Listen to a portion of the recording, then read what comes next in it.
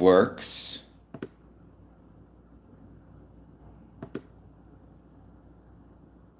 Testing, testing. Testing, testing. Okay, it's working. So let's see. Testing, testing. Okay, it's working. So let's see. Okay, it's working. Let's see.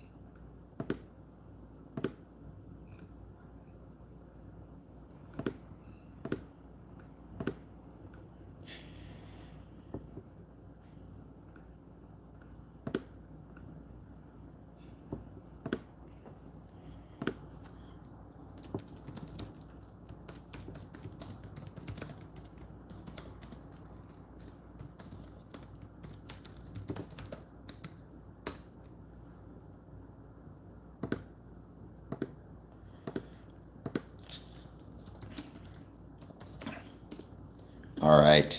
Welcome. I think I got this figured out finally. It took forever. Very sorry for how late I was. I do not know why it took so long, but I think we got some people on. So I think it's working. If you can hear me, if you can see me, specifically if you can hear me, let me know. I apologize again for the delay, for the pain in the butt that was, oops, that was trying to get this thing to work. But I think we're here. I'm gonna have to take my computer in without question for repairs very soon, or at least my phone, I should say. But I think we're all set. I think we're good. All right, I'm gonna give it a couple minutes. We're just gonna wait to see who joins. Please take a moment, hit that like button, hit that subscribe button. Let me know how you guys are doing. Any thoughts you have on Freemasonry? So I was saying that, yeah, this looks like it's public. We're all set. I was saying before that, I wanted to use these streams, these last couple of streams, before 2026 arrives to talk about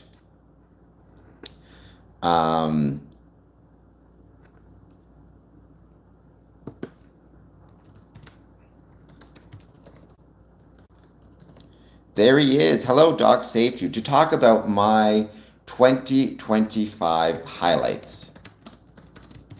And I think to my credit, and to the credit of Square and Compass Promotions, thank you, Ludger. Please press like and subscribe. My 2025 has been actually pretty incredible, and I realized I have way more highlights than I could probably get through in a single setting. So, or at least my normal 2-hour live streams. So my plans are, at the moment, to be honest, is this is probably going to be a longer stream than usual. Because I'm going to try to get through as much of my 2025 highlights as I can, with a focus on, I'm going to go in chronological order. And if you guys want to see these highlights, by all means, what I hope you will do is, or if you want to see the pictures that are associated with these highlights, I hope that what you'll do is follow my Instagram. Instagram.com/square_and_compass_promotions. Let me put that in the chat so you guys can find it if you want to follow me on Instagram. Yes, I got a big forehead, Tim. Please hit the like and subscribe button.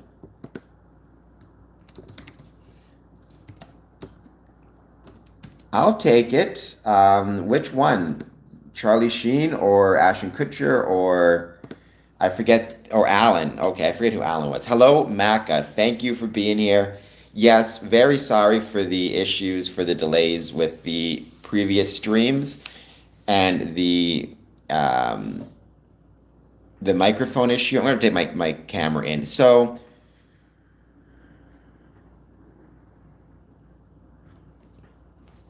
around 2 p.m., Eastern. I'm going to start on my Masonic highlights of 2025. However, that doesn't stop you from, in the first 30 minutes or so, any question about Freemasonry, positive, negative, or neutral. I have to hear them.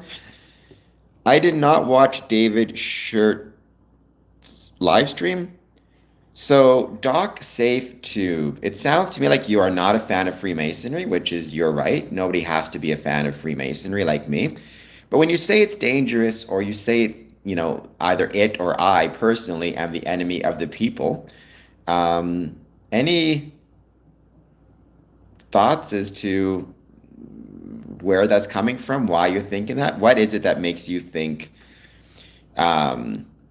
Freemasonry is the enemy of the people? Any thoughts on Albert Pike's statue being removed? So I'm not a huge fan of Albert Pike personally.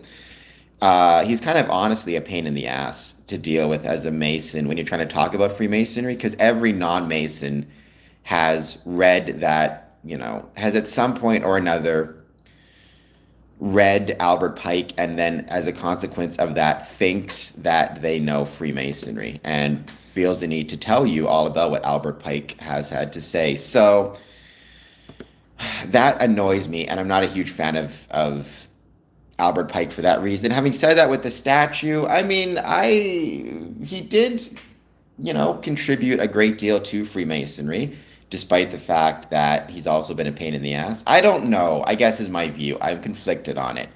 But as a general rule, I'm hesitant about removing statues. I think if there are individuals who have contributed to society and don't have a statue, the solution is not to tear down one statue and put another one up. It's just to put another statue up. I got big teeth, Augustine, but that shouldn't stop you from hitting the like and subscribe button. There is no plan for Freemasonry, David Thompson. Every Freemason develops his own plan. Freemasonry is jurisdictional. There is no global kind of Masonic order. There are rather individual grand lodges located throughout the world. And each one has its own constitution and bylaws. If you want to give the most general statement, you could use the Anderson Constitutions. The goal of Freemasonry is to help men be good men and true. There is no 90th degree unless you count Memphis Mizraim. I forget the guy's name, but I think the bill you're referring to is a scammer, if I recall correctly. There is no 322. I don't know what that refers to. 32nd Zoheb. That references the highest degree within the Scottish Rite that you can get without invitation. You can get a 33rd degree with an invitation. It's an honorary degree, but all right. I think we need to remove this Kajam character. Yes, Dad, it took a while. But I made it. It was a pain in the butt, believe me.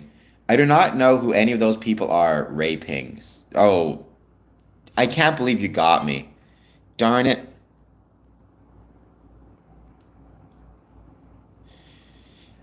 God Eater got me, and I was so proud of myself for, I usually don't fall for those things.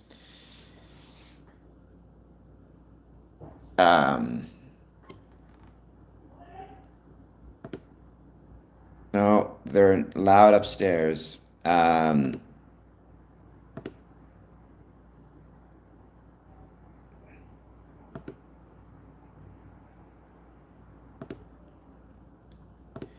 Well, Omar, I'm sure that the truck from Cars is a very handsome truck.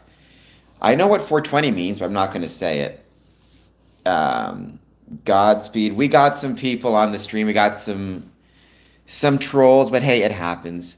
There is no 67th degree. Again, unless you're referring to Memphis Mizraim, and I have no idea how long it takes to get Memphis Mizraim, because that is a rite or appendant body that is primarily located in Europe. We don't have it in North America.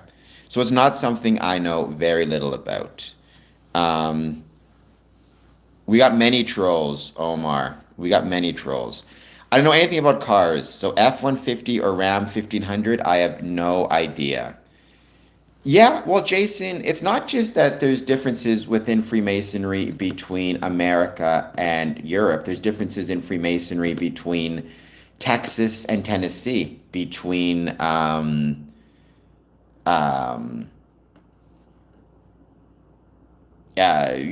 Hawaii and Alaska, between Ontario and Manitoba in Canada. Unfortunately, well, I actually shouldn't say that one. Let me rephrase. One of the greatest strengths of Freemasonry is that every kind of jurisdiction has its own unique practices, rituals, its own bodies, which they either are affiliated with or not affiliated with. Like Memphis Mizraim is not recognized in North America, to my knowledge. It is recognized in Europe, and they do have higher degrees than, or more degrees, I shouldn't say higher, more degrees than what you see in, very often, what you see in North America. Freemasonry is a common purpose, a common understanding with individual expressions and individual interpretations. And that's the best part of it.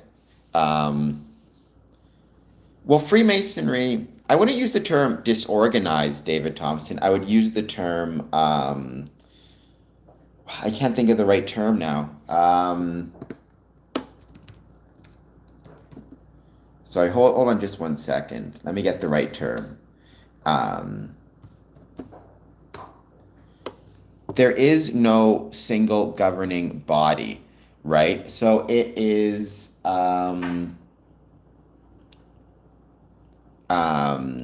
it's like it's federalism, right? It's there is no single governing body. I mean, Freemasonry is organized in Ontario under the Grand Lodge of Ontario. Um, it's organized in Texas under the Grand Lodge of Texas. So I guess it's decentralized. That's the word I was looking for.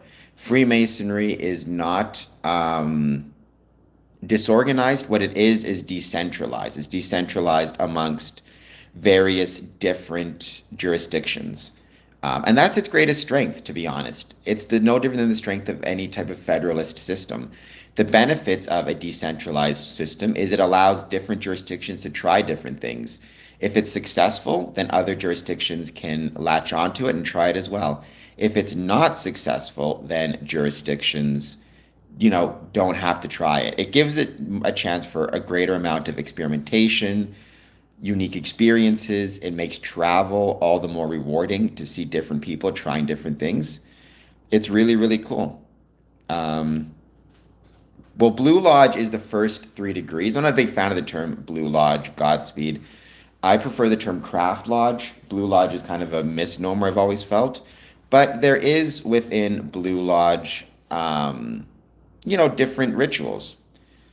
Uh, I've never read the book called Hidden Layer Beneath. Ja- Jason, a Tiger. I am a Mason. I've been a Mason since 2007.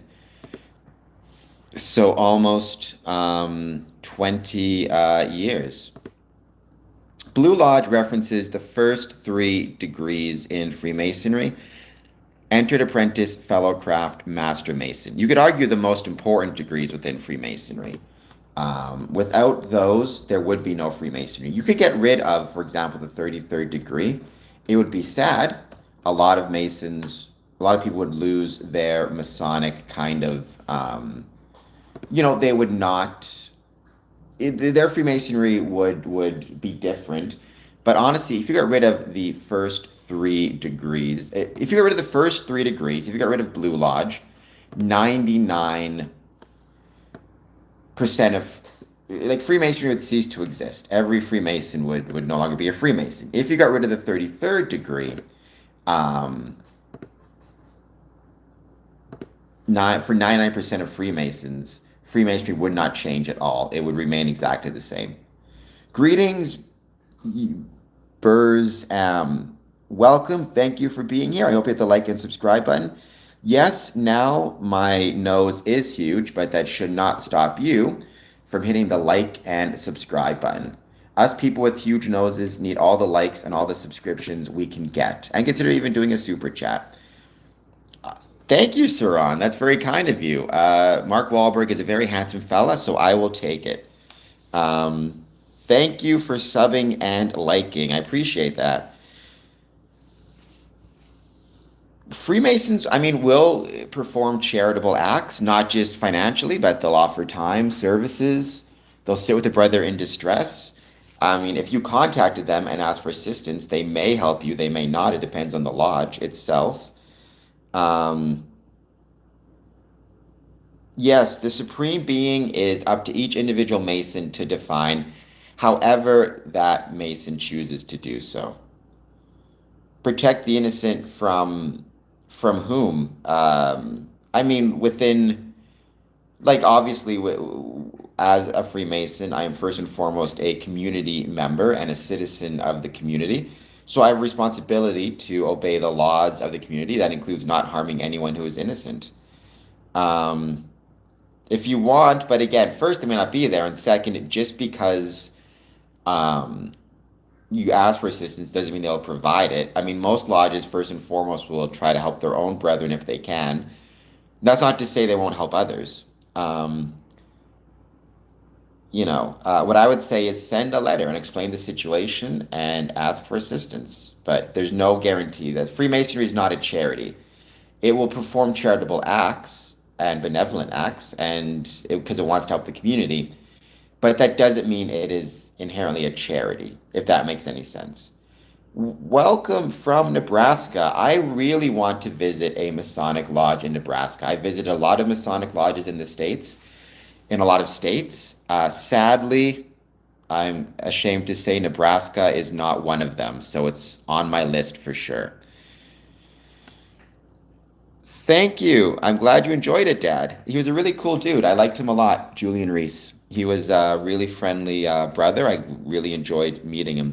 I just never got around to it, unfortunately. And Nebraska, because Nebraska is a smaller state, maybe not in terms of the size, but in terms of the number of people, it's more expensive to get to, right? If you want to help me, by giving me a super chat, maybe I can save up some money and make it there. What I find though is the less populated an area is, the more expensive it is to travel there, because there's obviously less of an economic incentive.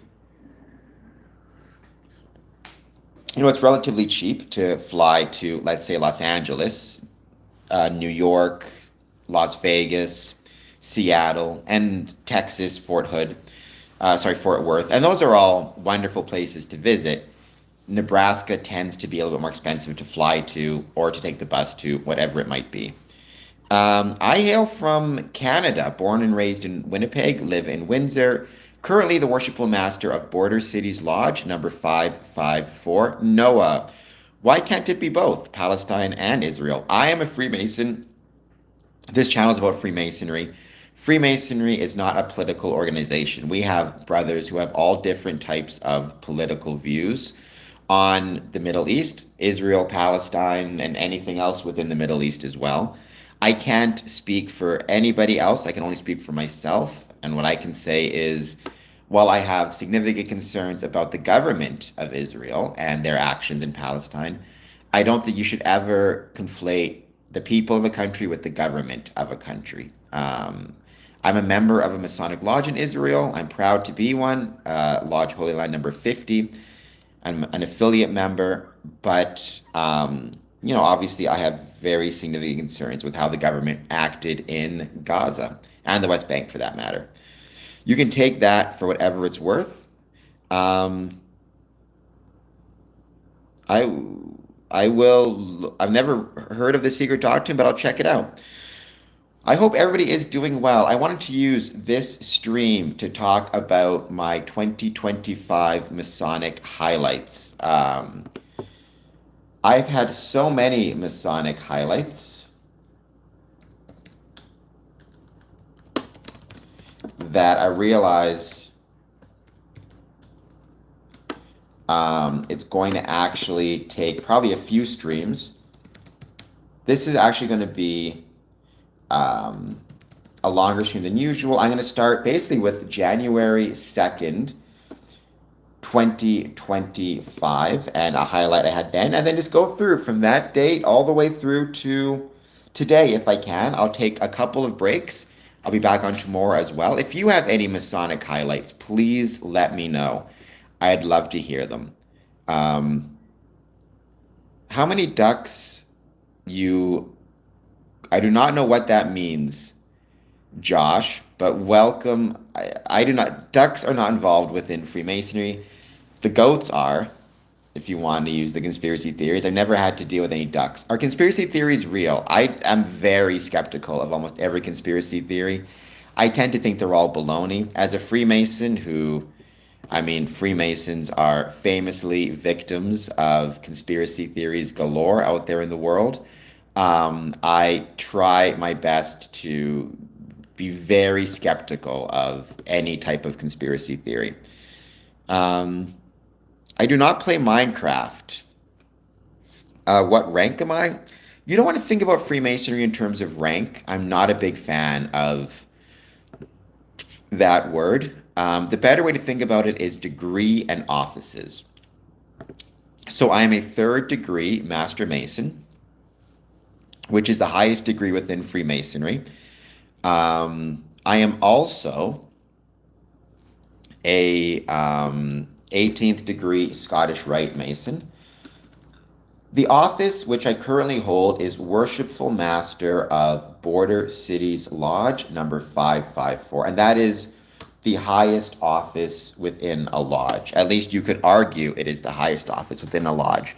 You could maybe argue installing master or IPM in some ways is higher, but from a practical standpoint, or some will say secretary, but that's a whole other can of tuna.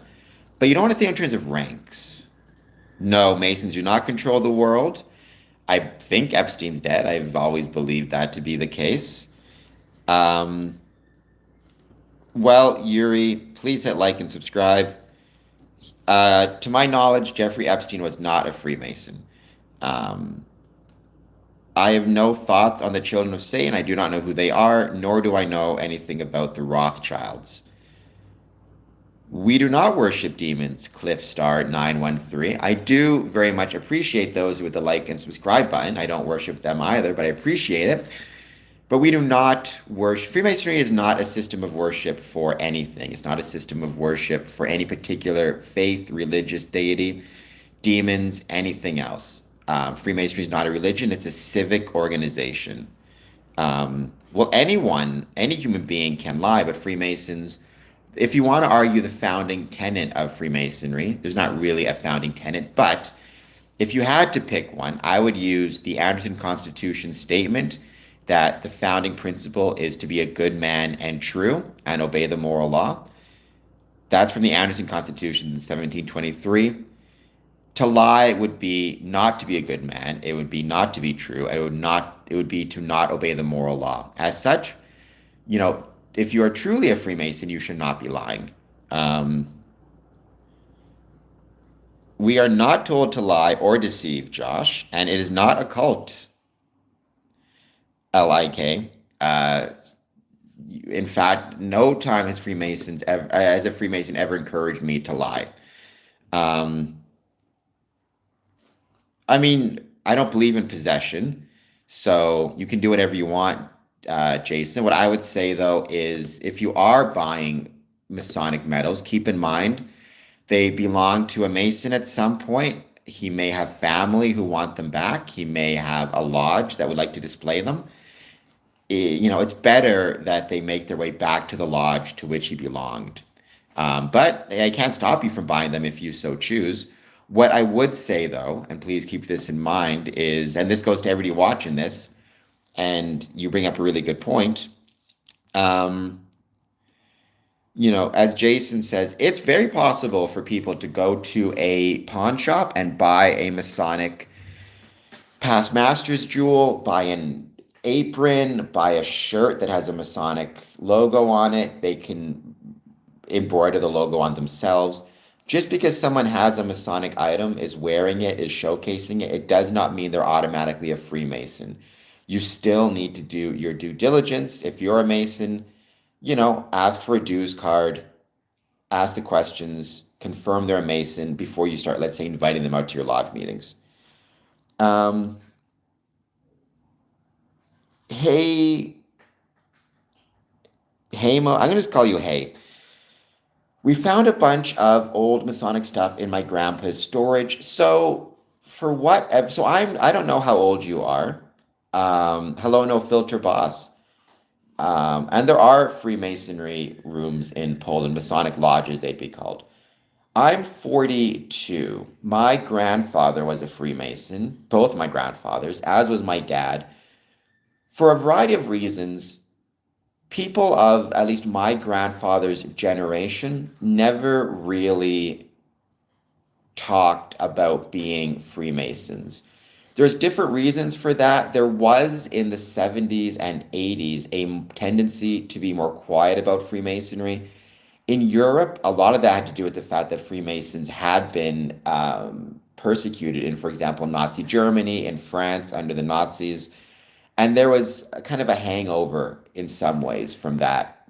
There's residual fears in Europe, and a lot of Masons became more quiet about it as a consequence, even if they weren't directly threatened by it.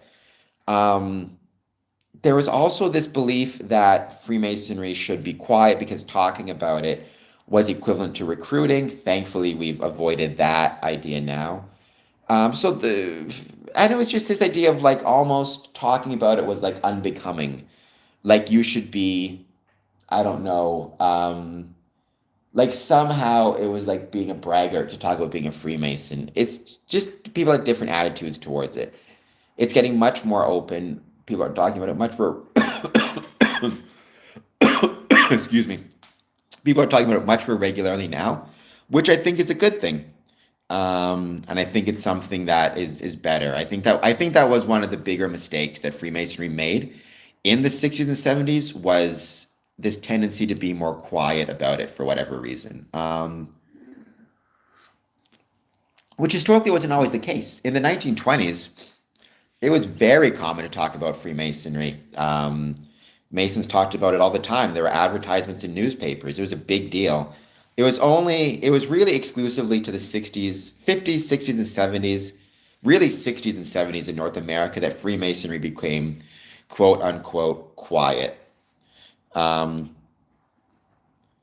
We've never had to deal with that, Don Juan. I'm not really sure to what you're referring. To my knowledge, there's like Freemasonry is not officially recognized in Egypt. I think, if I recall correctly, the government does not allow it. I could be mistaken about that. That doesn't say there's not lodges there. The oath says to talk. It's fine. I'm talking right now. Yes, I'm boring. However, I'm very handsome. Actually, there is, Jason. I found a few maps, but they're none recent. There are apps, not maps, but apps. But you have to be a Mason usually to access them. There's one that's called Amity, Amity. It's a great app. And if you're a Mason already and you can prove that you're a regular Mason, it will give you a map of the world with the location of Masonic lodges that are regular and recognized. And you can zoom in. So, for example, if I'm traveling to England, let's say London, I can go to the Amity app, type in my location, and it will bring up a map of Masonic lodges located within the city, as well as when they meet, where they meet, time, dress code, all that good jazz, as well as giving you a digital dues card. What do I think about the Epstein files? I know very little about it. I'm not a big fan of conspiracy theories. I just think Epstein was a very sick individual. Beyond that, I don't know anything else about it. I am well.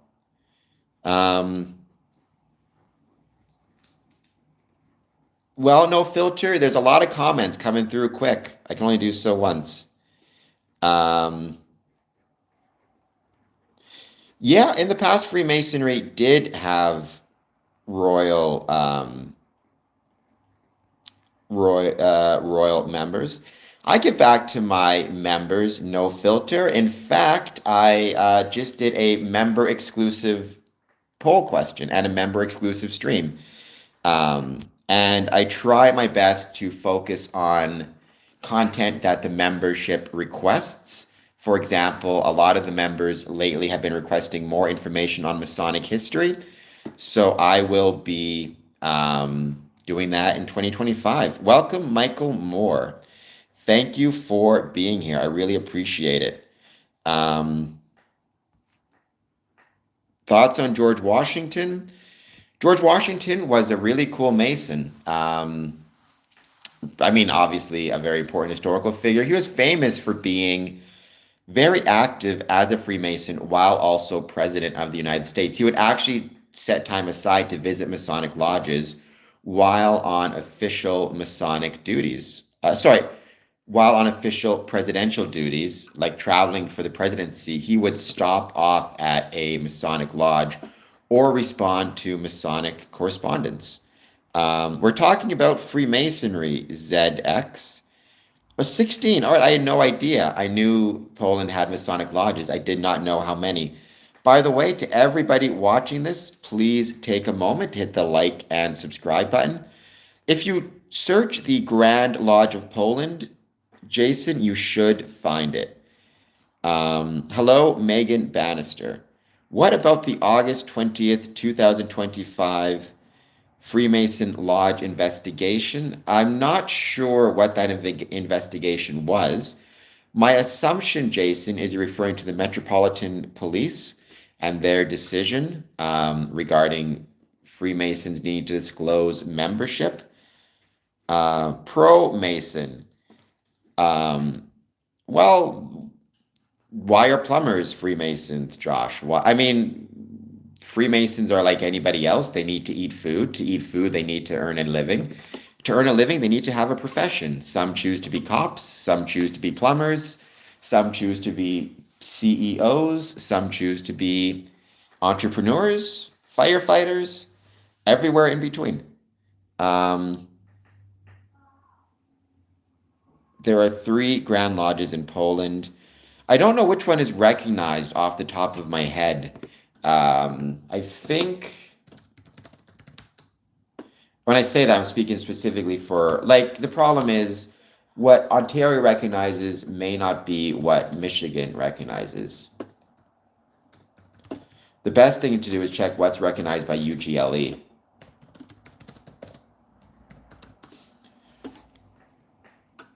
What is the genesis of Masonry? So, National Grand Lodge of Poland, Narodowy, I can't pronounce that, NWWP, that's UGLE. Do Masons support Israel? That's a political question, Jam, and every Mason has his own, or her own for that matter, political viewpoints. There is no specific Masonic position on Israel, in the same way there is no specific Masonic position on, let's say, Donald Trump or conservative or liberal or left wing or right wing or whatever it is. I can speak, for my personal views, but that's not the same as speaking for Freemasonry. Thoughts on Illuminati? Not a fan of them. They don't really exist. They haven't been like relevant to the world since the early 1900s.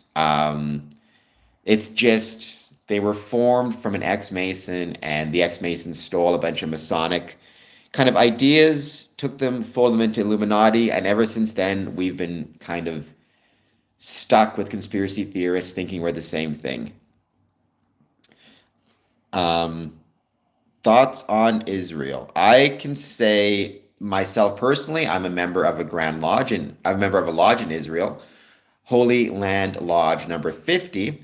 I support the people of any country, including Israel. The government of Israel, I got some real problems with, but that's for another day.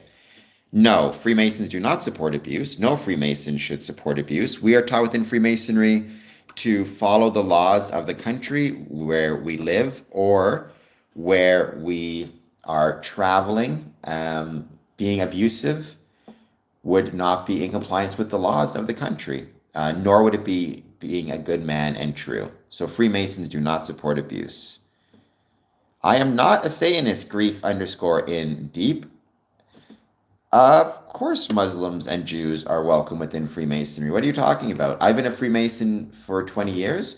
We have Jewish members, Muslim members, Hindu, Sikh, Christian, um, indigenous, etc., etc. So I do not know to what you're referring there. Um, Stevie, can anyone become a Freemason? Well, you need to be an adult. In Ontario, you need to be over 21. In the States, you need to be over the age of 18. You need to believe in a supreme being. The nature of that supreme being is up to you. And you need to go through, the application process. Talk to the lodge, let the lodge talk to you, learn more about the lodge, and let the lodge learn more about you, why you want to join, what you hope to achieve by joining, what you can contribute, and you just go through the application process. And if the application process is a success, then you join Freemasonry. No, there is no drinking blood. I would not join an organization that would allow anybody to drink blood to join. Well, I can say Freemasonry does not discriminate against people based on sexual orientation. I've known several gay Freemasons, great people, great brothers, great part of the craft. What was the reason Masonry was created? The reason Masonry was created is the same reason as any club or group is created, to fulfill the human desire for being part of something bigger than oneself. It's clubs, it's groups, it's everything from a knitting club to, heck, a motorcycle gang. It's all fulfilling that same desire. It initially started in the 15th and 16th century when Stone Masonic guilds, those were trade unions, started to welcome in members who did not want to actually learn how to build things from stone, but rather wanted the social aspect of it, the belonging aspect. Freemasonry really was the first organization to start almost exclusively from or with a desire for belonging and to be part of something bigger than oneself. And no, Josh, and no, nobody, none of that is true. All right, we're going to give this another 10 minutes or so, and then we're going to start talking about my 2025 Masonic highlights, and there have been a ton of them. Now, again, so I'm just trying to plug my... sorry about that, just had to plug my computer in. If you want to see the pictures that are associated with these Masonic highlights, you can go to Instagram, instagram.com/@square_and_compass_promotions.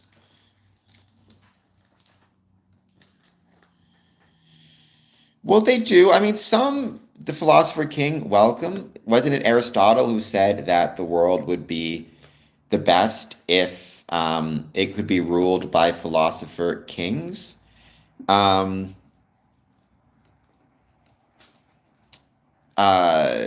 mean, there are some Masons who are just, in the same way they wouldn't tell people they're part of a model train club, they wouldn't tell people that they're a Freemason. I don't know why. To me, if you're part of something, one of the best things is to share it with others. That doesn't mean literally like bring everybody in, but talking about it. That's why I love social media. I love talking to people about the things that I love and encouraging them to check it out. But some people are more private. You're absolutely right. And that's just kind of the nature of certain individuals.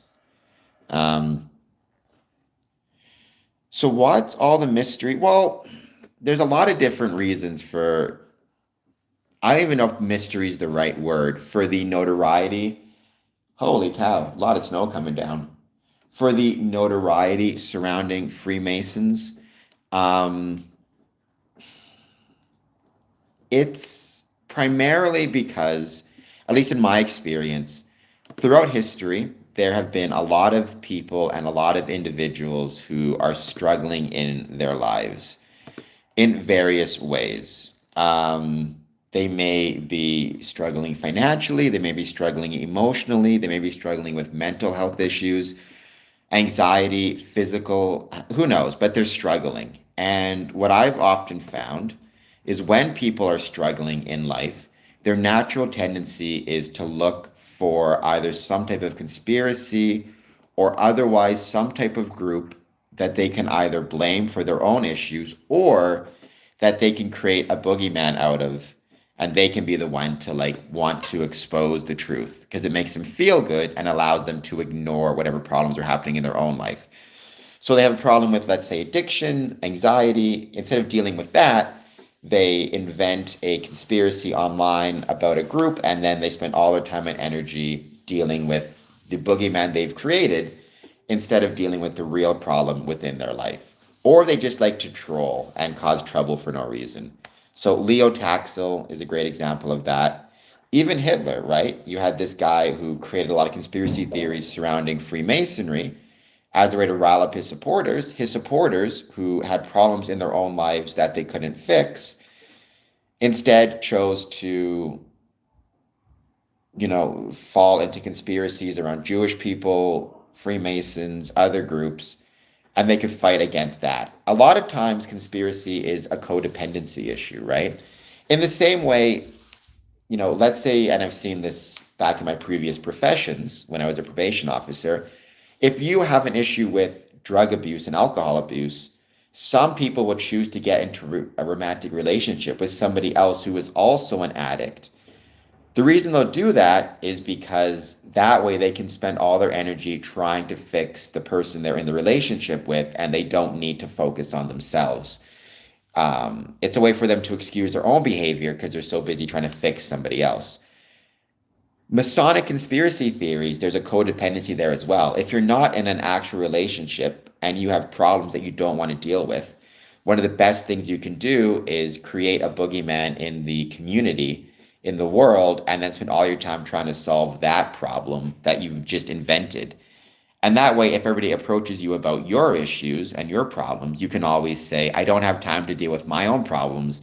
I'm trying to save the world from the Freemasons.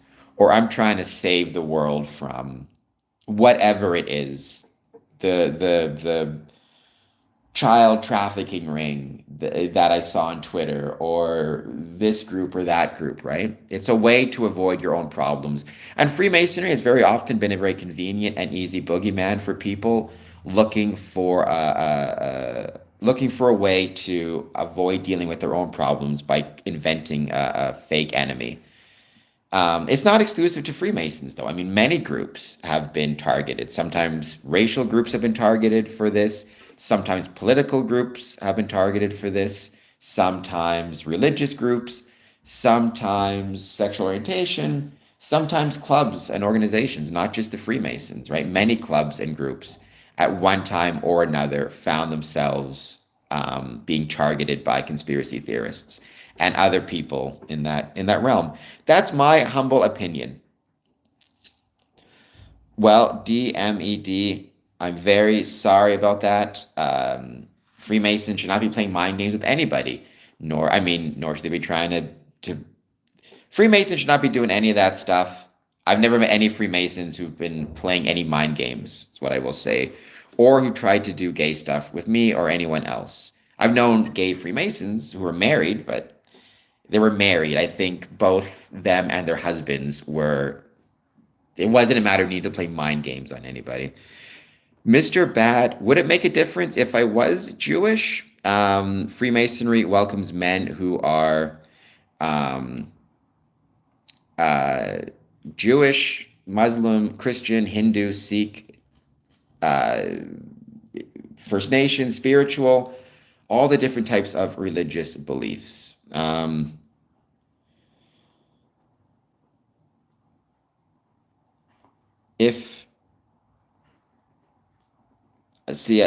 have no idea what anybody's talking about. I try to be honest, DMED.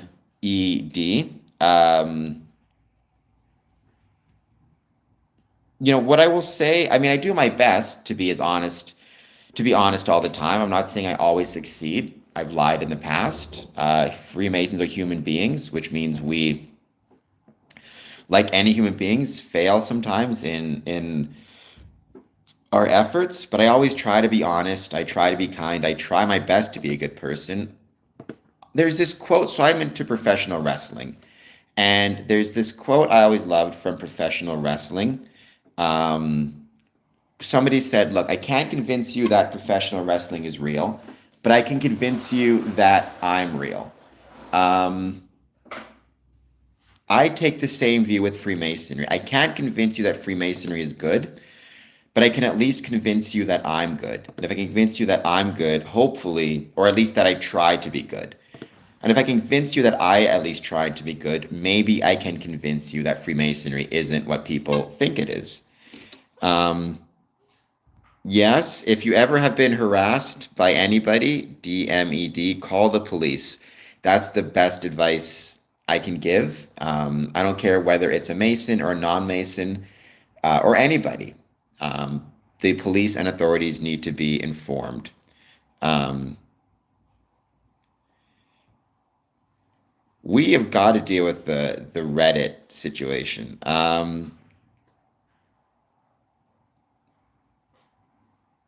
Mr. Badass, what I am is handsome and wonderful.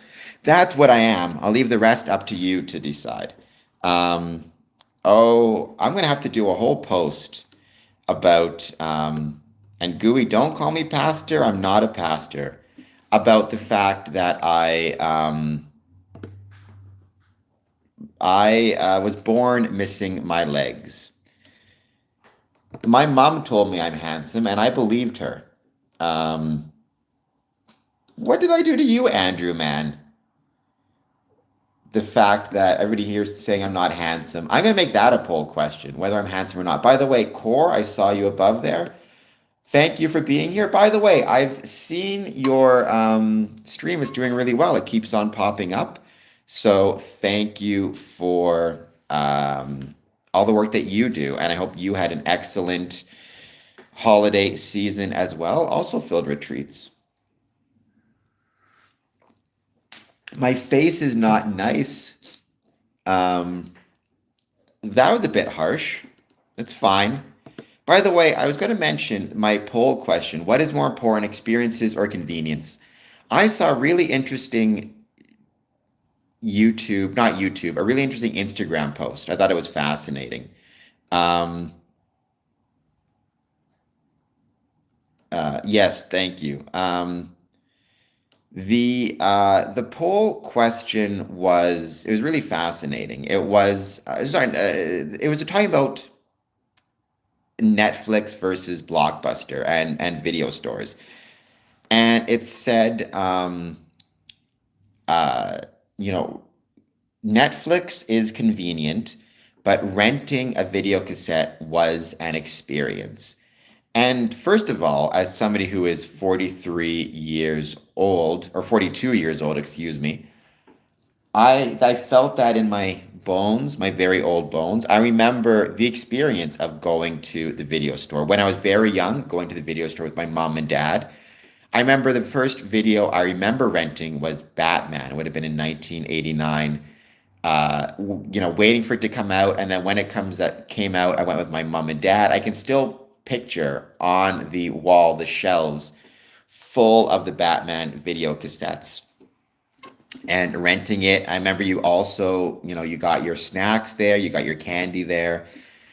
You went with your family, it became like a family video night. And then it wasn't just the watching of the movie, it was the whole experience of going to the store. You saw other people, you saw community members, you saw people that you knew, you saw the staff, you got your snacks. It was a whole experience, right? And then when you get older, you go with your friends or you go on your own, and it's the same thing. You see people around you, you get to know them, you know the staff, there's movies playing on the televisions. It was a whole experience that you had. Now we have the convenience of Netflix and the convenience of streaming without the experiences of the actual rental. And that got me thinking about Freemasonry. right? Freemasonry is not convenient. Sometimes, to be honest, it's a pain in the ass. Um, you have to it's cold out, it's raining out, it's hot outside. You're comfortable in your home. You have to wear a suit and tie if you're in Ontario. You have to drive there. It costs money and gas money, whatever it might be. You might not enjoy the meeting. Depending on if it's a business meeting, you might find it very boring. It's not convenient. What Freemasonry is, it's an actual experience. You're actually doing something. You're being part of a community. It's a communal experience. It's a civic experience. It's a community experience. You're getting a chance to reconnect face to face with people within your community. You're getting the chance to interact directly with people that you may not get to see every day. You're sharing a meal with them. You're shaking their hands. You're talking about ways you can build a better community, help the people around you. You're learning stuff. You're growing. You're mentoring. You're being mentored. It's an actual communal and community experience. It's not convenient, but it's something more than that. And it got me thinking, it's something I would say better than a convenience. It's an experience. And it got me thinking, in the last certainly 20 years, we've seen the significant decline in video rental stores. Within the last 10 years, I don't know how many are left. Very, very few. It's another example of civic engagement, of civic experience is falling away and being replaced with convenience, right? The typical community member would rather have the convenience of staying at home watching TV than the experience of attending a Masonic lodge and being part of a Masonic group. The problem with mods is it's hard to ban everybody. And as a general rule, I try my best to not ban people.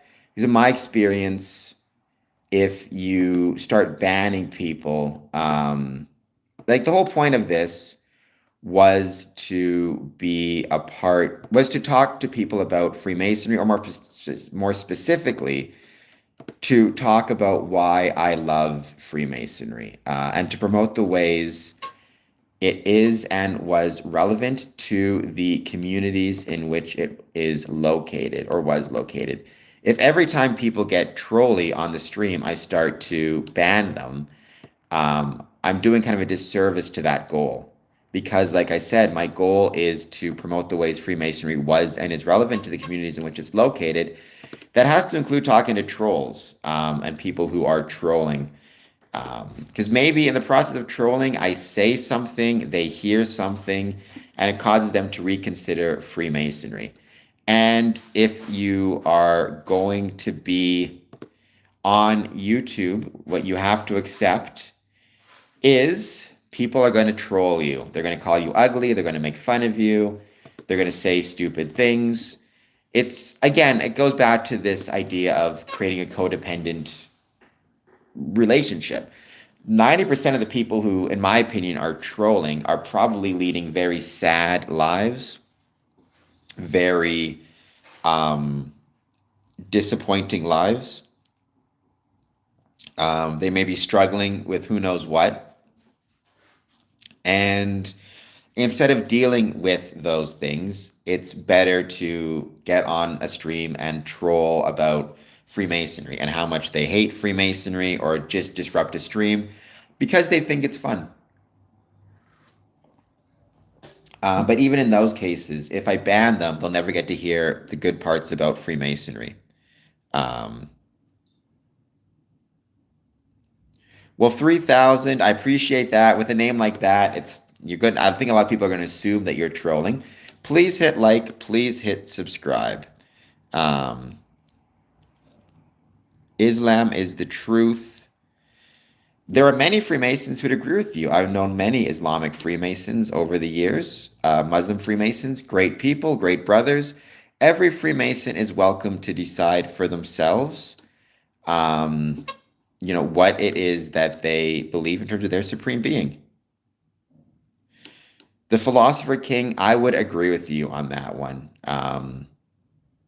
It's unfortunate, it's human nature, that usually people who are hurting themselves in some way want to hurt others. Or the opposite, the other thing that can happen is they don't have the mental or, they don't have the mental or emotional capacity to deal with their hurt. So what they choose to do is find somebody who's hurting. And again, it's this codependent thing where they decide they're going to fix this other person so they don't have to look at themselves in the mirror. That happens very often. This stream is all about Freemasonry, Cortega98. Please take a moment, hit the like and subscribe button. I'm going to talk about my Masonic Highlights 2025. So let's give it a few more minutes and we're going to start talking about those highlights. I've been so lucky in my stream, in my 2025, I should say, to have a ton of highlights. And, I'm so lucky all the highlights that I've had that it takes me, it's going to take me a lot of streams to go through it or very long streams. And that's perfect harmony of the voice. That's all I can hope. I don't expect, and I've talked about this before, I don't expect anybody who's a part of this stream to join Freemasonry.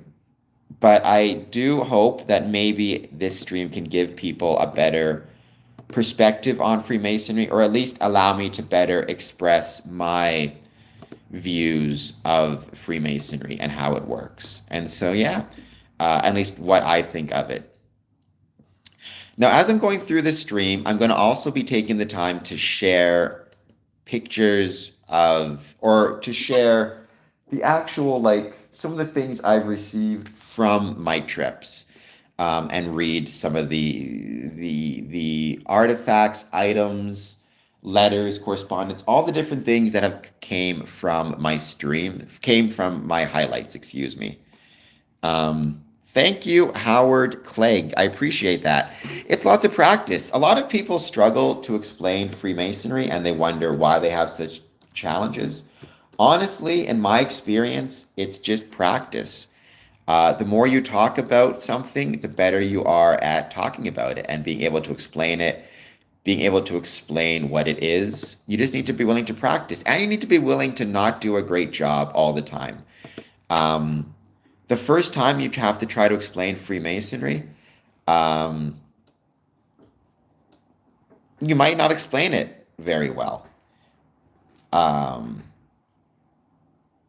But that's okay. No one should expect you to explain Freemasonry perfectly the first time or the second time or the third time. But maybe the fourth, fifth, sixth, seventh, eighth time you explain it well. Don't be afraid to try and fail. I guess that's good advice for life, probably.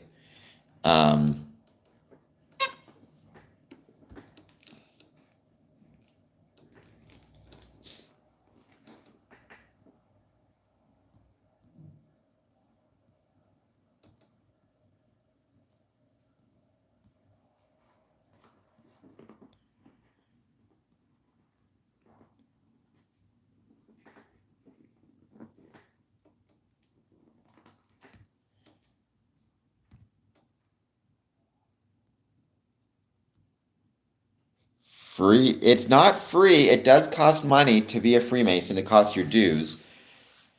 Sorry, Ryan, Freemasonry is not demonic, nor is it against any religious faith, including Christianity. Hello, Ryan, nonetheless. Why even try? Welcome. By the way, please hit like and subscribe. I'd appreciate that. I am a Freemason. I've been a Freemason since 2007, so 20 years almost, which is crazy to think it's been that long. So Freemasonry is connected to Mormonism because the founder of Mormonism was himself a Freemason. And to my knowledge, he did borrow some Masonic ritual, ceremonies, wording, and bring it into Mormonism. But Mormonism ultimately is a religious faith. Freemasonry is not. You do not get money out of it. You put money into it. I'm trying to get money out of this stream. So please consider doing a super chat. But that's not the same thing as, Freemasonry. Anybody who tells you to be a Freemason, you will get rich or famous, they are lying to you or scamming you. Well, so yes, different lodges have different rules, Gooey, about drinking within a lodge or lodge room. Some jurisdictions, the rule is no alcohol in a lodge building at all. Which, again, it does create a safer environment, certainly a safer environment for driving. Others do allow it so long as you're in compliance with all the local licenses. It really depends on the lodge itself.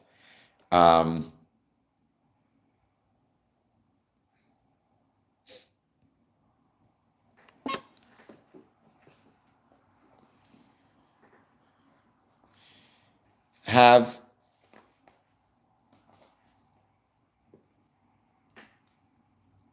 Yes, I need G's. Well, I have coffee, Elliot. I think that should count for something. I have my coffee here. I actually had a very good lunch today. I was very happy with my lunch. And a side note, it was a tuna sandwich with pickles and cheese, chips, pop, and a fancy coffee. So it was a pretty good lunch. I will say that. Yes, and that's a very good way to put it, harmony of the voice. The rituals in Freemasonry are all about symbolism and learning. It's a very good way to look at it. I would also add they also are about the creation of bonds of brotherhood through shared experiences. Um, OMG, OMG indeed. All right, so let's start talking about my Masonic highlights 2025. Again, if you have any highlights of 2025, including Masonic ones, I hope that you'll consider putting it in the chat. I'd appreciate knowing what your thoughts are, or what your highlights were, I should say.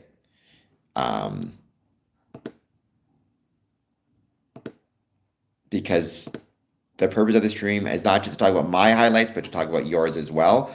Also, I hope that I can, within these highlights, talk to you about the lessons that I took from them and how I think these lessons can potentially apply to at least how I applied them to my Masonic experiences, and how you can potentially apply them to your Masonic experiences, or maybe in some ways your life. So the first highlight of 2025 came on January 2nd. So just 2 days into my Masonic experiences, I received confirmation that I had been accepted into, or confirmed that I had been accepted into the Grand Lodge of Ancient and Accepted Masons of the State of Israel, Holy Land Lodge number 50.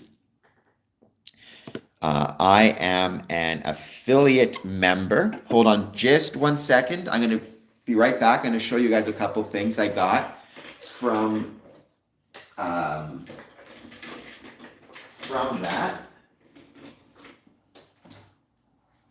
Oh my gosh. I'm actually going to get all of my stuff now. Should have had it with me before, but I had technical difficulties. Ignore the mess that is my apartment.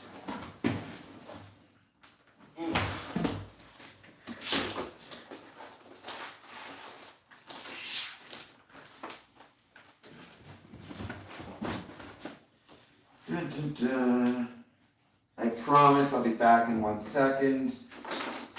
Nobody go too far.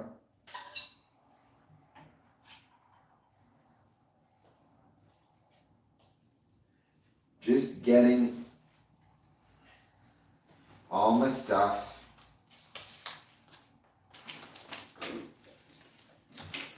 I'm coming back. Look at all this. This is all special items from my trips and travels that I'm going to show as part of my highlights.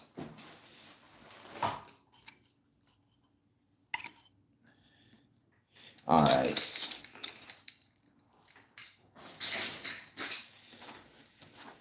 got books and etc. etc. Okay.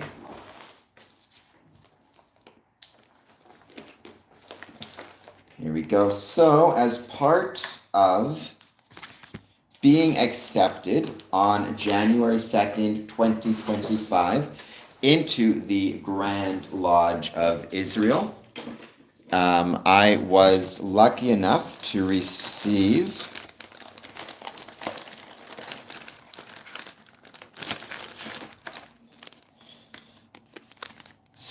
this lapel pin. Actually, I guess it's more of a medallion. By the way, I got this medallion insured, as you should do. And you can see above here, it says member. I know it's written backwards, but it says member. Whenever you get items like this, get it insured. Get it at least appraised. Take a picture of it. That way, if it ever got stolen, heaven forbid, A, I've got it properly insured for, replacement value. But B, I've got pictures and official documentation of it that I can show to the police for the police report, as well as I can take the picture and the information to different, pawn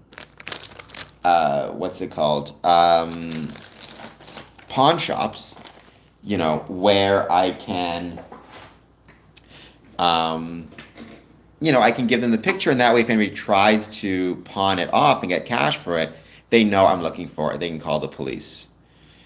Getting it insured, just insurance purposes, right? Like you have property insurance. Sometimes you'll have just a policy that just covers your property in general. Sometimes you can get specific items. I'm insuring them because they're valuable, not necessarily expensive, but in some ways they're just irreplaceable. And because they're irreplaceable, at least, well, they have, it's not that they're expensive, it's that they're valuable.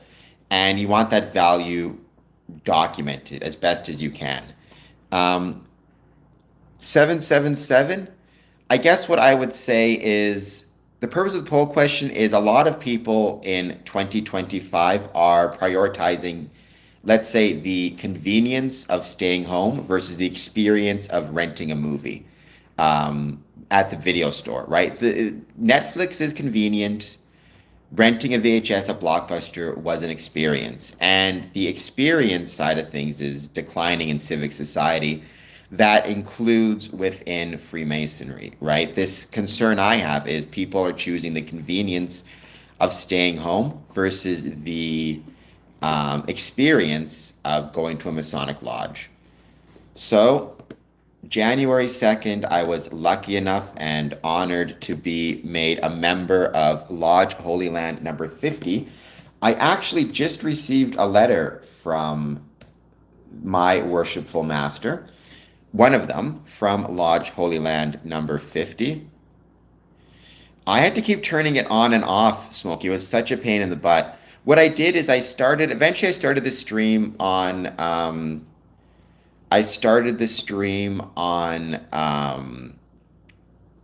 unlisted, confirmed that it was working, and then switched it to listed. I did want to read the letter I received from the Grand Lodge. There's nothing secret on there. Dear brethren, I received this 2 days ago, which in and of itself is a highlight. As yet another year comes around, on behalf of our Grand Master, myself, and all the brethren of the Grand Lodge of the State of Israel, send a special and warm season greeting to you and your families for a very happy Christmas and an especially good year for 2026. May the incoming year bring with it harmony and peace worldwide, and we pray there may be more understanding and tolerance amongst the nations and mankind. And then I also received this letter dated December 2025. My dear brethren, as the year draws to a close and hopefully the Middle East is slowly settling down, I am writing to update you on the events in Israel, particularly the Grand Lodge of the State of Israel.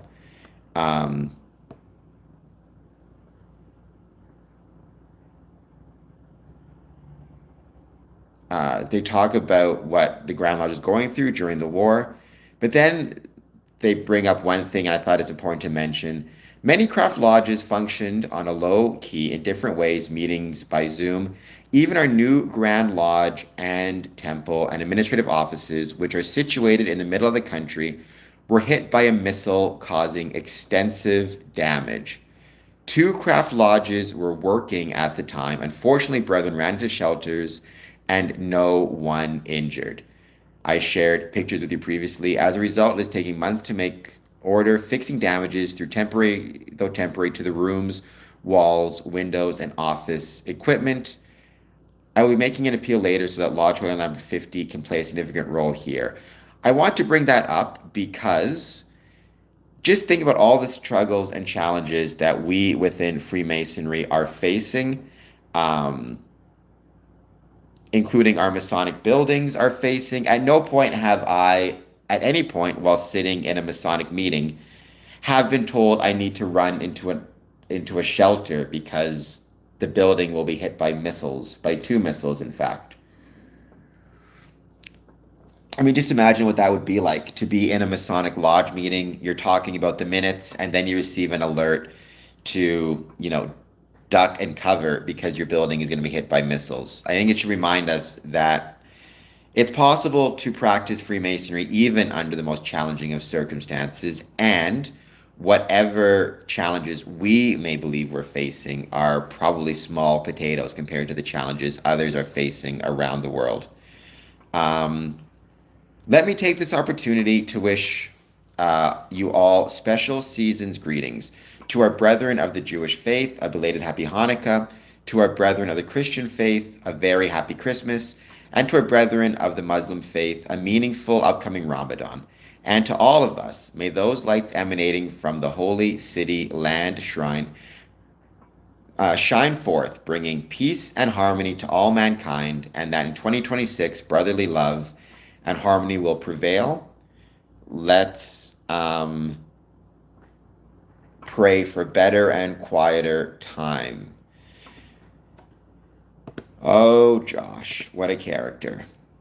So my 2025, literally 2 days in, started out with a highlight, that highlight being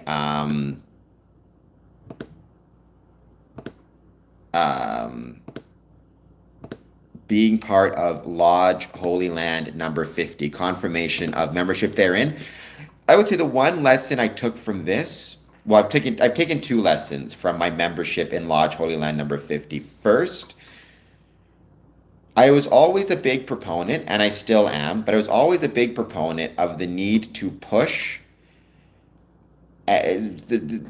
pushing to attend lodges as often as possible. And I still believe if you can, you should attend every meeting of your lodge, or as many as you can. However, if you are out of the country, out of the jurisdiction, you live far away, being an affiliate member can be of significant benefit. It still supports the lodge. It still gives you a different perspective on Freemasonry through correspondence, through minutes, through whatever it might be, through reading what's happening. It still supports the lodge financially. And just because you're an affiliate member, it doesn't preclude you from your responsibilities within as a member. And that includes the responsibility to pay your dues, to pay them early.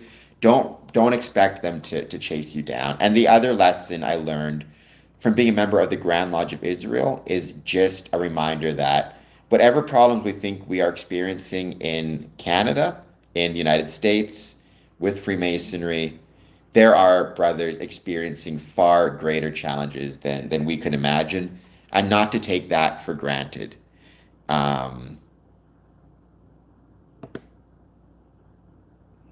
Trying to make sure. All right, so next, I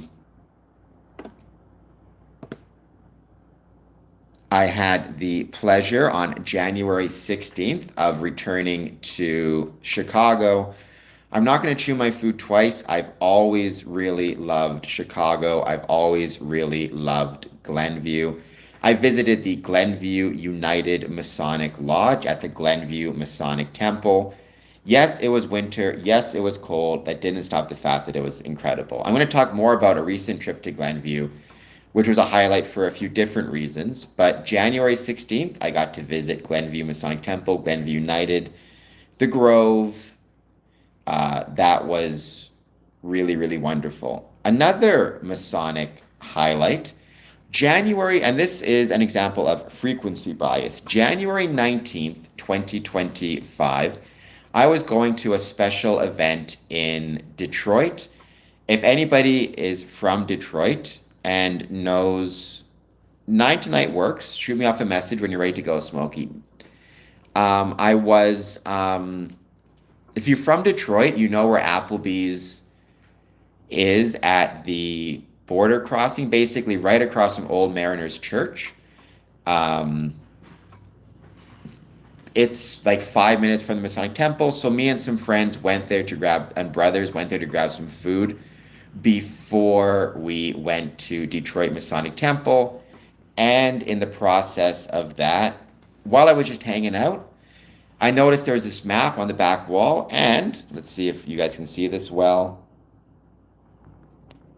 You see there, Masonic Hall. This reminds me always, and we talked about this in another stream, always keep your eyes open. I think that's the lesson I took from that highlight. Always keep your eyes open if you're a Freemason. And if you're traveling, you never know when it is that you're going to come across a Masonic lodge. Anything. It could be a Masonic lodge. It could be a reference to Freemasonry. It could be a Masonic sign. Hello, person. It could be Masonic Hall being referenced on a map. That's actually a Prince Hall Masonic lodge we found. Keep your eyes open. Pay attention. As a Freemason, if you're traveling, if you're visiting lodges, if you're traveling for any reason, the lesson I would take, keep your eyes open. Keep your phone on you. Keep your phone charged, because you never know when you're going to come across some type of Masonic symbol, signage, document, historical item, and you want to be able to take a picture of it. You want to be able to record it. You want to be able to share with others. So keep your eyes open. That's a good lesson for life as well. Keep your eyes open. Pay attention. You never know the cool things you'll find. I am not Florida, but you got to hit the like and subscribe button. Enjoy building your Lego set, person. And then from the, Detroit Masonic Temple, checking out the beautiful view. I always love that view very much. You can see the Ambassador Bridge. You can see Caesars Windsor in Windsor. You can see my home. You can see the GM building. It's just a beautiful view. And that's a highlight every time I see it.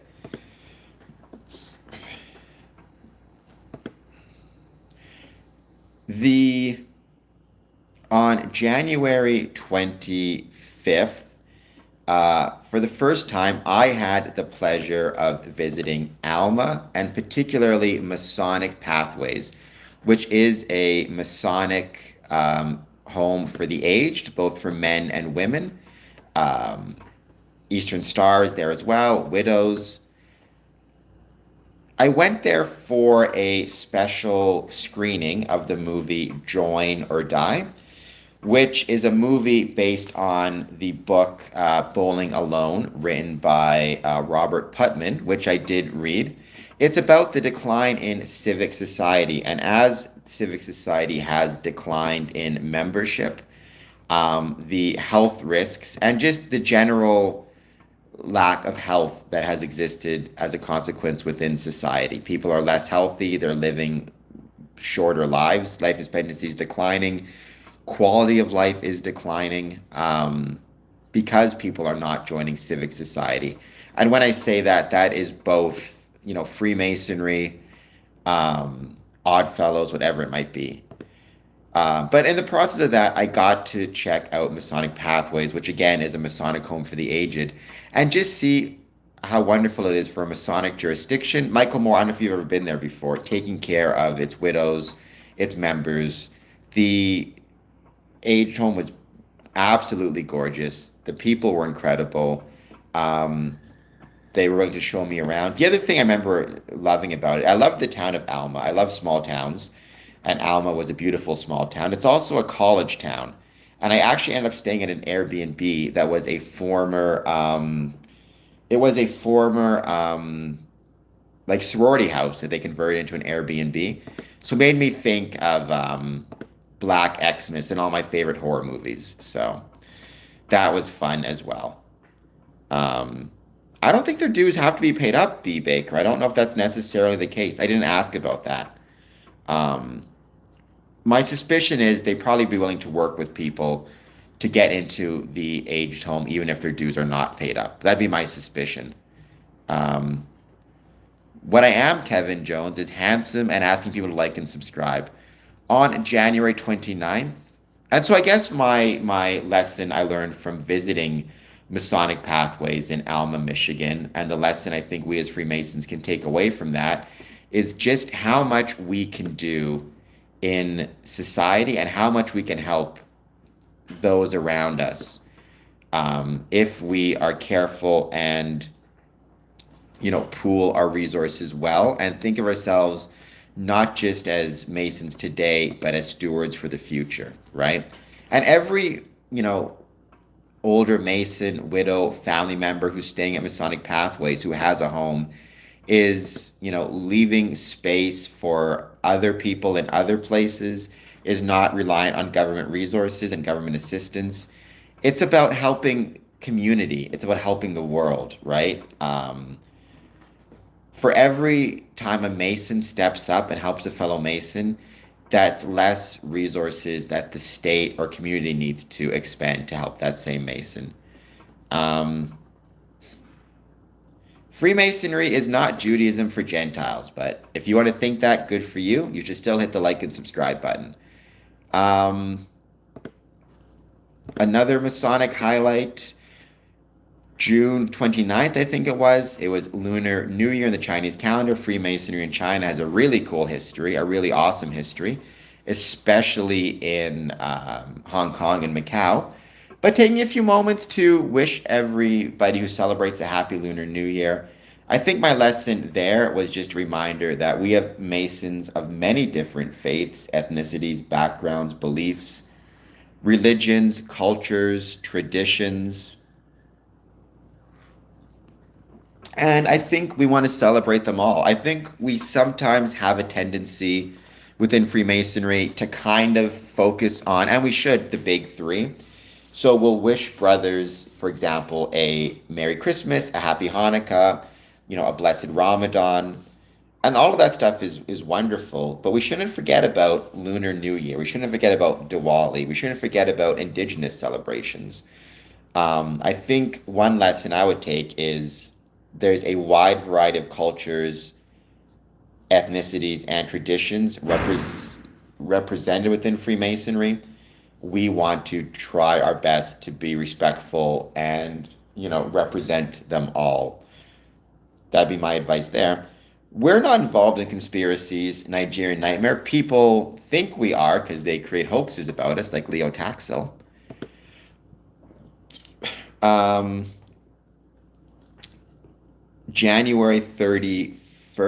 January 30th, another highlight, I got to check out the debut performance of Rope at the beautiful Windsor Masonic Temple ballroom. The lesson I took from that is how wonderful it is to see Masonic buildings being used for community events, for public events. Our spaces can be theaters. They can be music halls. Even if you have a smaller venue, there's a lot that you can do with your space. Don't be afraid to try new things, try different things. Another really cool moment in this production was one of the people in the production, he was the son of a Freemason. So what was really cool about that is, you have a Mason, he's got his Masonic experiences within the building, and then on top of that, he has his familial experiences. And I think whenever you can blend family and Masonry together, it's better. And it was just a really great production. So the lesson there is for Masonic buildings, don't be afraid to think outside the box. I think that's really wonderful. I became on February 2nd, my affiliation, my membership in Lodge Holy Land number 50 was posted on Facebook by in a newsletter by the lodge itself. I'm really proud to be a member of Lodge Holy Land number 50, and so I was very proud of them to show off my my membership within. I don't know about many churches, Baker. Obviously, if you are a member of the Catholic Church and you become a Freemason and you tell the Catholic Church, some Catholic churches will not allow you to take communion. Some do. I've known many Catholic Freemasons. Any organizations that do prohibit Masonic membership, it's based on a misunderstanding of what Freemasonry is.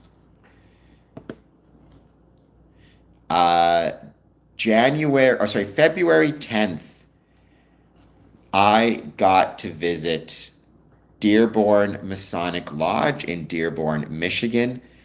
A highlight 100% because I love Dearborn Masonic Lodge. I love Dearborn, Michigan. They have a really cool Masonic building there. It's absolutely beautiful. And the brethren there are wonderful. I've been to a few different lodges that meet there, but Dearborn is the one I've been to most frequently.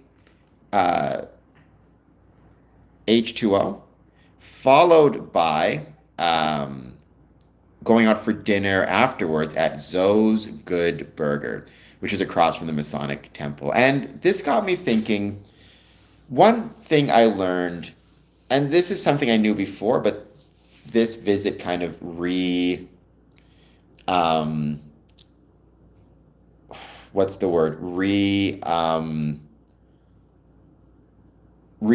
it.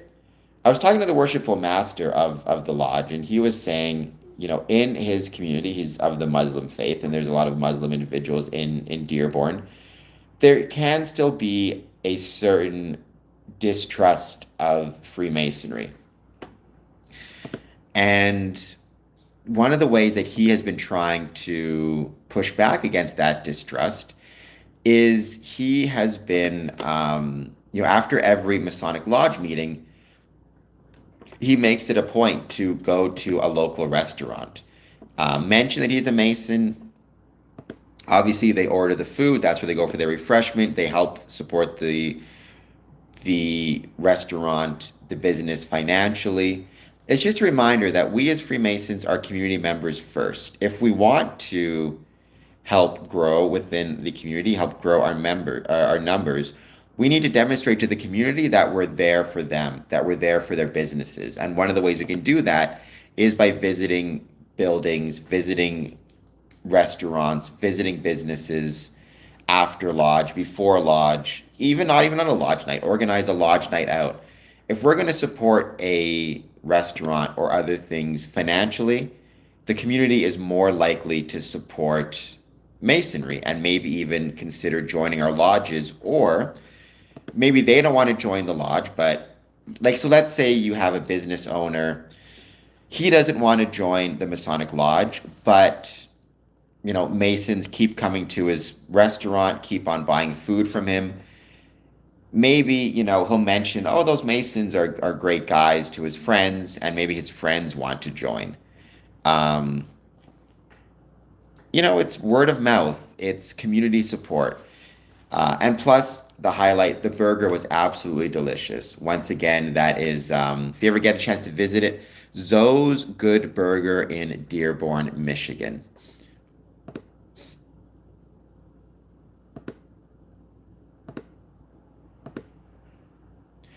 Family Day, February 17th. Again, we have a lot of Masons who may not have any particular religious beliefs per se. They believe in a supreme being. For them, they may celebrate Family Day, which is a Ontario-specific holiday. Mentioning that, the point is, that was a Masonic highlight in that it reminded me, we have a lot of Masons who celebrate a lot of different days of the year. We maybe won't get them all, but we can try to remember to wish everybody, for example, a happy Family Day. Oh, this was a really great highlight. February 19th. So February 19th, I visited Chatham, Ontario for a special, it was a third degree, if I recall correctly, in Chatham. I took the Via Rail train. It was freezing, but I took the Via train. Um, I arrive. I go to the lodge. It's a lodge meeting. It goes great. Then a brother agrees to give me a ride from the Masonic Lodge to the train station. And I'm going to catch the 11, if I recall correctly, the 11 p.m. train, make it back into Windsor around 1 a.m. in the morning. It was freezing. I get there, open up the doors, I look, train is canceled. And it was the last train. It was the last train of the night. The next train was not going to arrive until 9 in the morning. So I had 12 hours. It is freezing cold, and technically, you're not allowed to stay in the train station overnight. And I had no money for a hotel at the time. I was broke. So thank God the brother who, thank you, Eureka. Thank God for the brother who didn't just leave me there. He actually realized when I did the train was canceled. And what did he do? As a good Mason and a good brother, he actually let me stay at his house overnight. Slept on his couch. His wife as well. I got to give his wife props for letting me stay. I let me crash on his couch, a very comfortable couch. In the morning, he cooked me breakfast. He cooked me eggs, bacon, coffee, and he set me off with 1 jar of raspberry jam, 1 jar of corn jam, which was, it tasted just like honey. I guess you make it by like boiling corn cobs. It was absolutely delicious, and a bag of cookies that his wife had made. Um, and so it's one of those things where I think this just reminded me of the value of being a Freemason. And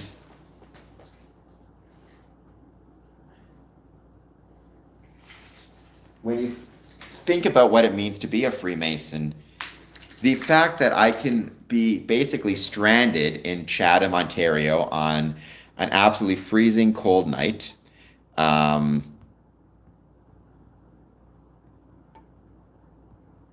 and not have a place to stay, and still end up not only with a place to stay, but with a breakfast, with snacks, and a ride back to the train station. I mean, it was incredible. What had happened is um, there was a derailment out of Montreal, which basically canceled like a whole bunch of trains. The trains were super delayed for days afterwards. Even the 9 a.m. train that I was supposed to catch was 2 hours delayed. But I'll never forget how kind that brother was to let me stay at his place, to send me off with food, to make me breakfast. It was really wonderful. So otherwise, I'd have been screwed. I would have had to have tried to stay in a Spartan. You should hit the like and subscribe button. John, you should hit the like and subscribe button as well. Um, to stay. And I guess it's just a reminder of there are many different times in life where we have the ability to help a brother out. And when we can, we should, because we never know when it will get paid forward. And it was absolutely delicious. Again, the corn jam. Well, they don't. I mean, but you are AFED. I'm just gonna call you AF. You are put in a privileged position to display basic kindness, as with your lodge brothers. So there are many. So, for example, let's say I had been in Chatham for another reason, for a non-Masonic reason, but the same thing had happened. My train was canceled, right? Because I was a Freemason, I was in a privileged position to ask another Mason for assistance. If I wasn't a Mason, I would have had to, like, who knows? Maybe I would have had to just bite the bullet and go and stay in a hotel, with money I didn't really have the ability to spend at the time. Or I could have maybe tried to stay at the airport or at the train station overnight. I mean, I could have just knocked on random people's doors and hoped somebody would let me in. I mean, there are different positions of privilege you can be in to help those around you. I'm in a privileged position as it relates to my neighbors. If my neighbors are struggling because I happen to live next to them, I may be, more likely to recognize their struggles earlier on and be more able to help them sooner. Freemasonry is the same thing, right? It's about civic institutions and civic society. What civic institutions do, and Freemasonry is one of them, is it provides us with greater amounts of opportunities to try to help and support those around us. Um, we don't need lodge stuff, but we need something.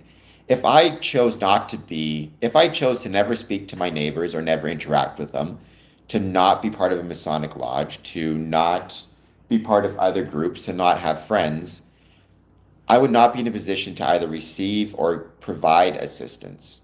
So that's what it is, right? If not for Freemasonry, if I had been in Chatham for another reason that didn't involve other people and found myself with a delayed or canceled train, I would have been screwed, right? It's not that Freemasonry is a necessity to help, it's that it privileges you and puts you in a privileged position to help others, including your Masonic brothers and community members as well. February 19th. Well, Fred, you should hit the like and subscribe button at least as many times as your name is Fred. Um, February 19th, and this will just go to show you how amazing the growth of this channel has been. I received over 2,000 subscribers, 2,003 subscribers on February 19th. Take a look at how many subscribers I have now, and just think about what that means in terms of channel growth. That is thanks to all of you, but that was also a huge honor to have over 2,000 subscribers and what that means for the channel and what that means for its growth and my pathway to bring my passion for Freemasonry into a profession. So that was a huge highlight of Square and Compass Promotions. Considering where we are now, it's wonderful to see that growth.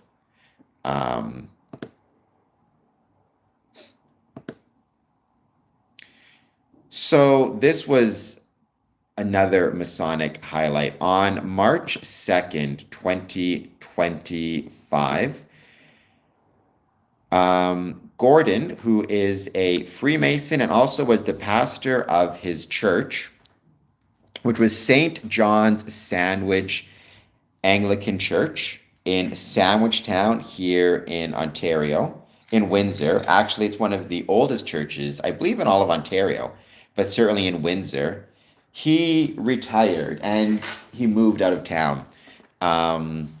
He had been a really wonderful part of both the church and Freemasonry, and I was really proud to organize his a Masonic visit to St. John's Sandwich Church on March 2nd. We had 17 Masons in attendance plus family, followed by an amazing luncheon. That was a highlight, and just a reminder of, I think the lesson I took there was we within Freemasonry, we're not exclusively Freemasons. We have plenty of things happening outside of Freemasonry. We have our own lives, our jobs, we retire, we get married, we can get divorced sometimes, we have kids, we have accomplishments.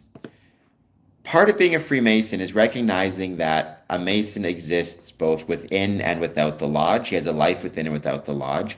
And especially on good moments and, happy occasions, whether it be a retirement, a job promotion, whatever it might be, we have the opportunity to try and celebrate those things, and we should try. It's not that hard to celebrate. and taking the time to celebrate a great brother and a great Mason. That's the thing I really appreciated. I am still here, no filter boss.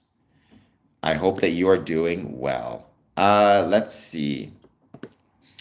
So that was March 2nd.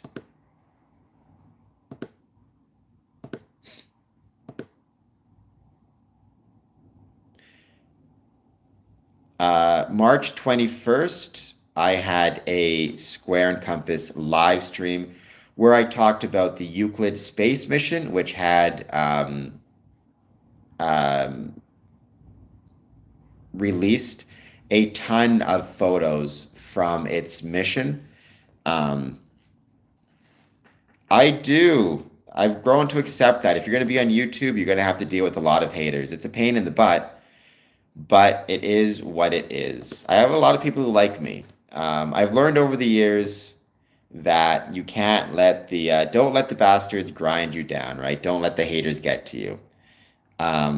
Keep going, even if it keep going with spite.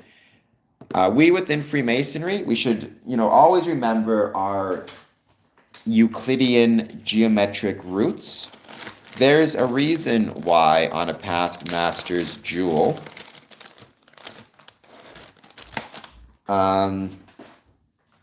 you have this 47th problem of Euclid.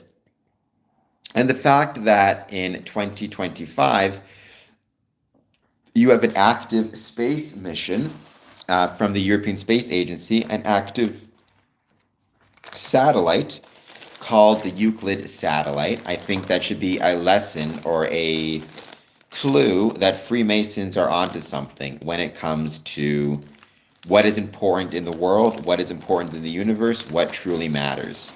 The fact that a space agency will use, the name of a geometrician from 2,000 and something years ago in its space mission, I think is very valuable. And a reminder that geometry is important. It allows us to understand the world in a moral sense. It allows NASA and the European Space Agency to understand the universe in a, literal sense, and understands mathematicians to derive order from the universe. It allows stonemasons to build buildings, walls, temples, pyramids. So that value of geometry and Euclid. I think when the European Space Agency first released a lot of its images from the Euclid space mission, it was just a reminder of the value of geometry.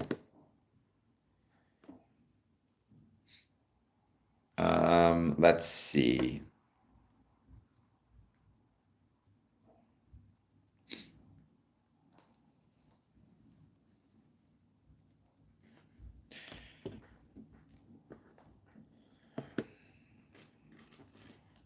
March 21st, 2021, AEW Collision and AEW Dynamite were both held at the Detroit Masonic Temple.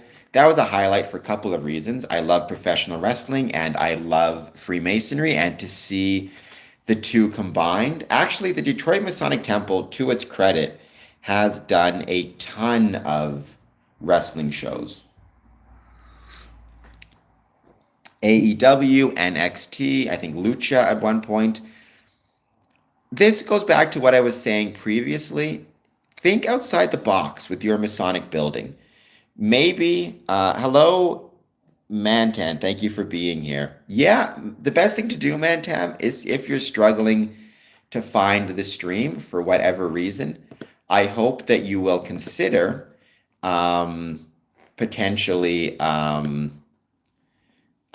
turning on the notifications bell. So whenever I'm streaming, you can find it that way. And hit that like button, by the way. Consider doing a super chat, etc., etc.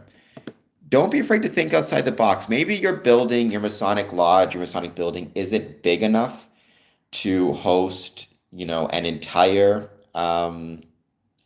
AEW production. But that doesn't mean it can't hold a local wrestling promotion show. Or maybe a pre-taped segment of a wrestling show. I think the highlight of this was just seeing wrestling show in a beautiful Masonic building. The lesson: think outside the box. My hair's long. I got to get it cut. It's way too long. So, March 24th, I returned home to visit my dad. And while I was there, I visited the Masonic Memorial Center on Corridon. And this actually, it was a highlight in of itself. Whenever I'm back home and visiting family, it's a great honor and great to see my dad once again. But this was particularly a highlight, not because of the visit itself, but because of what it would set up in a couple of months, which I'm going to talk about shortly. I also got a pin from Most Worshipful Brother Emad Bisharat, the Grand Master of the Grand Lodge of Manitoba. Here's the really cool thing I discovered about that. So I went to East Kelowna Masonic Temple for a double first degree. The Grand Master was present. My dad was the worshipful master of his lodge in Transcona in, if I recall correctly, 1995 or 1996. The Most Worshipful Brother Emad Bisharat of the Grand Lodge of Manitoba, he joined Freemasonry that same year, and his first fraternal visit while he was still an entered apprentice was when my dad was the worshipful master. And that, I think there's a couple lessons there. First, time flies. But second, you never know who is going to be visiting your lodge. The entered apprentice that you bring into your lodge today could be the Grand Master 30 years down the line, 20 years down the line. The fact that my dad would have been the worshipful master and would have welcomed this brother into his lodge as an entered apprentice, only to then see him 30 years later as the most worshipful brother of Kilcona Lodge, as the most worshipful brother in Kilcona Lodge while he was a Tyler.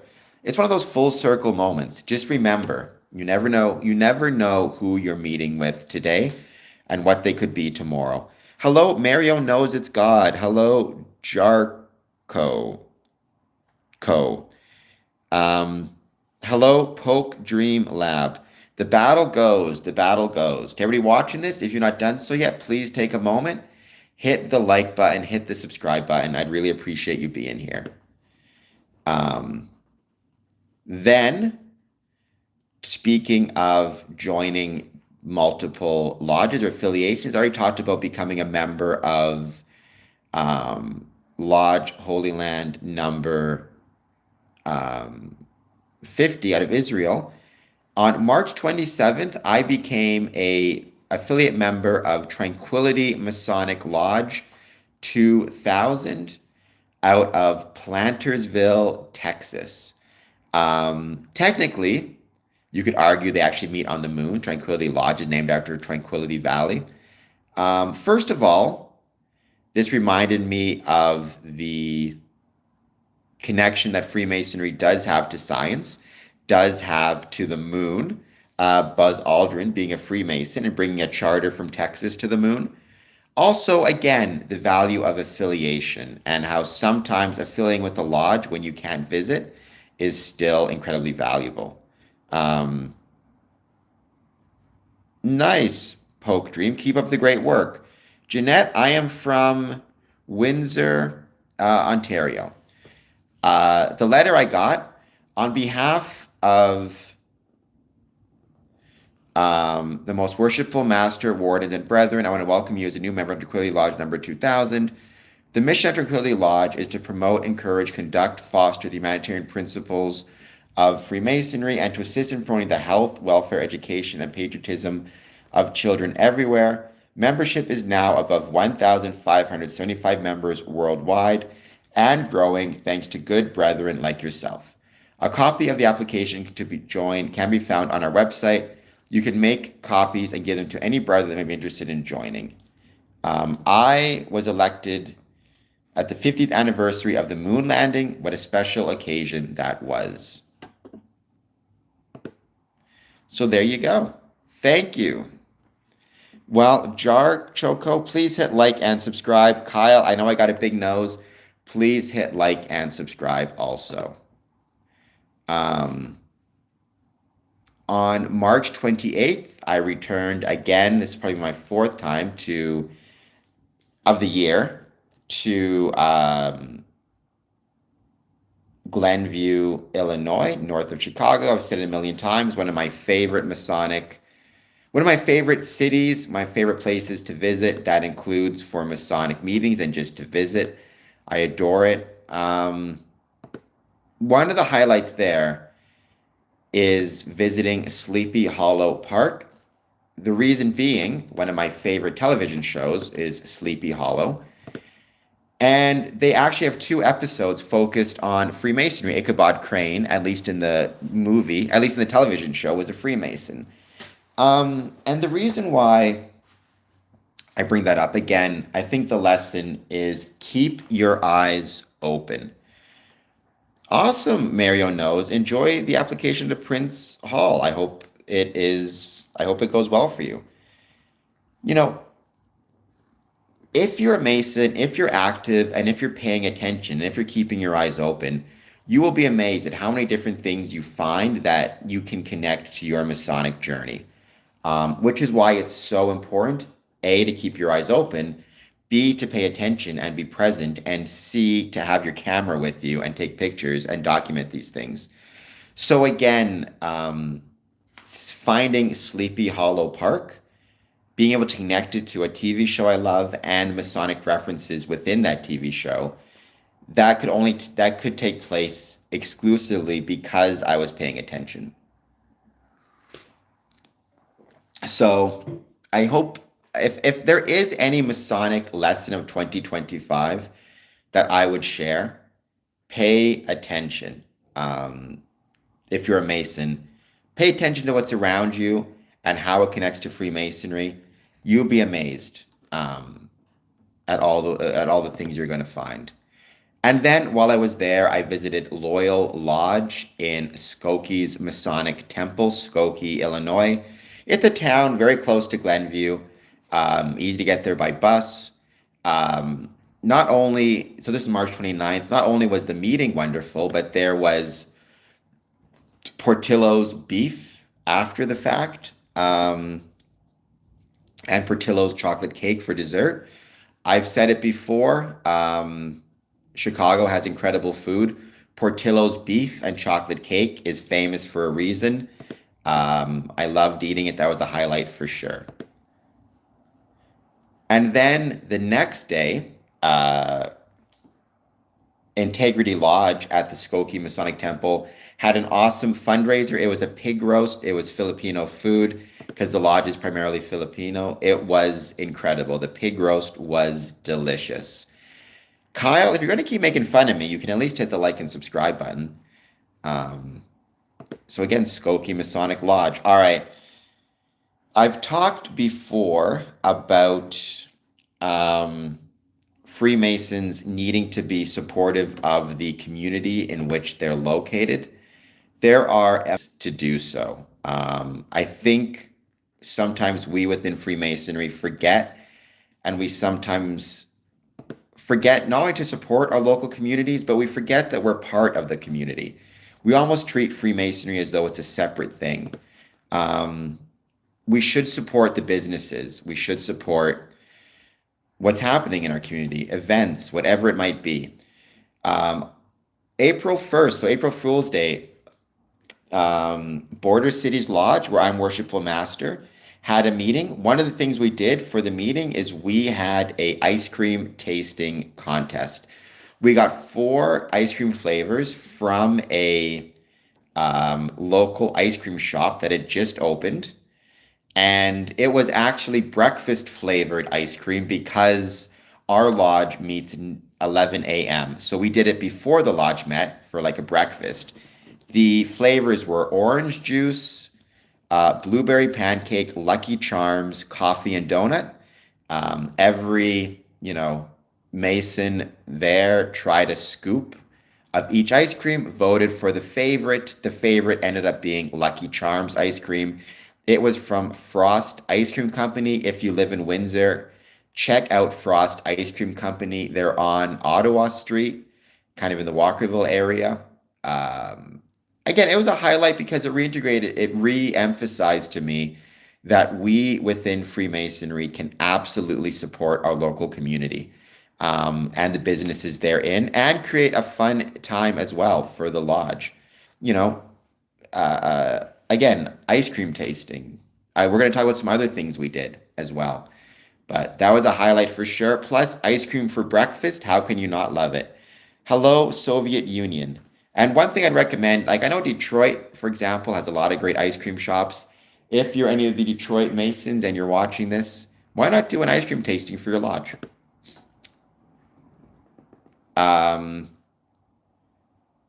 April 12th, we had Michael McClowie. She was a writer for Law and Order Special Victims Unit. Do a Q&A. That was really, really cool. It was really fun talking to her.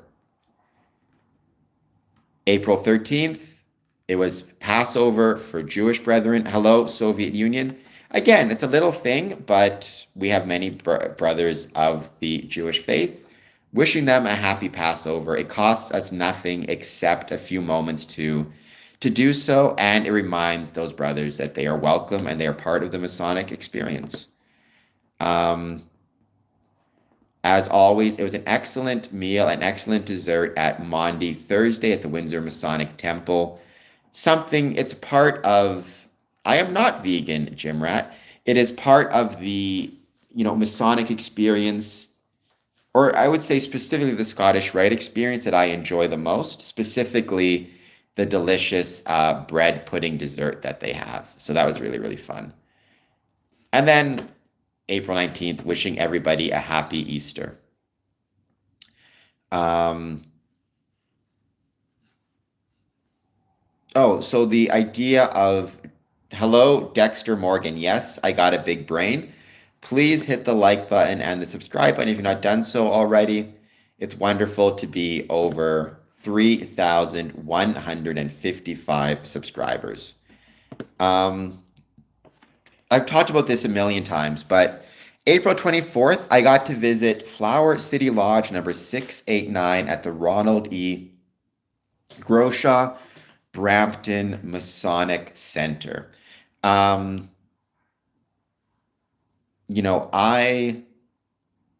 So this was a building and a center that is very close to Pearson Airport. I was traveling back home to Winnipeg, Manitoba.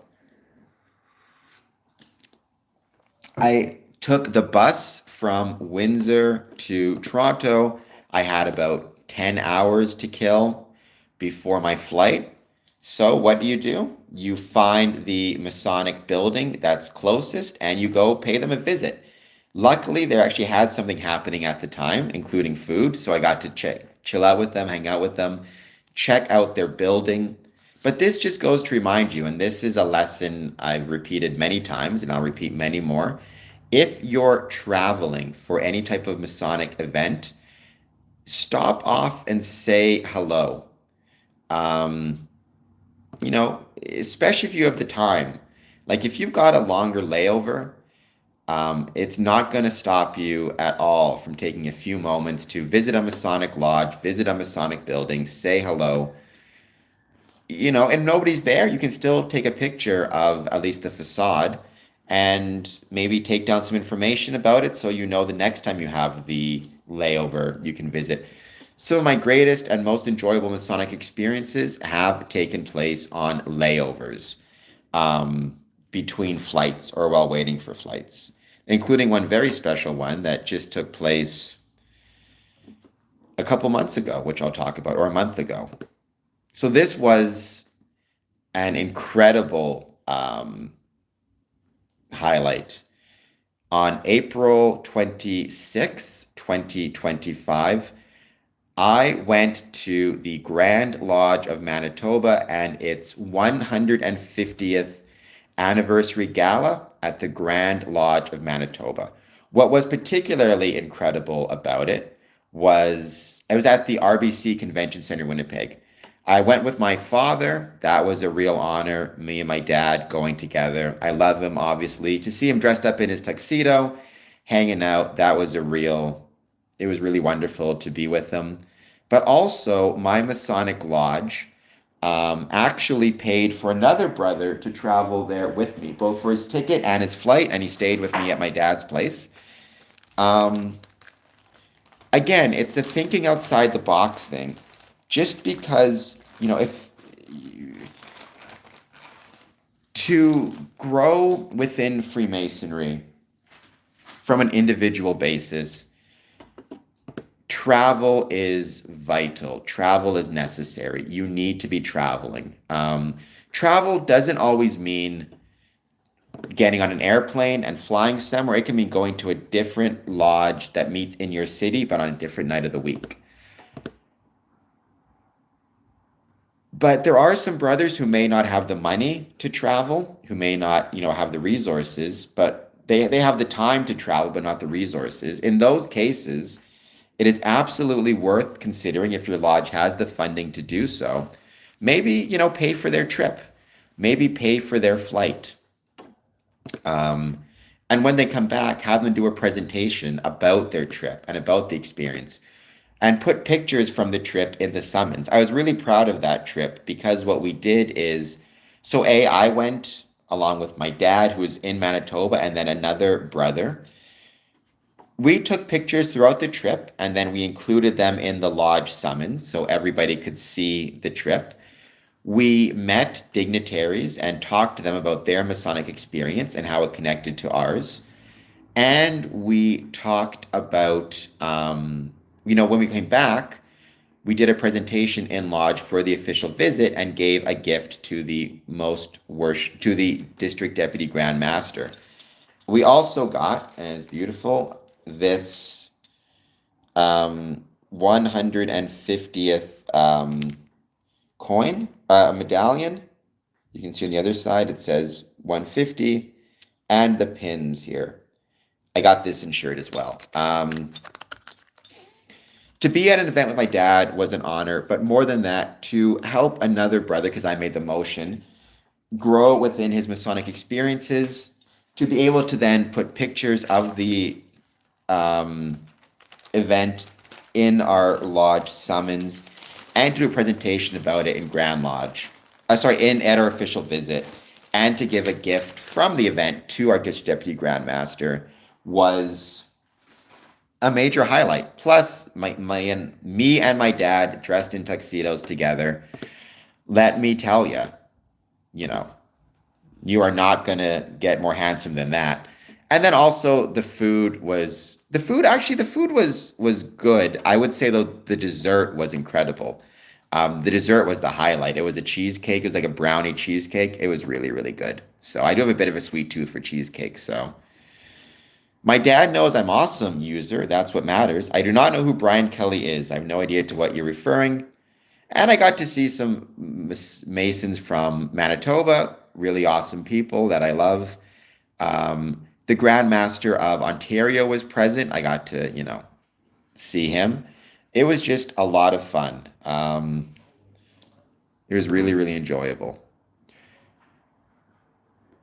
I think the lesson there, if your lodge can afford to do so, I worked in a jail, sending a few, putting away some money and sending a brother to an event to travel, maybe out of province, out of state, maybe covering the gas costs for, let's say, a car load of brethren to travel somewhere, all of that stuff. It helps grow the Masonic experience. And then, expecting the brother to return to lodge with a story, with a celebration, with whatever it is, a presentation, it can be a really valuable lodge bonding experience. Awesome, Rick. East Kentucky. I've been to Paducah, Kentucky. Louisville, that's in Kentucky, right? Lexington. I've been to 3 places in Kentucky and they were all beautiful. Rick, I hope you hit the like and subscribe button. User, you're a weird dude, but please hit like and subscribe. So, what I would say is lesson from my trip to the Grand Lodge in Manitoba, the 150th anniversary. Your lodge can absolutely, if it has the money, sending a brother or brothers, covering the cost, covering the expenses of a brother to travel. It can be a really valuable Masonic. It can be really valuable for both an individual Masonic career and the lodge in general. How's it going? Rolling the losing dice. Perry County, Kentucky. Awesome. I love Kentucky. Awesome people. Awesome lodge. I will say one of my saddest experiences ever, and I almost, I'm nervous to bring this up because it's shameful, but I will anyways. I visited a really awesome festive board in Kentucky, in Lexington, if I recall correctly, and they gave me as a gift a bottle of Kentucky bourbon. I don't drink, but my plan was to bring it back to Canada and share it with my brothers. I got there by flying, so I'm flying back. I'm supposed to fly back, and I realize they won't let me bring it on my carry-on because it's a bottle of alcohol. I have to check it, and if I check it, it's going to cost me like $70 to check my bag that I could otherwise do for free. Once again, I was broke, didn't have the money for $70 for a checked bag. So I ended up giving the bottle of bourbon to the staff at the hotel I was staying at. So, I mean, the staff appreciated it very much, but I am still regretful that I didn't actually get to keep it because it looked like a nice bottle of bourbon, but there's no way I was going to pay $70 to check a bag for a single bottle. Mario knows it's God. They can, but it depends on recognition. So, for example, if you're Prince Hall, Ontario, you can visit a AFNAM lodge in Ontario. You can visit a Prince Hall Lodge in Michigan, but the recognition is different. It's not the same everywhere. Not every state has mutual recognition. Most do.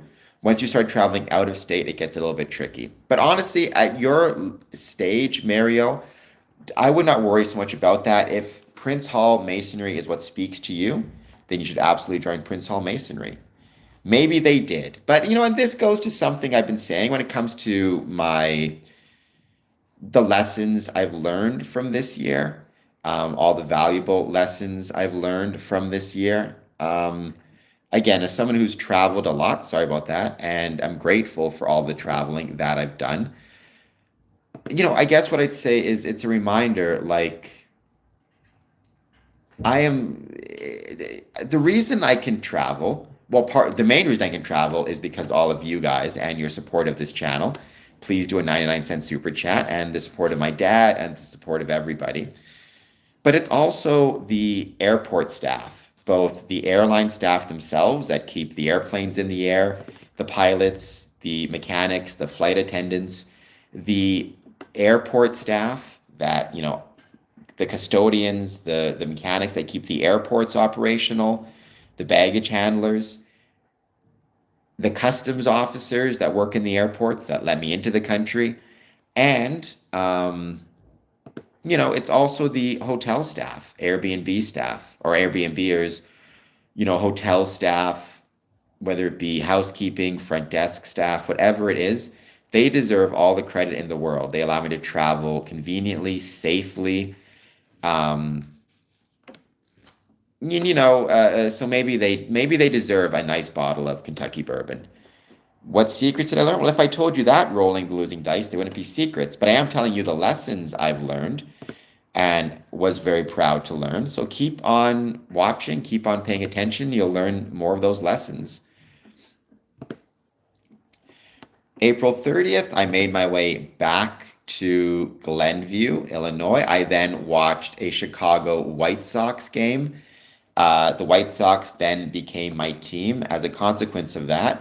But more importantly, April 30th, I visited the Glenview History Center, which was a beautiful history center. When I visited it, they were still, I am Minotaur, they were still undergoing a bunch of renovations and restoration work.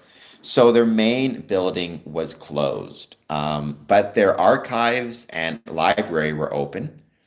I set up an appointment with them and I sent them a message just saying, I'm a Freemason. I study Freemasonry. I have a ton of works about Freemasonry. Um, I've been to Glenview a million times and visited the lodge a million times. Do you have any local information or historical documents related to Glenview, Illinois, um, and Freemasonry? And they were very kind. They pulled everything they had. They let me see it. They let me take pictures of it.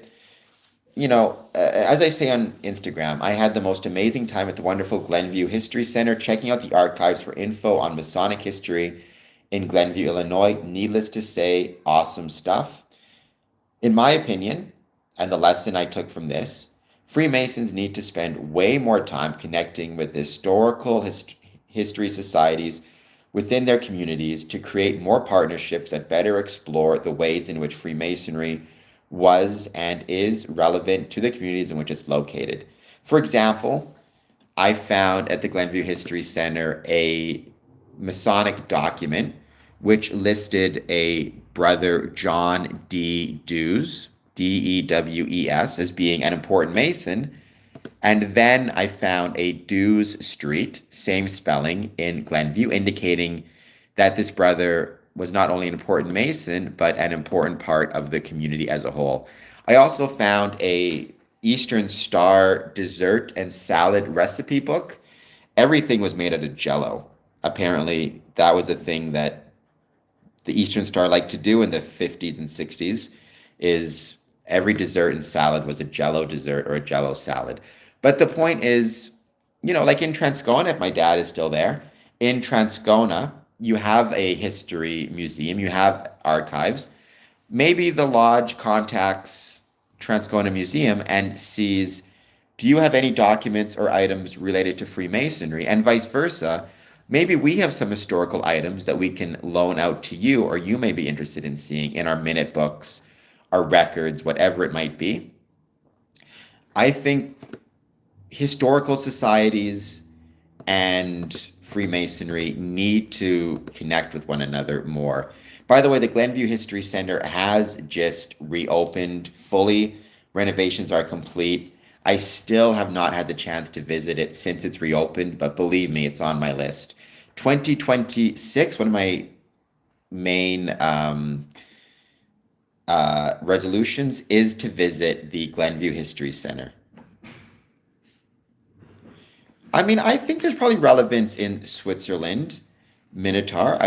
For Freemasonry. I know there is Freemasonry in Switzerland, and of course the 1955 Eastern Star, um, uh, Eastern Star recipe book had a recipe for marinated green beans. So there you go. May 3rd, Tim Hortons had the Smile Cookies, which goes to support Tim Days or camps. Again, I bought a bunch for Freemasons. Freemasons can support local communities, initiatives, or business initiatives within the community, including Tim Hortons, Tim Days. May 3rd, we had a new artist, Cynthia Hines. She presented her artwork to the Windsor Masonic Temple Coffee Club. I've talked about this before. Within Freemasonry, we very often have spaces within our buildings that are not being used. It could be empty shelf space, empty wall space. Why not? Again, where a civic organization, we're a community organization. Why not take some time to invite local artists to display their artwork in your buildings on these shelves? You can sign waivers if you're worried about, the artwork being damaged, whatever it might be. But it gives a chance for the Masons to look at something cool and it gives a chance for the lodge to celebrate and support, um, the local artists within the community. That's awesome, Minotaur. That's very good. So, and she had beautiful artwork as well. Um, I got a Trinity Lodge pin. That was really cool. So, May 9th, or May 7th, excuse me, we had a really, really wonderful event. Again, I'm the worshipful master of Border Cities Lodge number 554.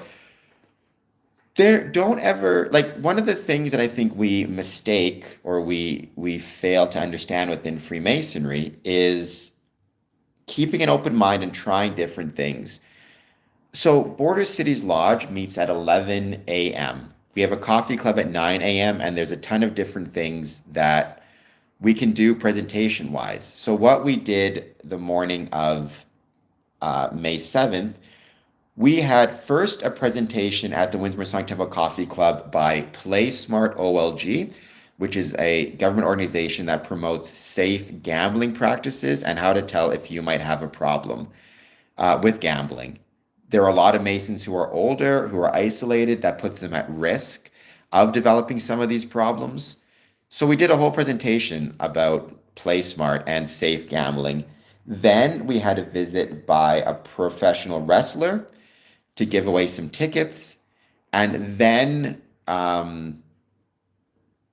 we had a presentation on first aid, which I think is very, very valuable, from an EMT, right? And then we finished the event with a luncheon. And I got an excellent book out of the process as well. So that was really special. Again, think outside the box. Everybody told me they loved it. The lesson there I learned is whether it's, safe gambling practices or first aid or coffee with a cop or whatever it is, all of that stuff is really valuable and great fun. And it matters a lot to creating a more enjoyable lodge experience.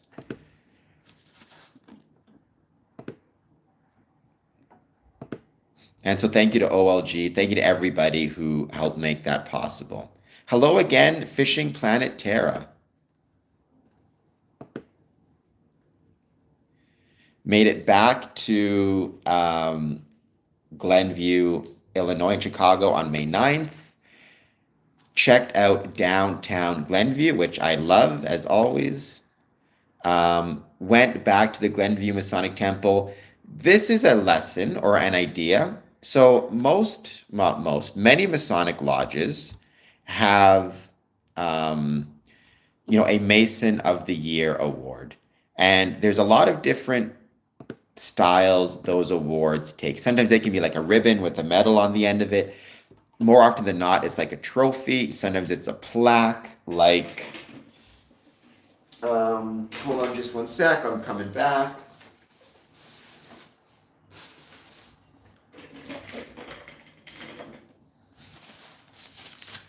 Like this plaque here, which is great fun. But Glenview United actually has a championship belt, like a professional wrestling belt. As someone who loves professional wrestling and Freemasonry, talk about a really incredible and really cool connection between the two. And again, it's something different. So I saw the belt when I was in Glenview. My advice, lesson, it doesn't have to be a professional belt per se, but what I would say is, when you're thinking about doing a Mason of the Year, again, think outside the box. Maybe do a professional wrestling belt. Maybe do, if the brother you're giving it to, let's say, loves to barbecue, maybe create a trophy, but make it in the shape of a barbecue. Or give him like a pair of tongs with like a engraved Mason of the Year. Think outside the box. Try something different. Fishing Planet Terra, keep those for yourself. Let's not go handing those out. It was Mental Health Day, if I recall correctly, on May 14th. A highlight there was just taking the time, turn action to awareness, to remind Freemasons that their mental health matters, their mental health is important. It's not just about their physical health and well-being, although that's incredibly important as well. We as Freemasons should be taking the time to talk with our brothers about their mental health as well as their physical health, and encourage them to care for both and not allow either or to become kind of, not allow either to be ignored. Sometimes I feel like it's easier for us to ignore our mental health than not our physical health.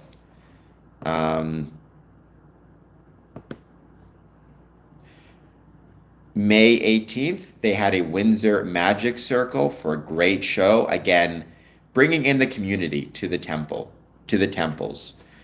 You can do a magic show. You can do anything you want. There's a lot of incredible things that you can do.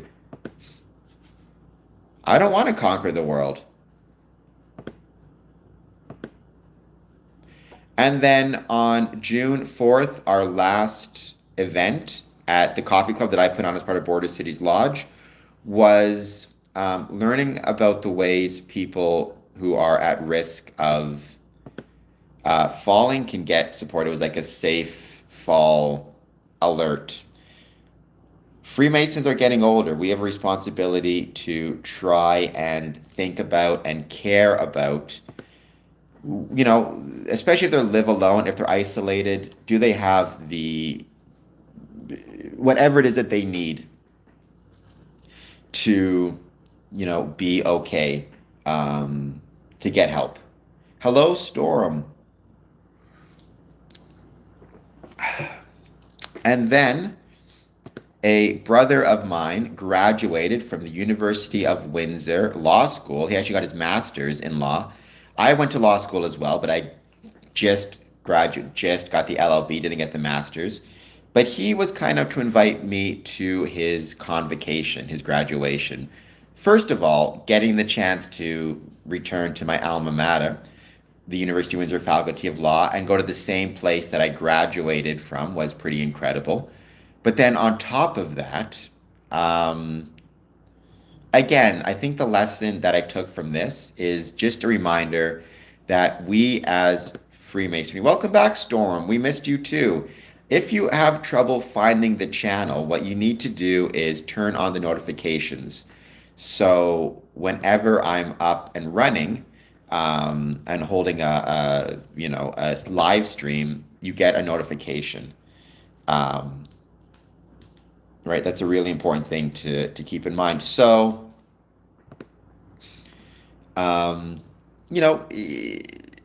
was his graduation from law school Masonic? I mean, on the one hand, no. But on the other hand, he's a Mason. He has a life outside of Freemasonry. By inviting Masons, though, to be part of that moment, he was integrating Freemasonry into his life. And that's incredibly important. And that's an incredibly important part of the experience of being a Freemason, right? Freemasonry is never going to survive if we don't find a way to integrate what it means to be a Freemason into our day-to-day lives. If we don't find a way to make Freemasonry relevant to our lives outside of the lodge. And that includes doing things like inviting Masons to graduation ceremonies or citizenship ceremonies. One of my proudest moments was being invited to a lodge's citizenship ceremony a few years ago, or inviting to a brother's citizenship ceremony a few years ago.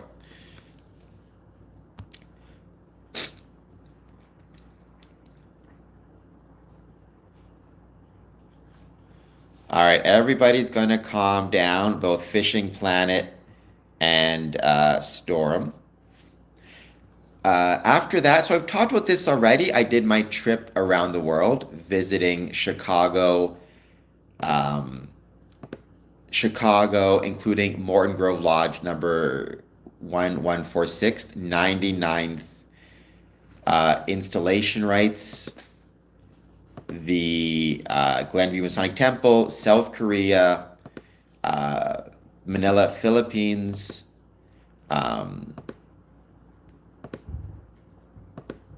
Dubai, Brazil, and then back to Toronto. I'm not going to go through it any more because I did talk about that highlight a couple of days ago. Calm down, Fishing Planet. You insult people on the stream, you find yourself in timeout.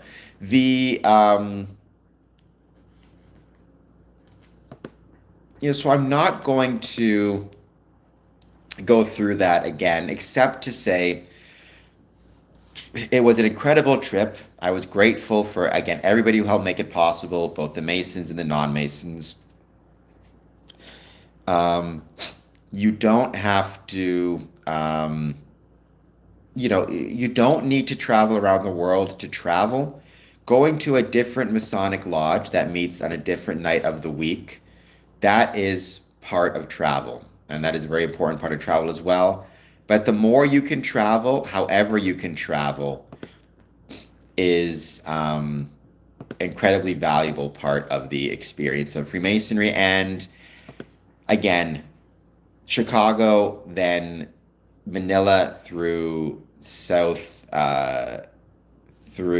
Korea, followed by Brazil through Dubai. It was wonderful. And a great honor. So another highlight, I mentioned there was a festival and a fair downtown Windsor and the Windsor Riverfront. Again, just Freemasons should support the community, should support community events. That includes the Windsor festivals and fairs.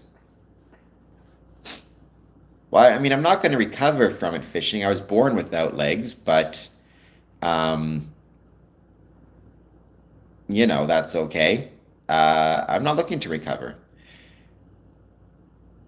Describe Freemasonry in one word. That was a highlight on June 25th. I asked my Masonic brothers to describe Freemasonry with one word. I listed all the words. I don't have them on me at the moment. Curiosity was one. I'm actually going to look and see if I can find those words, maybe on tomorrow's stream and go over them. But I was really happy and grateful that people decided to even provide their one word to describe Freemasonry, and to take the time to take part therein. July 1st, Happy Canada Day. That was a Masonic highlight because we within Canada, Canadian Freemasons should celebrate Canada, should support Canada, should care about the country in which we live. I've said it a million times.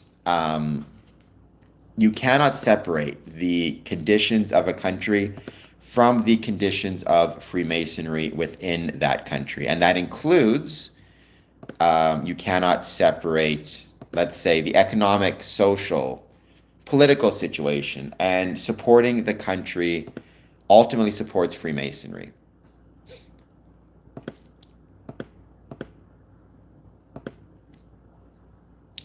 Let's see. So another major highlight, first aid training at Winnipeg. I went back home to visit my dad. As part of that, I took first aid training. I'm good for 3 years. Part of the reason I got it was for professional wrestling, but the other reason I got it was for Freemasonry. I've argued in the past, and I still believe this to be the case. Every Freemason should, but I think especially if you're the worshipful master, senior warden, junior warden, treasurer, or secretary, within those offices should be represented, amongst other things, first aid certification. I've got my first aid certification here, which is good for 3 years. So it expires July 1st, 2028. A lot of Masons are getting older, and even for younger ones, they may have, who knows what type of medical issues they may have, who knows what type of accidents can happen, slip and fall, heart attack, stroke. knowing that I have my first aid, it makes me feel like a more confident citizen to be out in the world, and if there is some type of medical emergency, that I can deal with it potentially. But it also um, makes me feel like a better Mason and brother being in lodge, to have the confidence to know if something goes wrong. I at least know what to do and can potentially help and assist. And so I was really proud to get to have my first aid certification. This year was actually a wonderful year in terms of all the different certifications I got, all of which I think are important to have if you are a Freemason, and especially if you're one of those offices. This is my occupation, so please consider doing a super chat. Thank you, Minotaur. I appreciate that very much. Minotaur, I would say I can understand having PTSD and feeling like it's hard to just sit down and relax. But I would also say, if possible, treat your presence there as labor. Even if it's just sitting and listening, that's a type of labor. And that's a valuable type of labor. Um, because you're bringing in information and knowledge and perspectives that you can then apply to your own Masonic Lodge experience. So um, aside from the first aid, I also got psychological first aid, caring for others. August 20th, 2025 is when I got that certification. So that's somebody who's going through a crisis event. Um,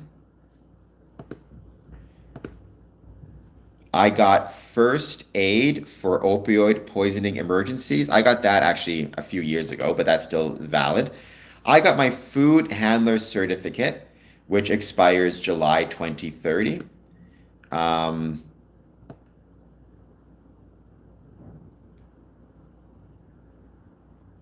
and so, and I got my WHMIS certificate, workplace hazardous materials. It may seem like overkill, but all of those things, I believe, all those certifications are incredibly valuable. Psychological first aid training. What if the brother is not experiencing a physical health crisis, but a mental health crisis? It can happen more than you think. It wasn't a Mason, but I was out. I was talking to some friends I know, and this one friend just broke down and started to cry, or really an acquaintance. But the point is, he was going through a pretty tough time, and he was having a bit of a crisis event. And luckily, I had the psychological first aid training, and I was able to talk to him and provide him with some options. So I was very happy I had it. Welcome, Mikey UCC. The WHMIS, workplace hazardous, again, Freemasonry is not a workplace, but there are a ton of, Masonic lodges and buildings. They usually have cleaning materials stored. They may have, cleaning chemicals stored. They may have, depending on the heating system or the cooling system, certain chemicals necessary for that.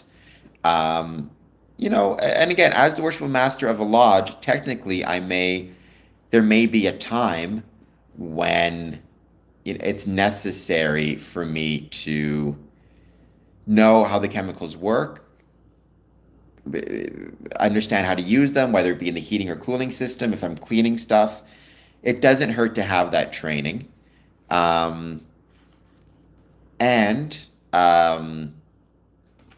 the food handler certification, again, I think that's the most important for junior wardens. We as Freemasons are providing food to our membership. Sometimes that can include guests. It's important that we have the proper training, even though it's probably not necessary in Ontario, the way the law is written. I think it's still important because you want to, like, I learned and was reminded of certain things, like how to deal with potential allergies, dietary restrictions, how long to keep food out before it's no longer safe, how to avoid cross-contamination, how to properly store food in a fridge. So I got that this year as well. It wasn't that expensive and it was very valuable. Then beyond that, as I mentioned before, I have my Smart Serve certification. So if alcohol is being served, I have that. Um,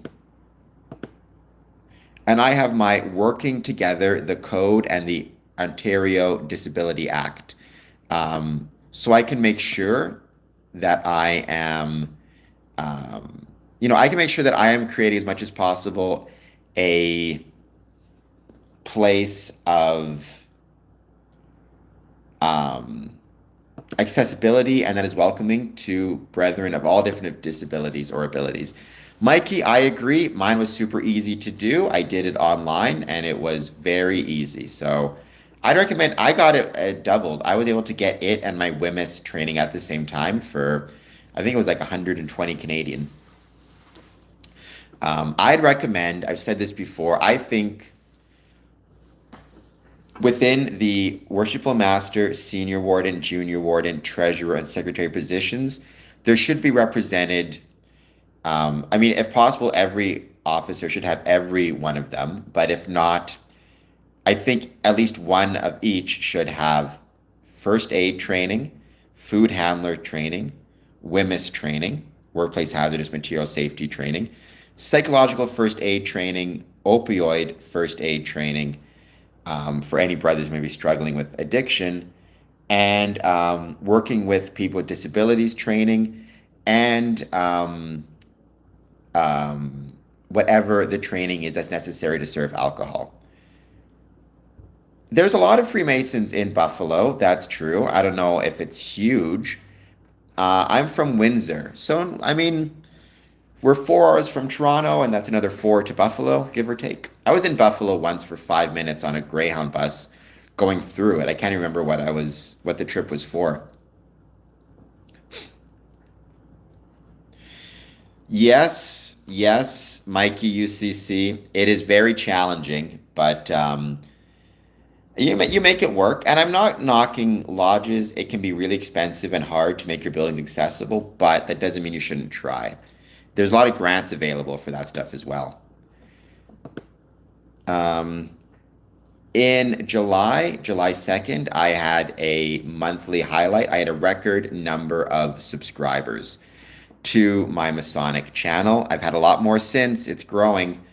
Um, I mean, the 1990s, Freemasonry has been on a decline since 1959, including in Buffalo or in New York, anyways. But um, it's all relative, right? There were way more Freemasons in the world in 1990 in North America than exists in 2006, then exists in 2020, then exists in 2025.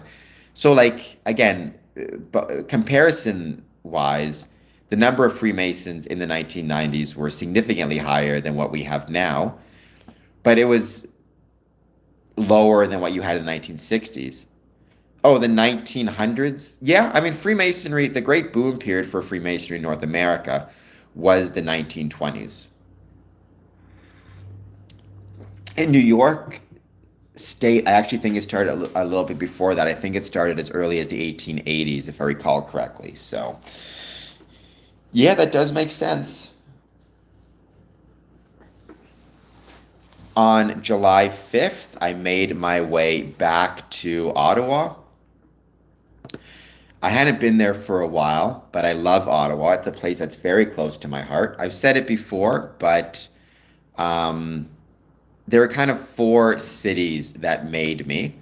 Um, Ottawa, Winnipeg, Windsor, and Chicago/Glenview. And Ottawa is a big part of that. I don't get there nearly as much as I'd like, but I did get to go back and visit. And from there, I got to visit the Grand Lodge of Quebec, Le Grand Lodge de Quebec in Montreal, a beautiful building. Sadly, when I got there, nobody was in, but still, again, I don't think that many police officers are Freemasons, Josh. I guess I disagree with your statement. I've been a Mason for 20 years.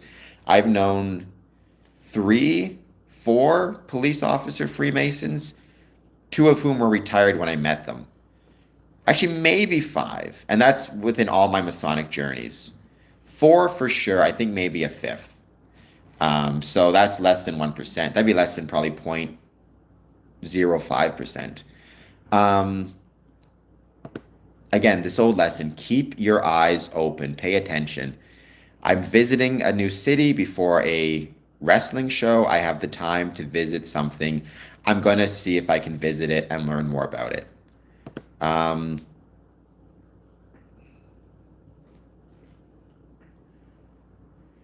so then July 5th, I'm back in Winnipeg, Manitoba. Um, and I went to training at a I went training at a martial arts center close to my dad's place. Whenever I travel, if I have time to visit somewhere, like to do some training in martial arts or MMA, I try my best to do so, to take advantage of it, especially if they have like a free drop-in class. It was Iron Fist training, and I'm calling this a Masonic. Actually, let me see if I can show you the. Yes, Mr. Yemen, I got a big head. Please hit like and subscribe. Check this out. That's me training at Iron Fist. Now,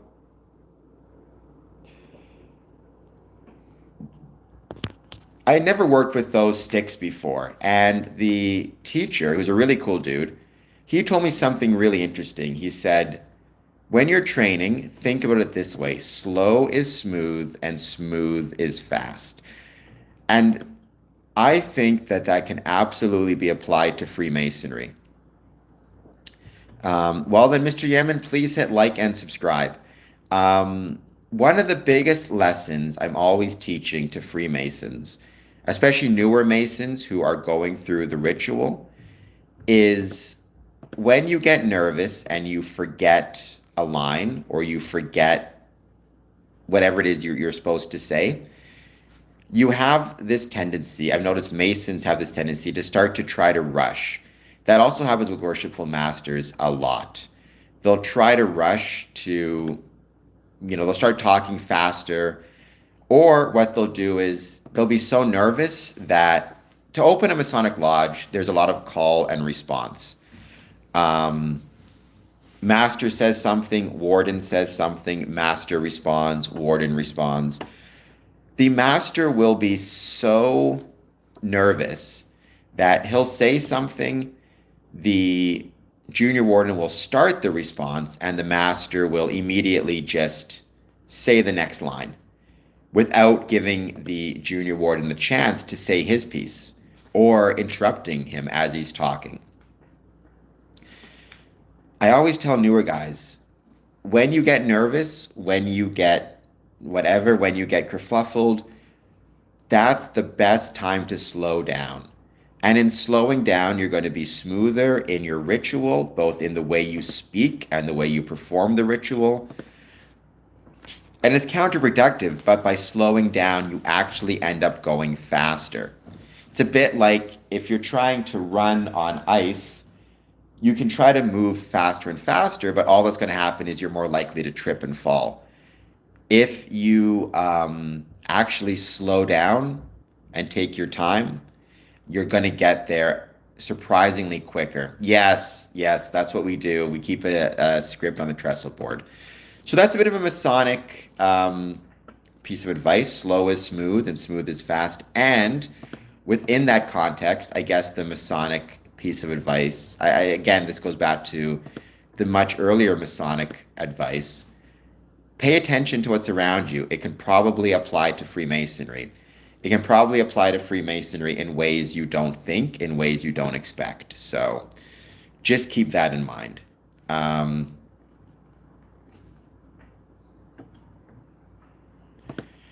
I guess I'm going to count this in a weird way as, I don't know if this counts as a Masonic highlight, but this is, I am a male, pronouns are he, him.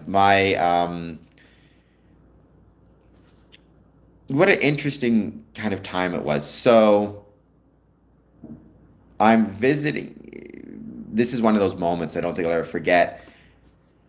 I'm in Ottawa, so I fly to Winnipeg, see my dad, take the training course, slow is smooth, smooth is fast. Then from there, travel to Ottawa because it's cheaper.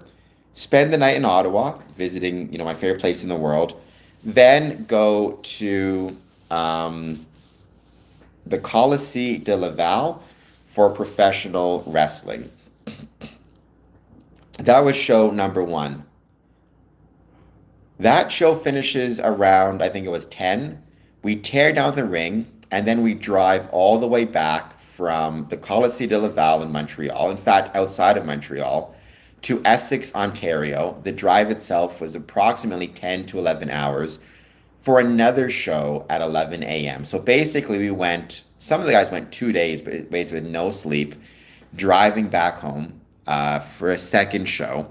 It was not a Masonic highlight, but it was just a highlight. I guess it's a Masonic highlight in the sense that you never know what you're capable of, right? A lot of guys probably didn't think they could set up a show, have the show, tear down the ring, drive back, do another show, tear down the ring, reset up the ring, all within 24 hours. Basically, some of them went like 35 hours without any sleep. So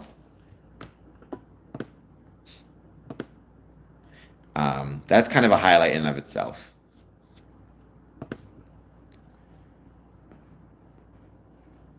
July 14th, happy birthday, Windsor, celebrating Windsor. Again, Freemasons should celebrate where they're at, their communities, and their homes.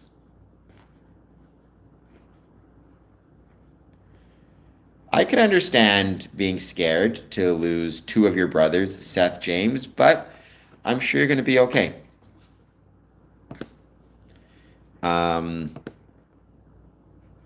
Then July 16th, visiting the Ontario Grand Lodge annual communication. As always, such a pleasure. The Sheraton Parkway North. It's still my goal. I don't know if it's ever going to happen to one day have a Grand Lodge annual communication in Windsor, Ontario, or in Essex County District. I think it's an incredible district. I think it's an incredible city or cities and communities. We have Detroit right there, and I think as a consequence of that, we could absolutely do an incredible job. So, yeah. I hope that one day the annual communication makes its way to Windsor and makes its way to Essex County, I should say. So July 23rd, July 21st, that was a pretty major highlight for Square and Compass Promotions because that was the first of several 24-hour live streams. We started them on July 21st at 2 p.m. Eastern, 2 p.m. being the date or the time, decided on by the patrons. We talked about perceptions of Freemasonry on X. We talked about the types of qualifications necessary to be a Masonic Lodge officer. We talked about guarding the West Gate and what it means. We talked about literature we liked and connections to Freemasonry. We talked about Freemasonry and unreasonable hospitality. We talked about Midwestern fry sauce, which is gross, and coffee and fruit punch, double gross. We talked for 24 hours straight and loved it. We also got the highest watch time hours thus far. So that's just a moment of us saying thank you for that 24-hour live stream and how well it went. We did several other live streams after that and continued to get record numbers of watch hours and streams. All right, Josh. Let's put you in a little bit of a timeout.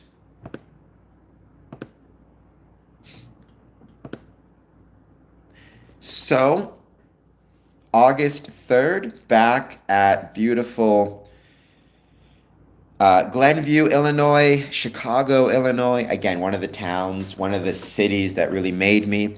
First, I went to Loyal Lodge number 1007 for their barbecue. Again, lesson from here, when it's the summertime, think outside the box. There's so much that you can do within Freemasonry.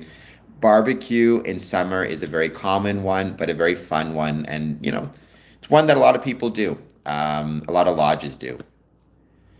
I then went to Madison Masonic Lodge, number 175, at the Joliet Slammers baseball field in Joliet, Illinois, for their Masonic recognition night. A lot of Masons were there from the Grand Lodge. It was an absolute blast. Jefferson Park as well. And in July, we got a record number of views, 3 times as many as usual, in fact.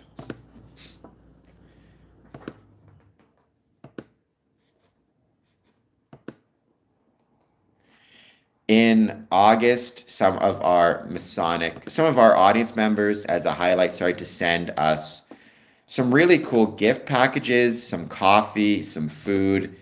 That was very grateful. That's before I was able to get super chats and everything that come with it, or that came with it, but that was still a real honor. So thank you to everybody who helped out with the, helped me out that way. The support means a great deal. In August 15th, Gene Lotz brought his artwork to the coffee club to show off. Again, supporting local artists, incredibly important. So, August 17th at Ernest Atkinson Park, we were very lucky to get a invitation, Square and Compass Promotions, an invitation to the Windsor Hip Hop Festival, supporting local artists, celebrating the ways Freemasonry was and is relevant to the communities in which it's located. It was, I'll never forget this, it was insanely hot that day, like brutal. Over 100 degrees, if I recall correctly.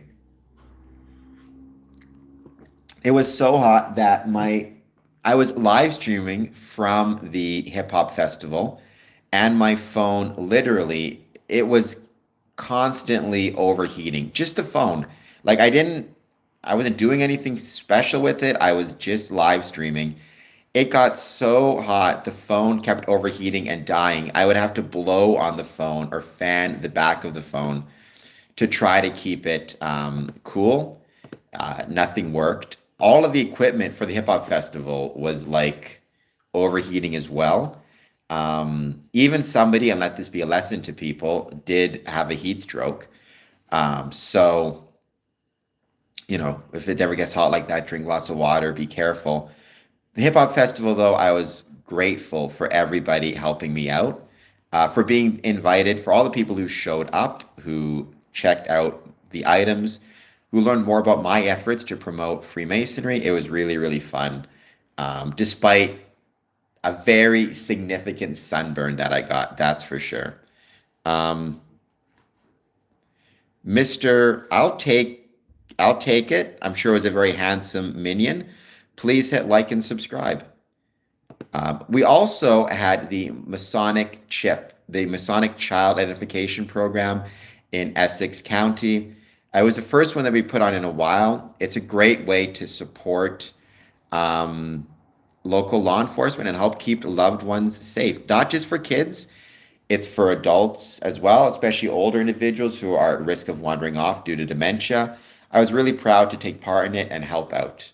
And congratulations to the DDGM for making it, for helping make it a success. On August 23rd, I received from Mr. Shitagi a whole bunch of really cool stuff. That's a highlight because, again, it's just the support of the lodge. Give me 1 second. I'm going to see if I can find it. Let's see.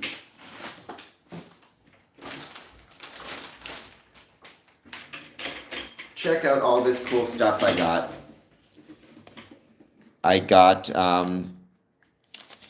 Yes, that's why they stopped us calling it. I mean, I guess it sounds crazy no matter what. For a while, people would just call it the Masonic Chip Program colloquially, because it's child identification program.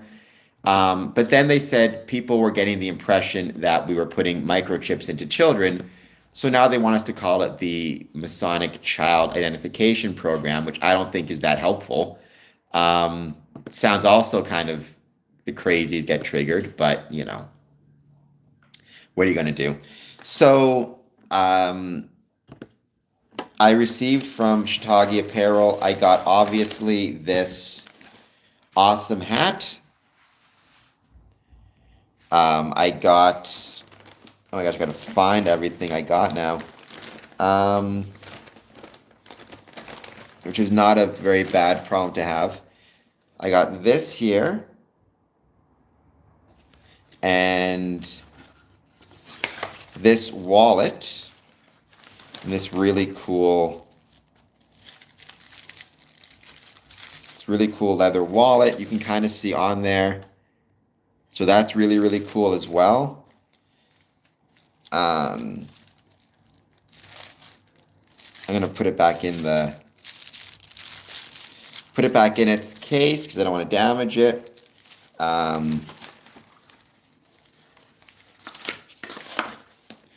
I got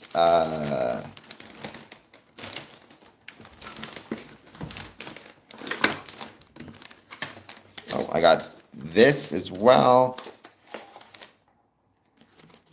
See, I keep everything because I'm terrified of damaging any of this stuff because it's so cool, and I'm terrible for losing things. So everything's in its case. Yeah, but I'm doing well here. JVVL, please hit like and subscribe. I greatly appreciate it. I got these awesome shades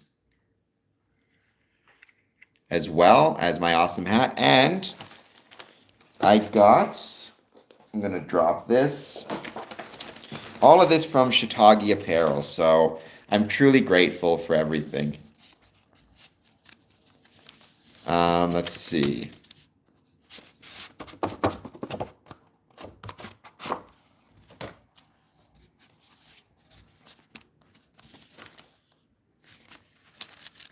And this guy here. So there you go.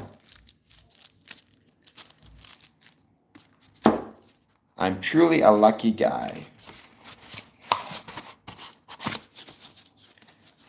And so that's a highlight. And I think the lesson there is, look, there's a lot of this is all created by a Masonic brother. There's a lot of brothers out there creating some absolutely incredible, one-of-a-kind things. As much as possible, check out what they're doing. Try to support them. And everybody who just saw all these items, consider supporting Shiitake. It's SHITAGI. Okay. Let me just put these away. So that was definitely a highlight as well.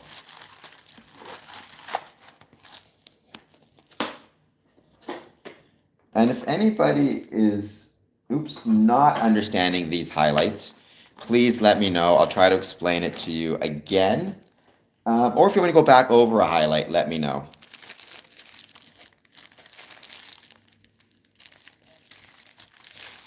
Okay.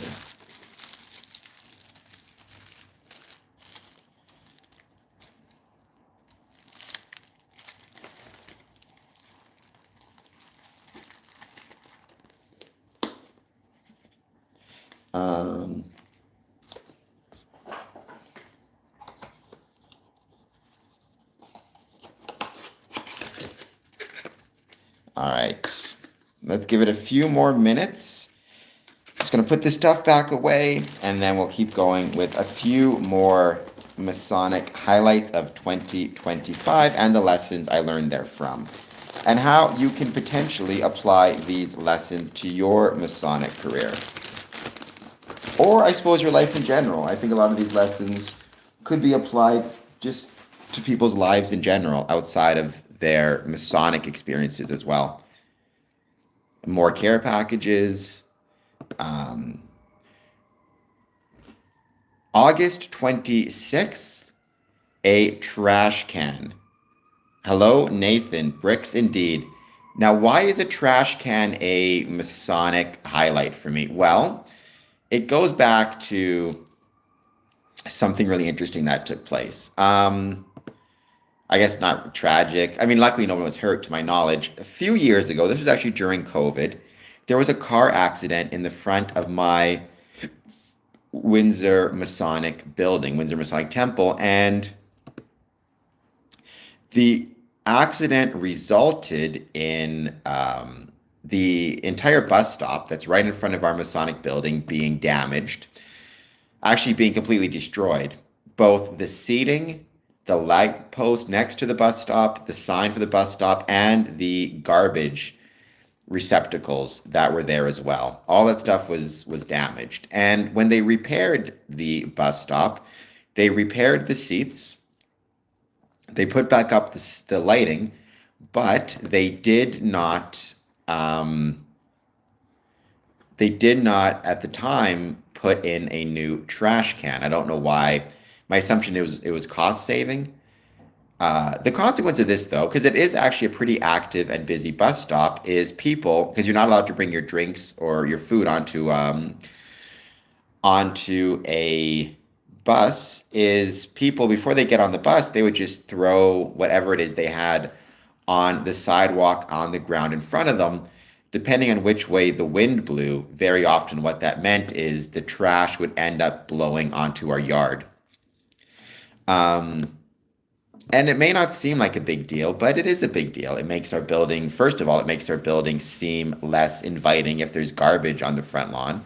But then on top of that, um, the people who had to cut the yard, do the lawn care, they had the challenges that came from having to pick up the garbage before they could cut the grass. Um, it took more time, and it was less convenient for everybody. It was less convenient even for those people who took the bus to and from the Masonic Temple itself to have to, um, not have anywhere to throw their garbage out or whatever it might be. We are part of the community, and that means in every way, our buildings as well. The state of a sidewalk in front of our buildings matters. How well the roads and the pathways are lit, how safe people feel, how clean an area is around our buildings. All of that stuff matters just as much, if not maybe more, as the building itself. Um, all of that stuff is relevant. All of that stuff is important. A trash can at a bus stop, again, it matters. It makes the building more inviting. It makes it easier for the people doing the lawn care. It makes it more convenient for people traveling to and from our building.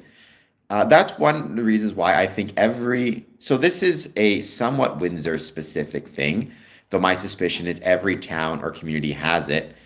In Windsor, we have a 311 app. You can download it on your smartphone, and it's an app you can use to contact city administration as it relates to any challenges or problems you may have. It could be about anything from transit services to parking issues to streetlights that are broken to, in this case, to trash cans and wanting a trash can at a bus stop.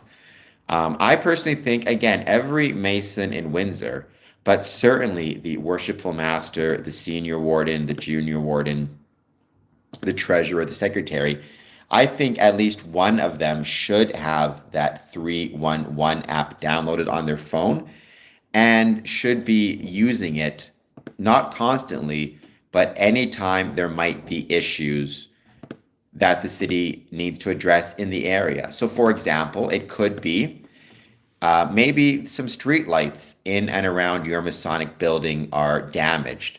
Without the street lights, it's now darker, it feels less safe. Maybe people are less inclined to want to show up. Take the time to use the app and contact the city. Hey, these are where the street lights are down.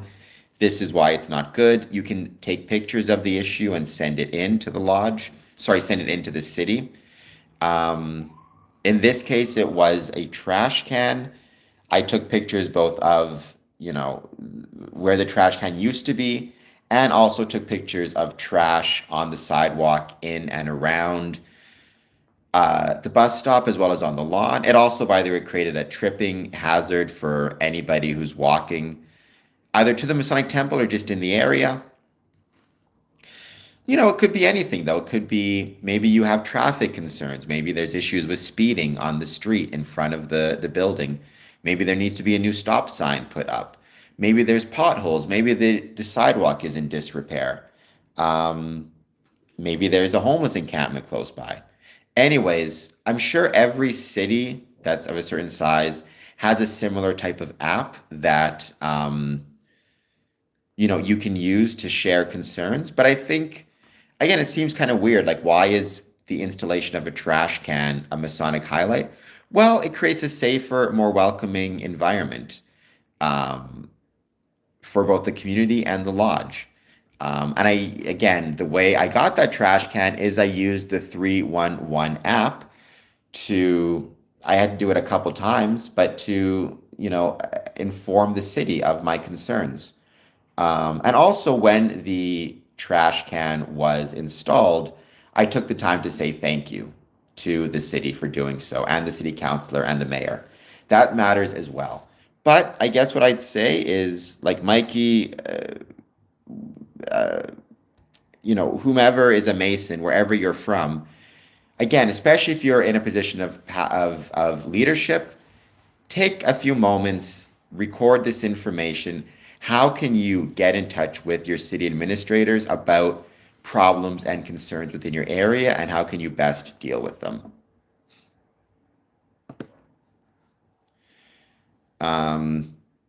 I really enjoyed another highlight posting just my favorite Masonic items. So, August 28th, I made it to 2,500 subscribers. We are still growing. Look at where we are now, by the way, but that was another major highlight. August 30th, going to visit Romeo Masonic Temple in Romeo, Michigan. What a treat to visit this beautiful Masonic lodge. It was during their Peach Festival, and the highlight of this, it was the most delicious peach pie I ever had. And if you know me, you know I love pie, without question, including peach pie. I made myself from there back to Glenview, back to Chicago. You may be noticing a pattern. I'm there very often because it's relatively inexpensive to go. While I was there, again, my favorite place in the world, I came across a quote at 10/40/10 Fitness. Help the person next to you improve, and you will find improvement in yourself. Um, my, again, this lesson, I know I keep harping on it, but it might be the Masonic lesson of 2025. Keep your eyes open. You never know what you will find that can apply to Freemasonry. I saw this quote at 10/40/10 Fitness, and I immediately thought to myself, build the person next to you and you will build in yourself. And that is a really big Masonic idea. Charity and benevolence. And charity and benevolence doesn't just mean financial. It means taking time, taking effort, caring about the people around you, helping the person next to you in a myriad of ways, big and small, will help yourself as well. Yes, Rondo, that's what we're doing, helping take over the planet one trash bin at a time. I hope you're doing well. Thank you for being here. SNBR Love, Freemasonry is neither satanic, nor demonic, nor occult. So you are 0 for 3 on that one. But still, thank you for being here nonetheless. By the way, if anybody wants to support the channel with a super chat, you have basically 2 days to do so before we're past the 31st. So keep that in mind. And then it's whenever you support the channel, it's great. But don't you want to help me, get my, don't you want to help me get to my, as much as you can in 2025? And then I set a new goal for 2026. And then I was back at the Grove Historical Landmark. Again, one of the places I love in Glenview, Illinois. That's not so much a Masonic highlight as just a highlight of It's a place I love. Infrastructure. So we talked about, our buildings are part of the community. It matters if there's trash cans in front of them so people aren't littering and creating unwelcoming, unsafe environments. It matters if it's well lit. It matters if the roads are safe. It matters if the sidewalks are in good condition. It also matters, like the parking lot and what is the condition of the parking lot. When I was in Glenview, September 1st, I went to the Glenview Masonic Temple because they had put some new tar within the cracks of the parking lot. Again, it's not an esoteric thing, it's not ritual, it's not ceremony, but it does create a safer, more welcoming environment for both those who are driving and those who are walking there and aren't walking over cracks to get from their parking spot to the lodge. It's these little things, these infrastructure points that matter and very often get overlooked. And that's a lesson, I think, again, to keep in mind. Let's not do any uprisings, but let's also not get fooled and not think Freemasonry is something that it's not.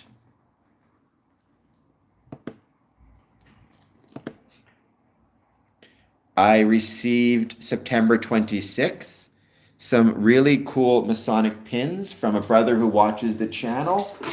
I wonder if I can, this is my pin collection here. I don't know if I'm going to be able to find it on here, to be honest. I got so many, but let's see if I can track it down. I guess the lesson here is just, be grateful for the items that you get, the gifts that you receive. They're part of your Masonic journey, and they're a very important part of your Masonic journey. So take the time to care for them, care about them. I do not think I can find it right now. I'll look for it. Maybe I'll find it later.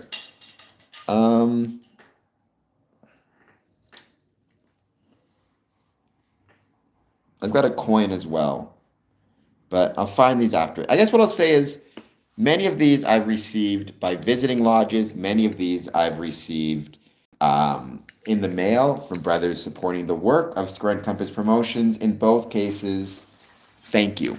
Thank you, thank you, thank you. Yes, my hair is way too long. You're right. I got to get my hair cut. I'm working on it. I just haven't had time yet. So you say you want a revolution, NBR. Remember what the Beatles said about that? Actually, the letter I got, Brother Cameron, I really enjoyed your YouTube content and it was great chatting recently on your live. Looking forward to further chats. As you may recall, I am brother from Massachusetts and my lodge was chartered by Most Worshipful Brother Paul Revere, the Grand Master of Masons of Massachusetts. As a member of the lodge and a lover of American history, it's always meant a lot to me to be part of this lodge. As a result, I created the challenge coin and pin, which he sent to me, which was a great honor. September 30th was the National Day for Truth and Reconciliation in Canada. We talked before about, the importance of Freemasonry for different groups. Freemasonry has been an incredibly important part of Indigenous and First Nations history. But we can do more, and that includes paying attention to what is said on, for example, National Day of Truth and Reconciliation, how we can push forward in, supporting our Indigenous First Nations members, implementing some of the ideas from the National Day for Truth and Reconciliation. And, one thing I did is I post sometimes in both English, French, and First Nations languages. In October, I had a monthly highlight of record views. And so thank you again. Sorry, September, I had record views, and that record has still been going on. October 10th was World Mental Health Day. That's a Masonic highlight. A lot of Masons struggle with mental health issues. A lot of people struggle with mental health issues. And I posted this on Instagram. I'll post it again.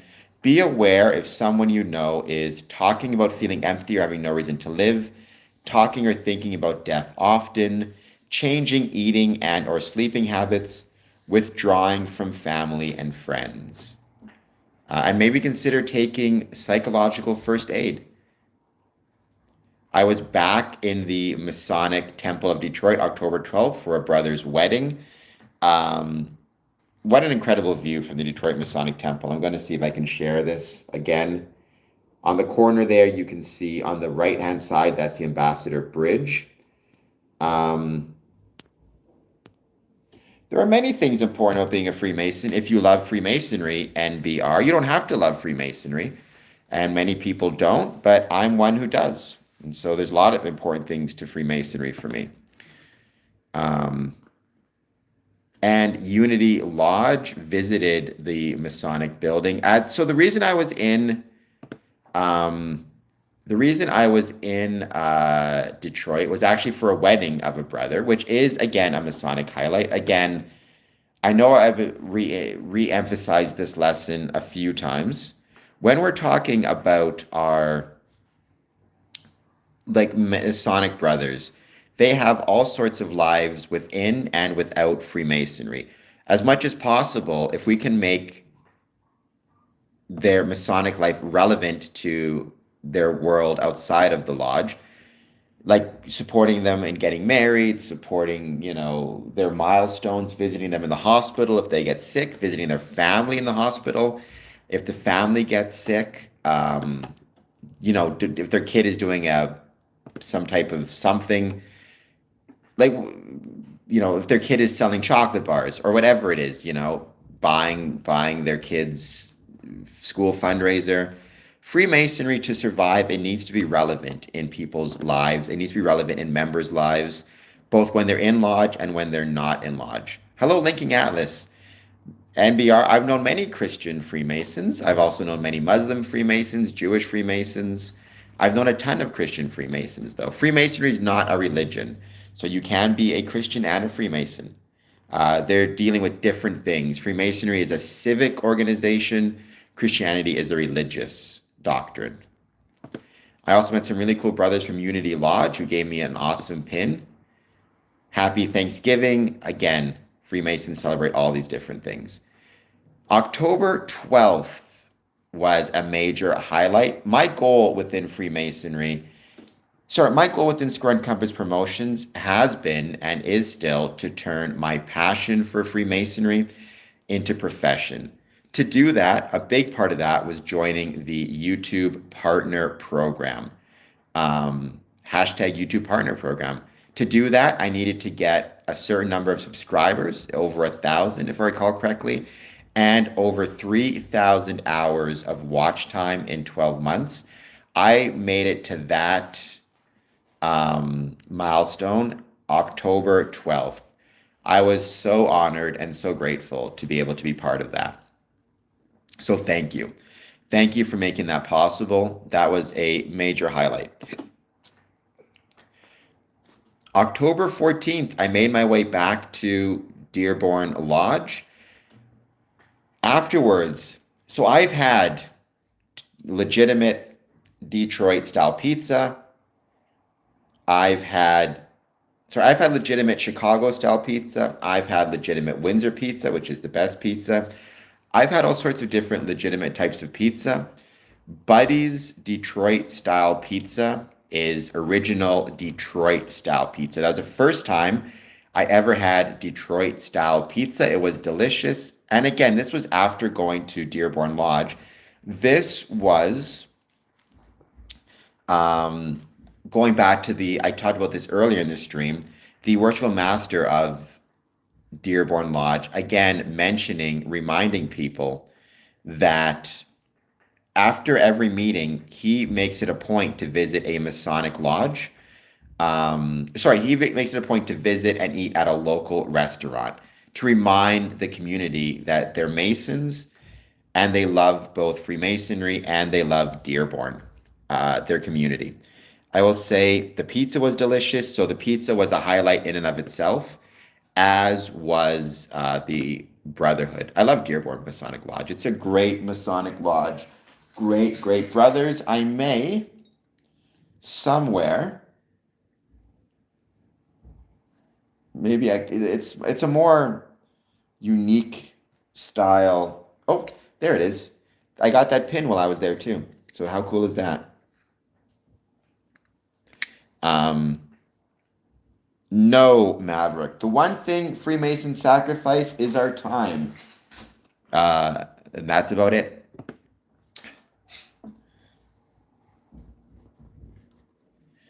I found this quote. This was a highlight. Again, keep your eyes open. So many things apply to Freemasonry in ways that people don't even realize necessarily. Following upon the overthrow, well, Maverick, you don't want to miss the opportunity of hitting like and subscribe. Following upon the overthrow and near extinction of that rich social life, which was once highly developed through associations of various kinds, there remain virtually only individuals and the state. This is to great harm of the state itself, for with the structure of social governance lost, and with the taking over of all the burdens which the wrecked associations once bore, the state has been overwhelmed and crushed by almost infinite tasks and duties. The point there being Freemasonry was once part of that rich social life. I also, when I went to Dearborn, got to check out their Halloween displays. I love Halloween. It's my favorite time of year, so seeing the Halloween displays was really, really cool. Talk about, I don't think so. I think it would cause some problems. Talking about a major honor. On October 15th, I posted I was selected as a finalist in the Masonic White Paper Arcana Veritas Masonic Distinction Awards. That in and of itself was a highlight. The paper for which I was selected was called It's More Than a Game. It was about using the ideas of gamification to increase member retention within Freemasonry. I published that on Medium. I'll probably, when I'm done with this, leave a link to that in the article. Leave a link to that in the description to this video. I mean, talk about an incredible highlight. Actually having the time, having a Masonic body and some Masons I greatly admire, select my work for an award, not just, any award, but a very distinguished award with some very distinguished brothers. That's something I truly, truly was and am still grateful for. And honestly, even if nothing came after that, it would have been a major highlight. But quite a bit came after that, especially and including a trip to Scotland to visit the award ceremony. I flew into London, England. I then visited my family in Newcastle and then went to Edinburgh. We're going to talk about that trip shortly. In terms of Masonic highlights, I got my first 10 channel members October 25th. That was a real honor. I was in Toronto for a wrestling show on October 27th. I stopped off at the Windsor Masonic Temple. This was a highlight because it showed the love that Weston had. So the Western Masonic Temple had for Toronto. They had a big heart in front of their building. It said "Show Love TO," hashtag "Show Love" capital T capital O. They had a lot of amazing updates since I was there last. It was just really, really incredible to see a well-maintained building showing love to Toronto. I'm doing well, Courtney. How are you doing? Thank you for being here. It's funny because what I remember most about this trip is it was the same day as I think it was Game 5 of the World Series, Toronto versus Blue Jays versus Dodgers. And what I remember about that is, so the game I think started while I was still at the Windsor Masonic Temple. It went all the way through my wrestling show and all the way through the drive back to Windsor. 18 innings. So basically, I forget how long that was, but basically, it's like the game followed me from Toronto to Windsor. It's a really cool little highlight, little moment. Um,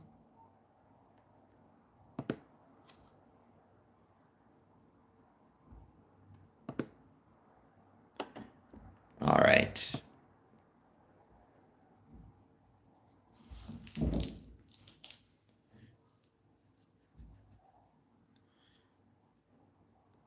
Trying to just get back to my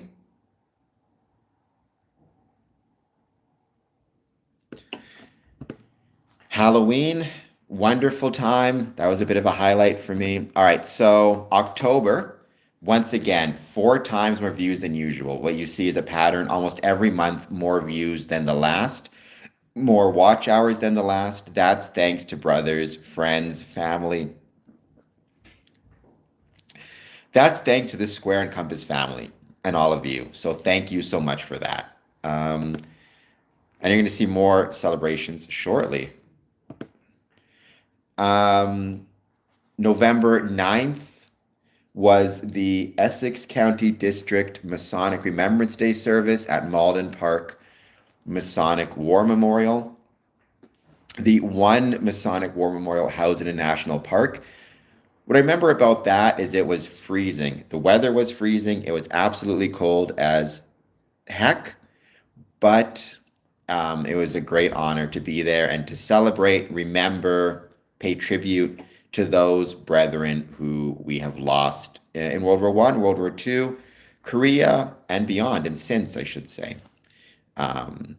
That's a highlight every year. I mean, the lesson there, I think, is I don't even know what the lesson is, the importance of not allowing ourselves to forget about our brethren from the past. And even if it's uncomfortable, and I think maybe that's a more general lesson because I've mentioned this a few times. The Masonic chip program in 100-degree plus weather, it felt like anyways, it was brutally hot, to the Masonic War Memorial in freezing cold temperatures, and not just freezing cold, but it was raining and snowing, and it was slush, and it was ice, and it was just gross. Um, all of that stuff. So I can, like, if you're old, if it's unsafe, if for whatever reason you're not able to handle the weather, I completely understand you have to avoid these things. But again, it goes back to this idea almost of the poll question of experience versus convenience. Was it convenient to be out in brutally hot temperature trying to keep equipment from overheating and sweating like crazy? Probably not. Was it convenient to be out in freezing cold temperatures with rain and snow and slush and ice? Probably not. It wasn't convenient, but Freemasonry is not convenient. What Freemasonry is an actual experience. And sometimes that's what you need to prioritize. Little bit of a Masonic highlight in some ways. November 15th, the end of the penny in the States. We got rid of our penny in Canada a little while ago. A lot of traditions was to stamp the square and compasses and the letter G on pennies. That became a tradition. I've got a few myself, so that was a bit of a Masonic highlight. And then I mentioned again, we within Freemasonry, it's not just about supporting Freemasonry, it's about supporting the communities in which we're located. That includes communities like PlaySmart or groups and organizations that support communities. PlaySmart celebrated its 20th anniversary. They did a great presentation in our Masonic building, and it was wonderful to have them back. To see them celebrate their 20-year anniversary. So, yeah, little bit of support there for them. All right. Good day, Canadian Dirt Surfer. Thank you for being here. Good day, brother, to you as well. I'm going to be right back. I want to talk about this particular highlight. I promise I'm not going far, just getting something else that I needed to get.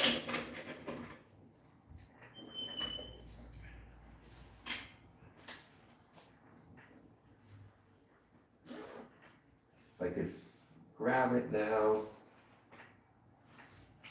If I could grab it now.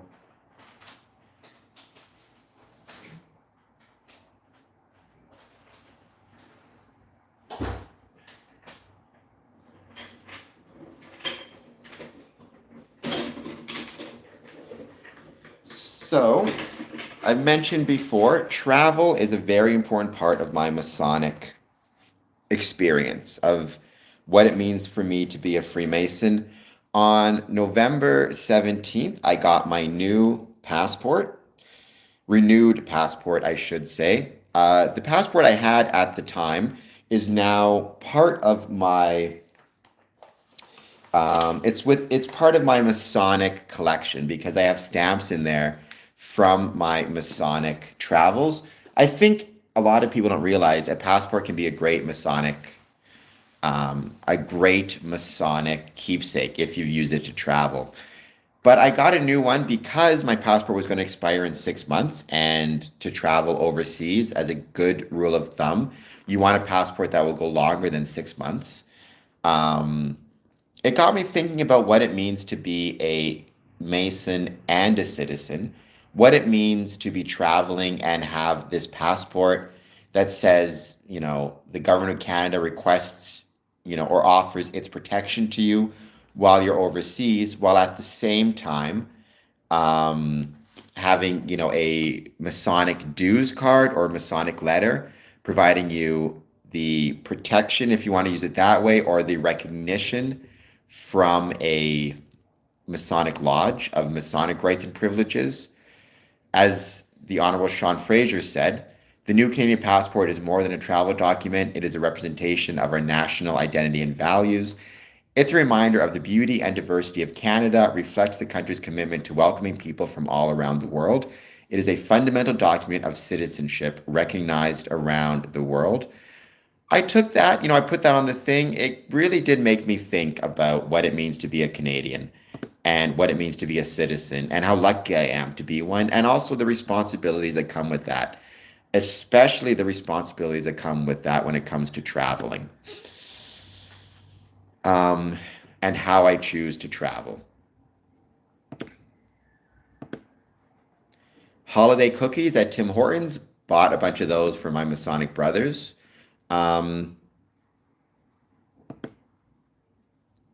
So I mentioned before the highlight of getting my passport, and also the highlight of being nominated as a finalist in the AVDA Awards, the Arcana Veritas Distinction Awards. As a finalist, I was nominated for an award, the ceremony of which was going to take place in November, and my dad helped me out. I was able to go to the ceremony in person. I flew out of Toronto. Again, I had my new passport. I had all of my travel documentations, my ETA. It was both a personal highlight. I've been lucky, Mikey. Never had any major issues traveling, knock on wood. I don't want to jinx it. First of all, it was a personal highlight. My dad, as many people know, welcome back Vi Victe, welcome back Indigo. As many people know, my dad is English. He met a Canadian girl in the 1970s, and the rest is history. You got to watch out for those Canadian girls. They'll steal your sons away.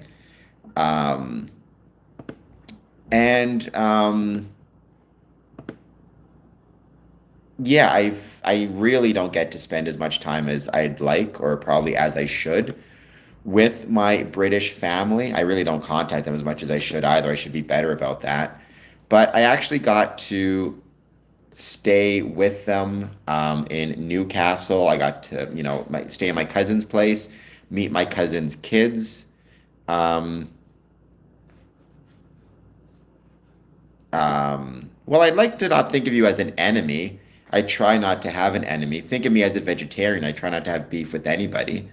Um, What I would say is don't be mean or cruel on the stream, and I won't, we have no problem. If you start to say things I dislike, I will put you in timeout. I try not to block anybody. My page, my rules kind of thing. But I mean, I have no problem with somebody on here who doesn't like Freemasonry. That's not going to stop me from keeping you on the stream. Um, People have the right to have their whatever views they so choose about Freemasonry.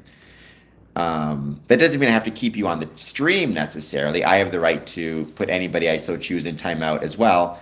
It's that balance, right? That doesn't stop you from creating your own channel and saying whatever you want there. So, anyways, it was a highlight for me personally. I got to reconnect with family, something I really have been very bad about. I also got to reconnect, though, with some of my Masonic roots. I got to visit I got to ride the underground tube like a real Londoner. I got to go to the Freemasons Hall, including having a cappuccino at the Goose and Gridiron in Freemasons Hall. It's not the original Goose and Gridiron, but it's an homage to it. It was a really beautiful, beautiful hall. Got to visit a brother from Craftcast, one of the best Masonic podcasts in 2025. I don't have any car. Then I made my way to Rose Street Brewery and to Scotland. I got to take part in the AVDA ceremonies. I didn't win, but I did interview two other brothers, one of whom won and one of whom was a finalist. I actually got this book signed by him while I was there. This is one of the books that was one of the finalists, Masonic Commedia. He signed it, which is incredibly kind of him. I got as a keepsake, oops, stuff's falling. I got this. That was really cool. So it was such an honor. It truly was to be there. I got to check out a graveyard with some Masonic tombstones in it. I got to have haggis, neeps, and tatties, which wasn't bad at all. Edinburgh was beautiful. I got to return to my grandfather's Masonic building, Haltwhistle Masonic Hall, where my grandfather, Alan Adamson, was a Freemason and was master. I said it before, I never got to meet him, but being a Freemason does make me feel closer to him. If I had to pick any lessons from this trip, again, traveling with the new passport, it reminded me of citizenship. It reminded me of just how valuable everybody is in making travel possible. I was very proud that in all my travels, including this one, I tried my best to at least somewhat immerse myself in the culture, in the day-to-day of where I'm visiting. I take public transit. I eat at local shops. I try to help the economy however I can. If you're traveling, it's about supporting the local businesses as well. So you need to keep that in mind. Some of it might, depending if you had too much, it might be a matter of not the food itself, but the quantity. Not the quality of the food, but the quantity. But yeah, it was really, really a wonderful thing to visit, both from a family perspective and a Masonic perspective. And also, again, going back to this idea of you never know, what I will point out is I was not even going to put in for that contest. I didn't think I would be nominated, and it just seemed like I had to fill out this application form and you had to scan some stuff, and I didn't really feel like doing the work or putting in the work. Um, but I chose to, and again, the lesson might be you never know. You never know what's going to happen. You never know the success you may or may not have. So just go for it. The worst they can say is no. It's like asking a girl out at the bar. The worst they can say is no. Or when people ask me, they say that they're thinking about joining Freemasonry, but they're nervous about it. I always tell them, well, you can always do it. What's the worst that can happen? They don't ask for money up front. If they do, it's a scam. They're not going to ask for any dues or initiation fees until you've already been accepted. and there's a process, so you have nothing to lose. Nathan Moore. All right, I'll take a break from talking about my highlights to answer that question. First of all, Freemasonry does not, we would not refer to it as the Bible per se. We refer to it as volume of the sacred law. The reason is Freemasonry does not exclusively use a Bible. For example, on my travels, I've seen a Quran being used. I've seen the Torah. I've seen an eagle feather used. I've even seen, I don't remember the name of it, but a book that is specific to the Hindu faith. Uh, Bhagavad Gita, I think maybe, though don't quote me on that, is what it might have been called. Freemasonry uses, I've even seen actually not seen, but was told that for some Wiccan Masons who were joining, they used some like rocks or stones. Um, um, Now, in Ontario, primarily what you do see is the Bible, but it's not exclusive. I have again seen in Ontario other books as well, but the Bible is kind of the default. You need some type of volume of the sacred law that represents kind of a belief in a supreme being.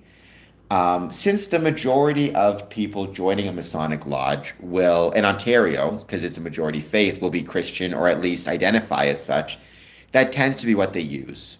Um, that is what they use, and that's always kind of been the rule of uniformity. In Michigan, some lodges, again, I've been to lodges in Michigan where they have a Torah, a Quran, and a Bible. In Israel, I'm told they use all three books at the altar at the same time. But because it would get too complicated in some jurisdictions if you had every type of book of every type of brother, what they tend to do is they'll use a specific book. If a brother is joining who is, let's say, Muslim, they'll use the Quran. But for a regular meeting day to day, they'll use a Bible just because it's easier. So in Ontario, it tends to be the Bible in every lodge. Um, but again, if a brother's joining and he's Muslim, they, in that moment at that initiation, will use the Quran, for example. One of the things I'm proud of is making sure in my office of my lodge, we have copies of the Quran, the Bible, the Torah, even an eagle feather, if it's necessary, for that brother joining.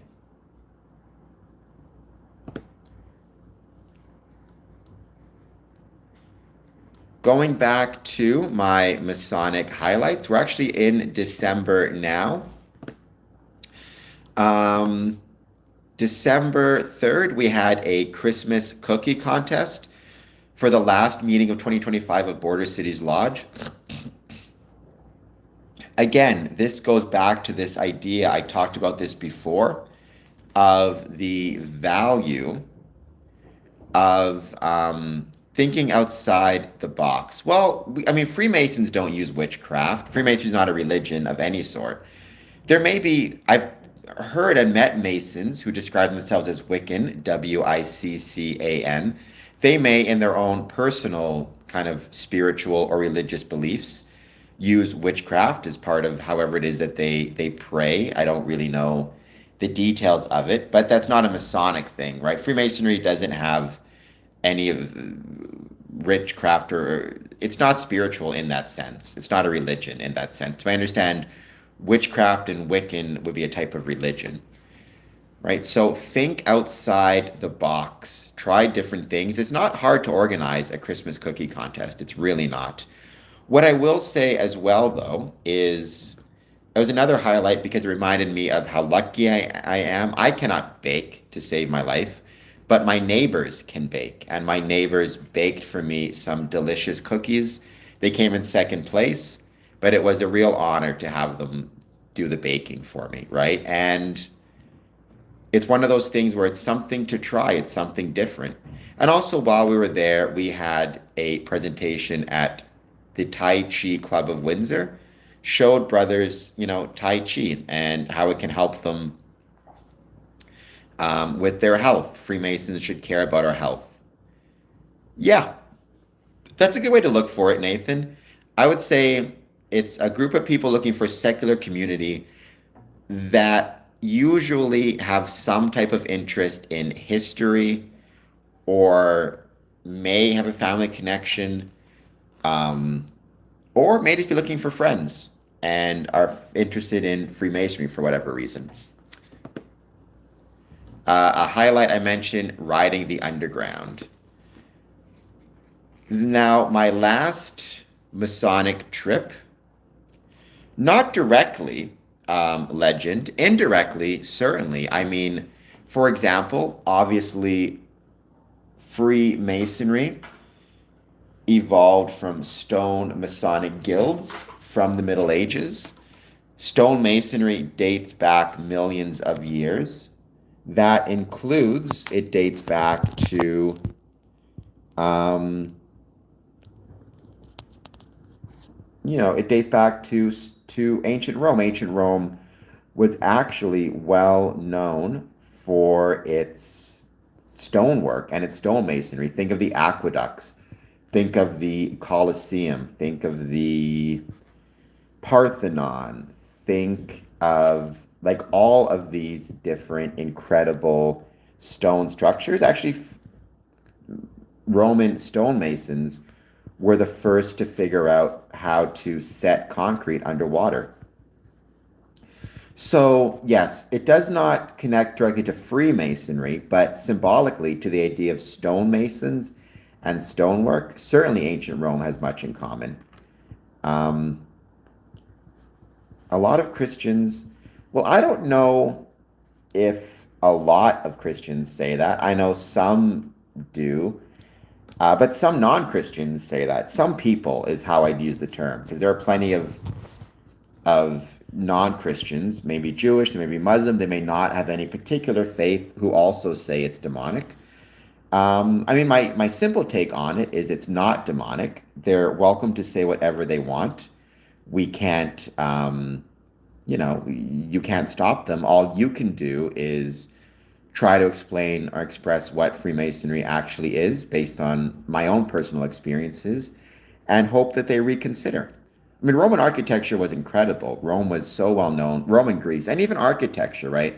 When I talk about all the different things that Freemasonry borrowed from in terms of its symbolism, one thing I sometimes forget to mention is it borrowed from architecture and architectural traditions. Like, there's a reason on this, let me see how well I can show it to you guys. On this tattoo, I have architectural pillars, Ionic, Doric, and Corinthian, right? It's because Freemasonry and architecture go hand in glove in terms of symbolism and symbology. So, and even this new tattoo, my tattoo from Advanced Tattoo, it's the entrance to King Solomon's Temple. So I thought that was really cool as well. Um, which that might be in some ways my last, actually, no, that's not my last highlight, but that was a big one. So my last major trip was December 7th. This is my last trip in 2025, obviously. It was a trip to Chicago and then from Chicago to Columbia. Um, well, Nathan, I don't know how best to answer. Like, I'm not a Christian. I don't know. Well, I think the Americans borrowed the eagle from the Romans. I think the Romans had it first, obviously, and the Americans decided. Like, I don't know how to describe it. Like, so Freemasonry is not a religion. So the reason one goes to church is inherently different than the reasons one goes to a Masonic lodge. And it should be, because they're not the same thing.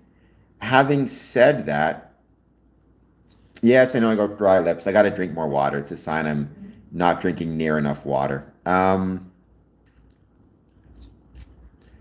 what am I like? I don't know how to say separate because so for me, it is not legend. For me, it's not like for me. Uh, like I always consider myself a Freemason, whatever I'm doing. So when I'm a professional wrestling referee, I'm still a Freemason. I'm just doing something different. Like I'm always wherever I am, I try to bring some of my Masonic ideals into that situation as a Freemason.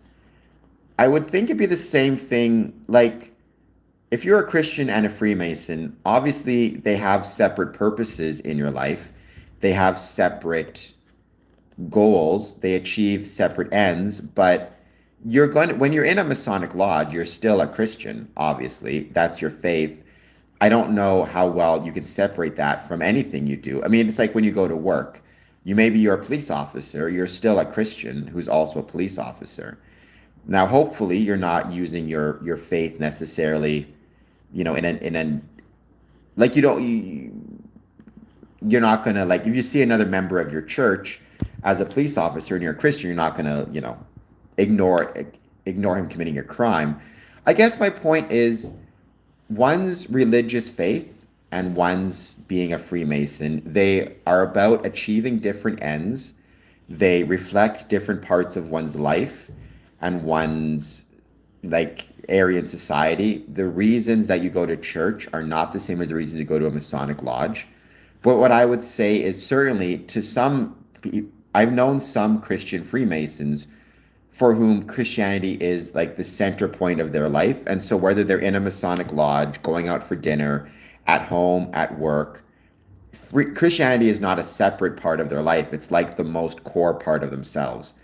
Um, I've known others, maybe Christian Masons, who they do have this tendency to, they're kind of Christian on Sundays, and then I don't know. I don't know if you can separate those aspects of your life so simple, so easily, right? I think again for me, I kind of consider myself wherever I am, I'm a Freemason, as well as a wrestling referee, as well as a son. Like I don't know if you can easily separate these aspects of your life. I hope that makes sense. If I had to explain Freemasonry, I would say the most simple answer is Freemasonry is a civic organization or a community organization. Um, I would say for me personally, Freemasonry is the belief that the world can be, or not even the belief, Freemasonry is a belief that the world can be made better through the application of brotherly love, relief, and truth. So, Nathan, I don't, if you want to know that, you got to join because I don't talk about the pledges within Freemasonry. Here's what I will say though. I'm not going to say yay or nay to your question directly, but I'll answer indirectly. I used to be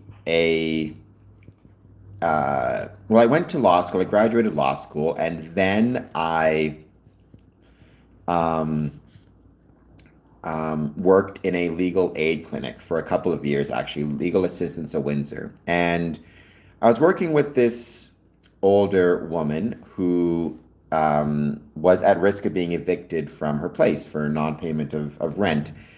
And um, she was saying she paid the rent and the landlord was screwing with her. It was a big deal, right? So, anyways, at one point she says, if I'm lying, you can kill me right now, or I'll kill myself right now, right? And obviously this freaked me out as a young law student. I got my boss involved and we talked to her. She didn't mean it literally that, if she was lying, she would literally kill herself or I could kill her, anything like that. It wasn't literal, it was metaphorical. By saying it, she was trying to express how important it was for me to believe her and how much she cared and the emotional weight of the situation. Any penalties referenced within Freemasonry are in the same vein. They're not literal, they're metaphorical, and they're a way to express the seriousness of the um, situation and the seriousness of, what is Freemasonry and what the oaths are. It goes back again to people who say things like, I swear on the life of my firstborn, I never. they don't literally mean it. They're not literally putting the life of their firstborn at danger. If,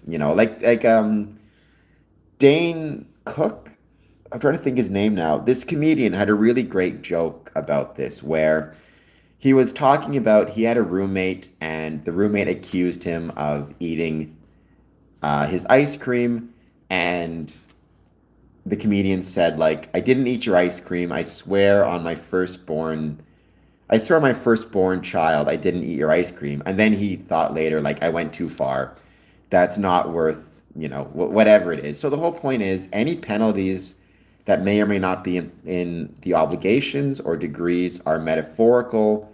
They are not literal. And there's nothing in any obligation or degree that ever made me feel unsafe or is in contradiction to one's civic, religious, or kind of familial responsibilities.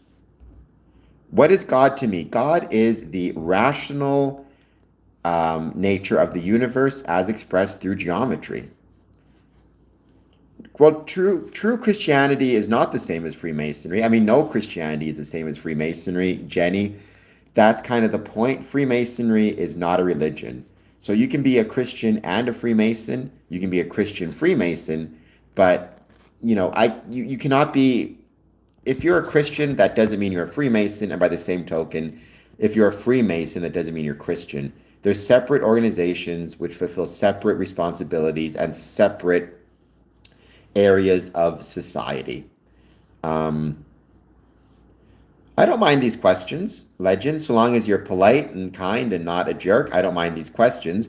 I prefer to get these questions after getting a 99-cent super chat to help out the channel, or a like and a subscribe, but I'm still happy to answer them either way. And so thank you so much for being here. And thank you for being at 3,155 subscribers. That is incredible. So, going back to my final trip, Chicago to Columbia with a stopover in Fort Lauderdale. I once again got the chance to visit first of all, I went to Jefferson Masonic Temple and took part in a Christmas ugly sweater contest. I did not win, but that's okay. Um, I had some Dunkin' Donuts, Christmas holiday donuts, which I love. I got a, so this was a really special highlight. Oh, in case anybody's curious, those are children running around up there.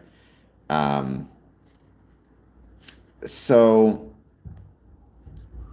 like I said, and if you've been following along this year, I am very lucky. I frequently visit Chicago and Glenview. I've said it before. If you had to pick four places that kind of built me into being who I am, it's Chicago, Glenview. I count those as one, even though it's a city and a village. I count them as kind of one place because Glenview is 40 minutes north of Chicago by the metro. It's Chicago/Glenview. It's Ottawa. It's Winnipeg, and it's Windsor. Whenever I make my way to Glenview and Chicago, I always try to at least visit one place that I've never been to before, but it has to have some type of meaning to it. Like there has to be a reason I'm going beyond just the visit. Um, and despite going to Chicago, Glenview for almost 20 years, 17 or 18 years, I never had a chance to visit the Montclair Masonic Temple before my December 2025 trip, where I visited Ravenswood Lodge, number 777. Let me see. They gave me one of their pins as well while I was there, and it's somewhere. Oh, there it is. Again, it's. Let me see if I can find it again. Okay, it's by the. Oh, there it is. I got it kind of in the center, just under the blood donation one. So they gave me that pin. But really, what was special was getting the chance to actually visit a brand new Masonic temple in a city I love. Again, I got there through public transport. I always try to give a shout out to public transit and suggest if you're traveling, you take it if you can.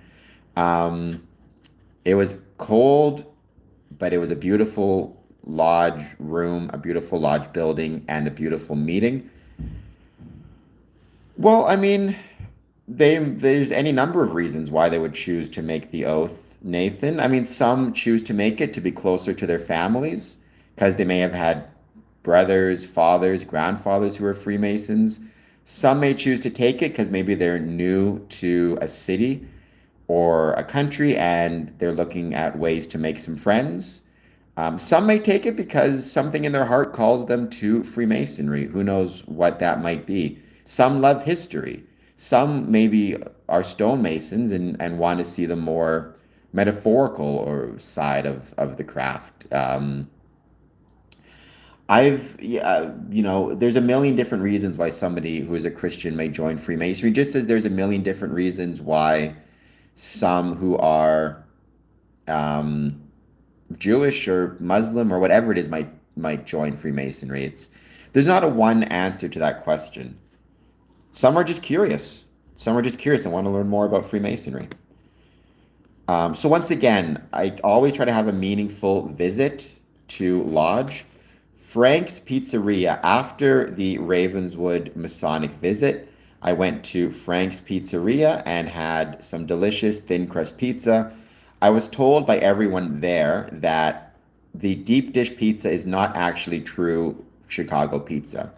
True Chicago pizza is thin crust from places like Frank's. Frank's Pizzeria was a beautiful, I loved it. The lodge was so cool. The pizza place was so delicious. The lodge was incredible as well. But the pizza was good. It was like this small hole in the wall pub. You were packed in there, but the food was delicious. The pizza was so good, and so were the appetizers. And the cheesecake afterwards was pretty delicious as well. So, um, I don't buy that. It's not a supernatural. I don't believe in the supernatural. I'm not a big fan of that. So, and then I got a ride from the lodge and from the pizza party. Again, another meaningful experience to Chicago O'Hare International Airport and traveled to Columbia. O'Hare was actually just ranked as the busiest airport in the world. Or at least, sorry, busiest airport in America. Excuse me. And it's, I have no question as to why that is. It's because it's a wonderful airport. They do a really excellent job. I've always had good flights out of there. I always love it, especially at Christmas when it's decorated. They have great amenities. And yeah. So I got the stamp. I got the stamp in Bogota, Colombia.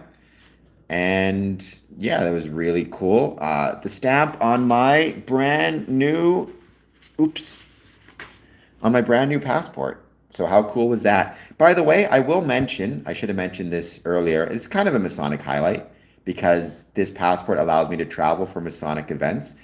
To get this passport, I used the online application portal, including getting my photos saved online through Staples. The online process was super easy, no issues, no challenges. I got my passport renewed for 10 years.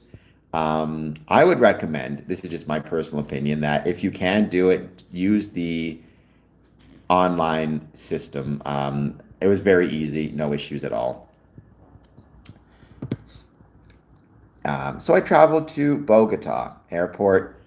Little note, the El Dorado Airport in Bogota, if you're traveling there and you didn't get all your vaccinations, they have a free vaccination clinic. I was able to go there and get myself the yellow fever vaccination. So how cool was that? For free, completely for free. Even for Canadians, you don't need to be from Colombia to get it. I then Again, Masonic highlight. Spent 3 days in Bogota, Colombia. I went to a winter solstice celebration. I went to a graveyard, a cemetery, which featured a Grand Lodge of Columbia Masonic um, uh, crypt. It was really incredible. Cementerio Central is what it was called. Thank you to a guide who showed me around. It was absolutely beautiful. I think I had a lot of coffee because I love coffee. Having a cup of coffee at a Grand Lodge, a museum of Freemasonry in South America, is pretty great. The lodge room itself, I'm going to show you a picture of this because it's so cool. Yes, I agree, Gooey. Lodge pizza parties are the best. Right? Check out that roof, that ceiling. There's a song I really like by Blue Rodeo. That's when they light it up, called Lost Together.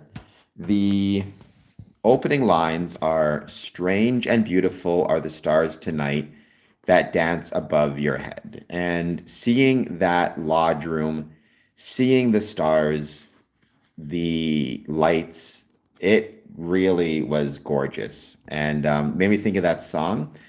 It was a major highlight, not just of 2025, but I'd say probably of ever sitting in that lodge. Um, Seeing particularly the Orion constellation there was really, really cool. Meeting up with some brothers was really, really cool. Having a great meal. So here's one of the biggest highlights, I would say, and I think this goes to demonstrate just how wonderful Freemasonry is, or how wonderful Freemasonry can be. So I do all my stuff in Colombia. It's incredible. It's wonderful. I have a blast. Again, I get a ride from brothers from a third degree back to the airport. I would say I've talked about this before, but if you like, if you ever get the chance, and I know not easy for everybody, but if you ever get the chance to watch or take part, or just watch, I should say, in a Masonic degree or meeting in a language other than English, absolutely take advantage of it. It is 100% going to make a huge impact on you. I sat through an entire lodge meeting in Spanish, both the opening, the closing, and the degree. I couldn't understand a single word, and yet I understood everything that was happening and everything that was going on because it was a third degree. It was a Masonic ritual. It reminds you of the universality of the craft. It reminds you of the importance of the craft, of the importance of visitation and of visiting.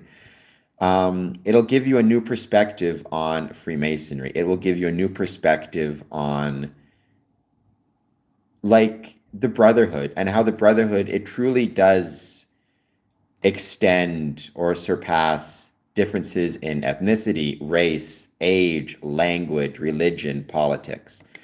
We're all brothers at the end of the day, and there's a universal language to that. I love pasta and breadsticks, Josh. Who doesn't? Go Olive Garden. All right. But then the last bit. So I'm leaving. Actually, it wasn't that hot, but I'm leaving beautiful Bogota, Colombia. Of decent weather. It was like room temperature was always around the low 20s, which is perfect for me. And I fly back to Windsor. So I fly back to Chicago. I land first in Fort Lauderdale. Fort Lauderdale, nice and warm. Then I fly into Chicago, and Chicago is freezing. I'm pretty sure, don't quote me on this, but I'm pretty sure it was the coldest day of the year. Like it is freezing.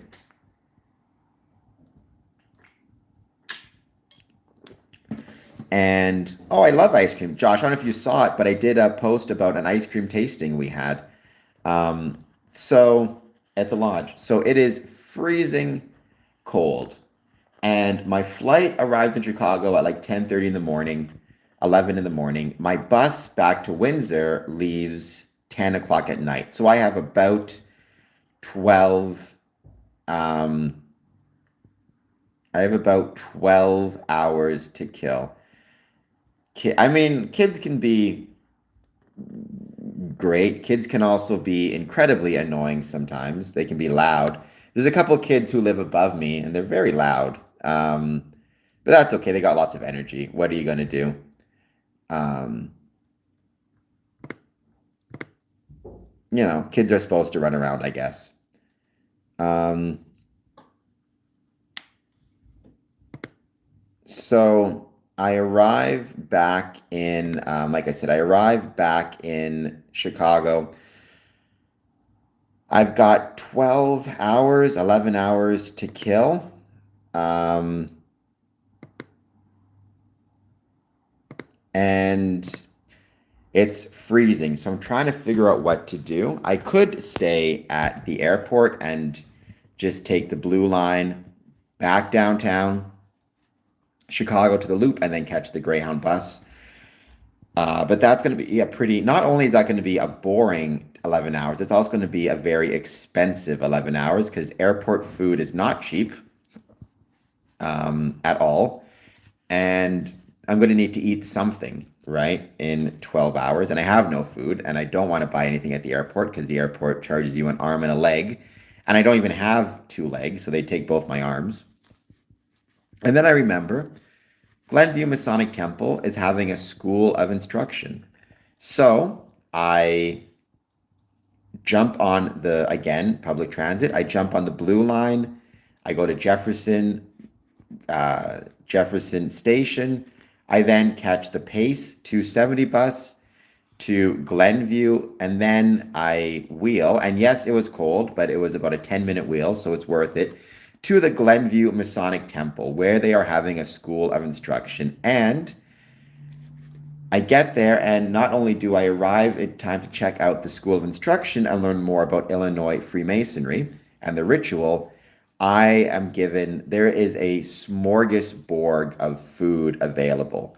They have roast beef sandwiches, donuts, chicken, coffee, pop, water, chips, it was, it was huge, the amount.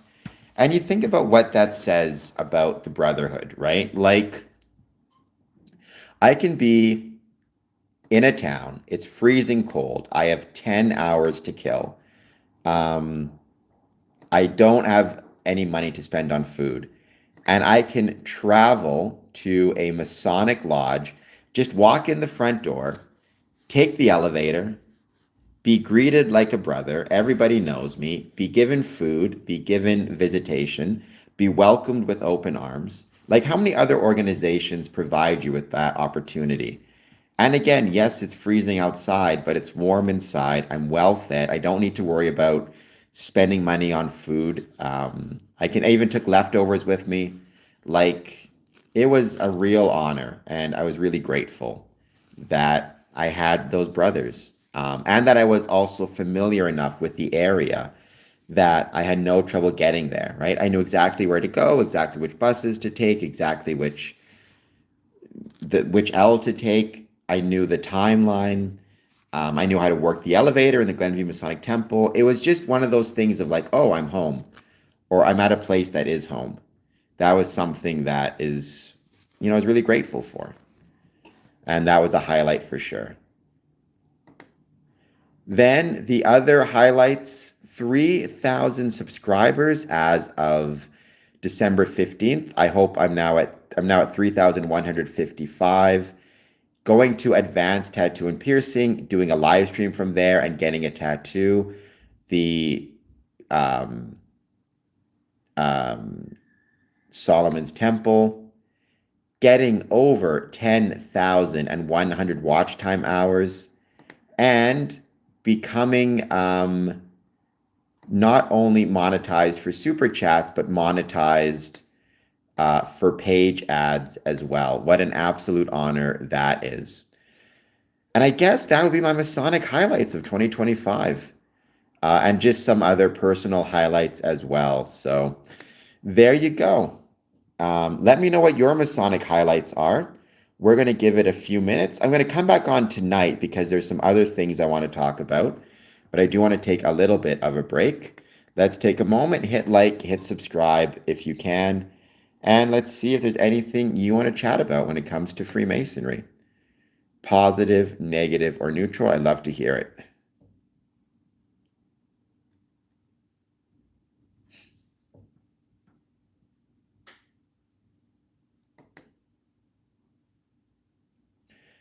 By the way, my page ads, I've currently made 29 cents estimated revenue. So there you go. I'm rich. Also, I would mention another highlight is I got monetized for revenues through Facebook. So if you want to support my Facebook channel, I would greatly appreciate that as well.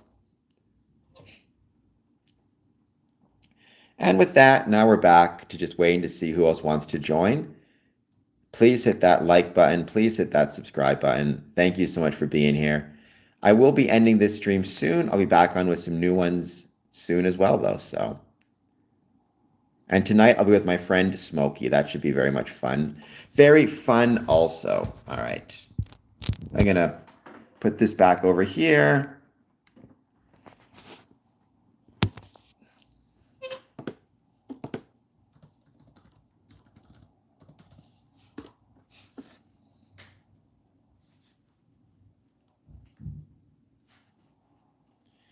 And we're just going to wait to see who else joins.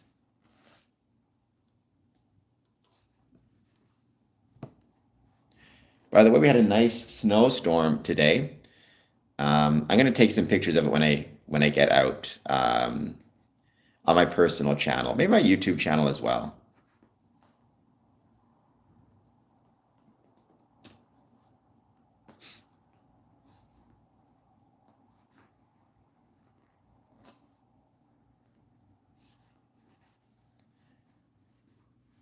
Going to be more time, see who else joins. There is some cool things if you're in Windsor happening in Windsor, including, let me make sure I get these correct.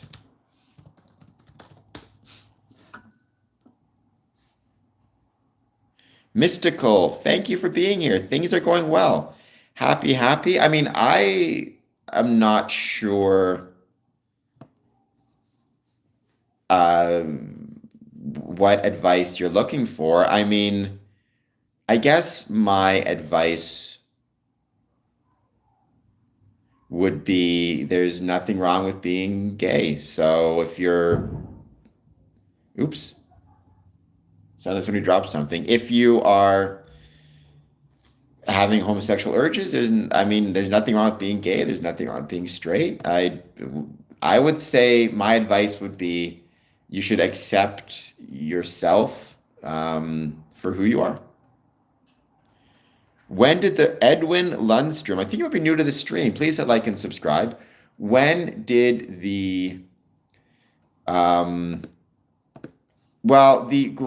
Lodge, Edwin, began June 24th, 1717.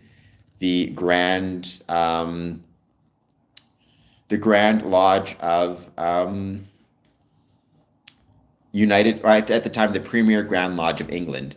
So that started June 24th, 1717.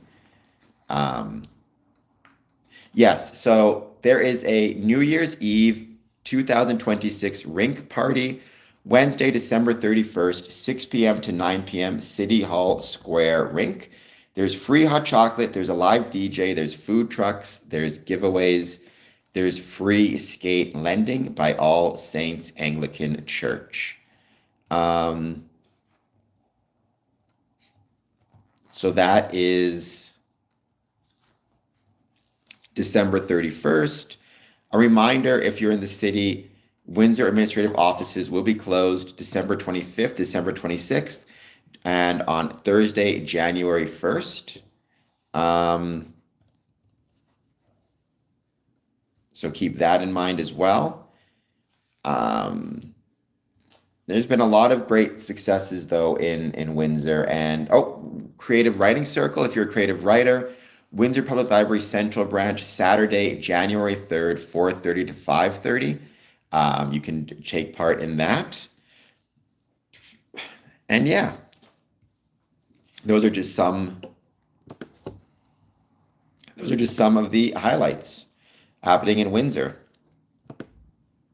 Now we're back to just hanging out. Let's wait and see who joins.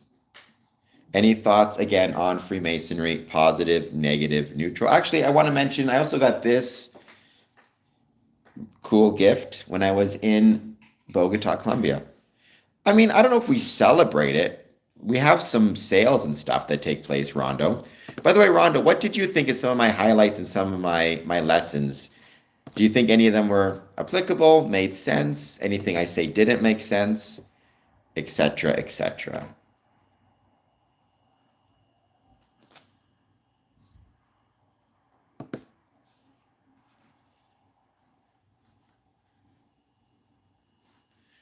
I mean, I think it's famous that a lot of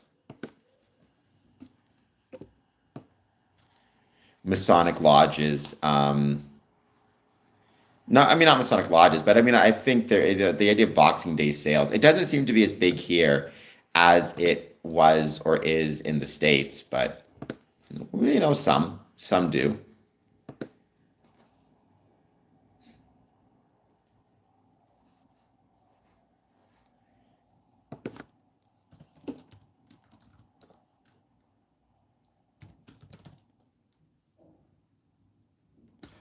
Thank you, Rondo. That's very kind. I mean, that's a big part of that is yourself and all the regular viewers, right? Freemason. Actually, this is true for Freemasonry as well. Um, but it's true for YouTube, right? Yes, it's great to have subscribers, but what you need is active membership. You need active people showing up, taking part. So I'm grateful for every one of the 3,155 subscribers I have. But what I'm truly even more grateful for is all of the subscribers who show up, like, subscribe, comment, etc., etc. Well, Hannah, I can't pronounce your name. Well, Slayer, you remind me of somebody who should hit the like and subscribe button, is what you should do.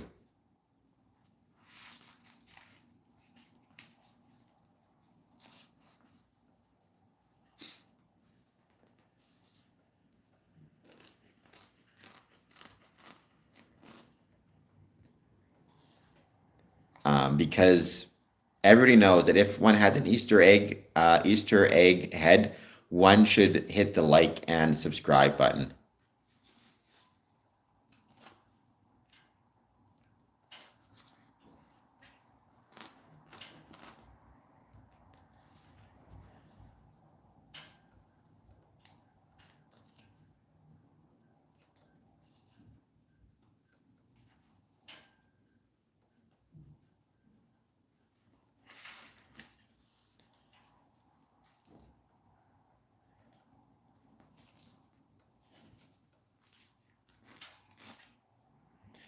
We're just giving it a bit of time, seeing who else joins. I've finished kind of my main subject. I will be talking about more stuff though. I'm going to come back on tonight. It's one of those things I have so much to talk about. I've had such a great year that, one of the issues of that is I want to get as much of it done as I can before December 31st. So.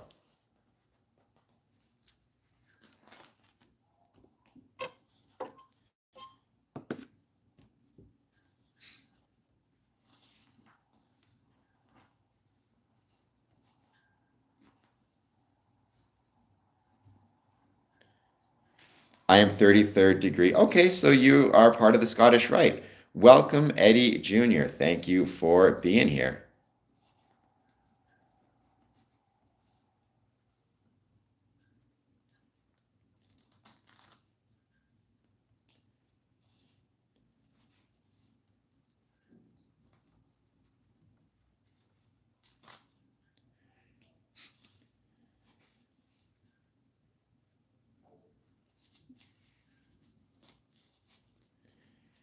We're just hanging out right now, waiting to see who joins. I don't have any more topics at the moment, but yeah, just hanging out.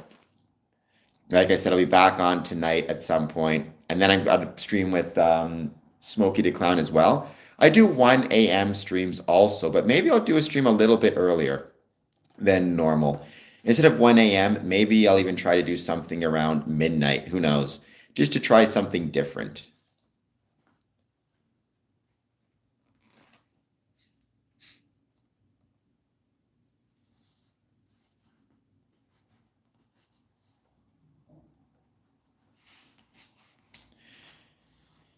No, that is a myth. The whole point of Freemasonry is not to be secret because I'm here talking about it. So if it was all about being secret, I don't think I could be here chatting away about it as much as I am.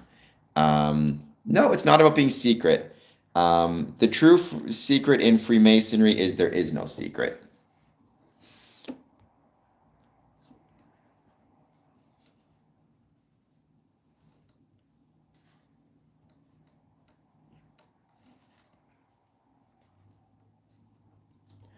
I am not. I'm from Windsor. Well, I'm from Winnipeg, Manitoba. I currently live in Windsor, Ontario.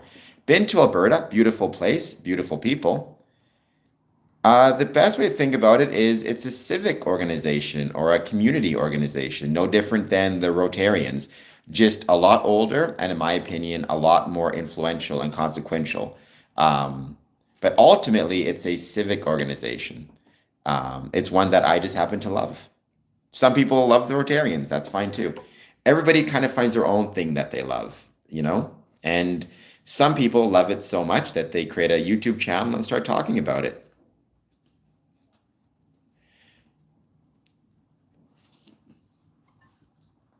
Uh, depending on how hard it was, please go see a doctor, would be my advice.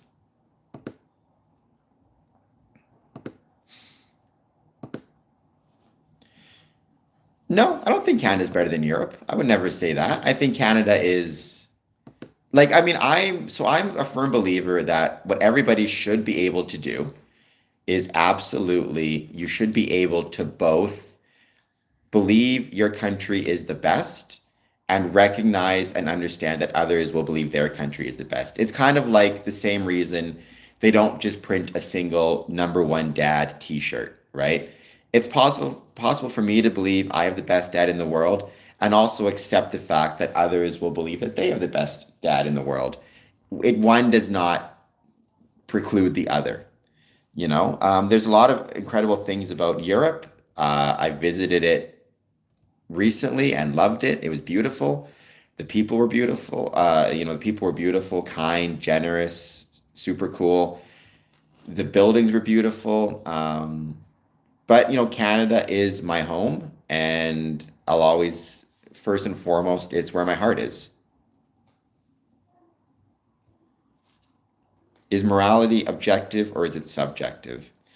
Um, I mean, it's subjective, but subjective doesn't mean irrational, right? So it's subjective, but it's still possible within this, and this is my opinion, by the way, within the realm of the subjective, it is possible to come to a rational answer on which everybody will agree. I think sometimes people mistake it and they will say, well, if morality is subjective, that means anything can be right and anything can be wrong. It's like, no, that's not how it works. The example I will always use is time, right? Time is relative. No two clocks will show the exact same time down to the nanosecond based on how one moves through the world. However, it's still possible to know the time, and it's still possible to calculate a time, and there's still a correct answer. Like, let's say you're traveling near to the speed of light. The time that passes for you will be different than the time that passes for me. However, I can't say to you, your time equals fish. That's irrational. There's still a rational answer. And if I know how fast you're moving relative to me, I can calculate the correct answer, right? So morality is subjective yet rational, and it is possible to come up with, within a subjective framework, a rational, understandable morality that ultimately does what morality should do, which is advances the community and society and humanity. Um,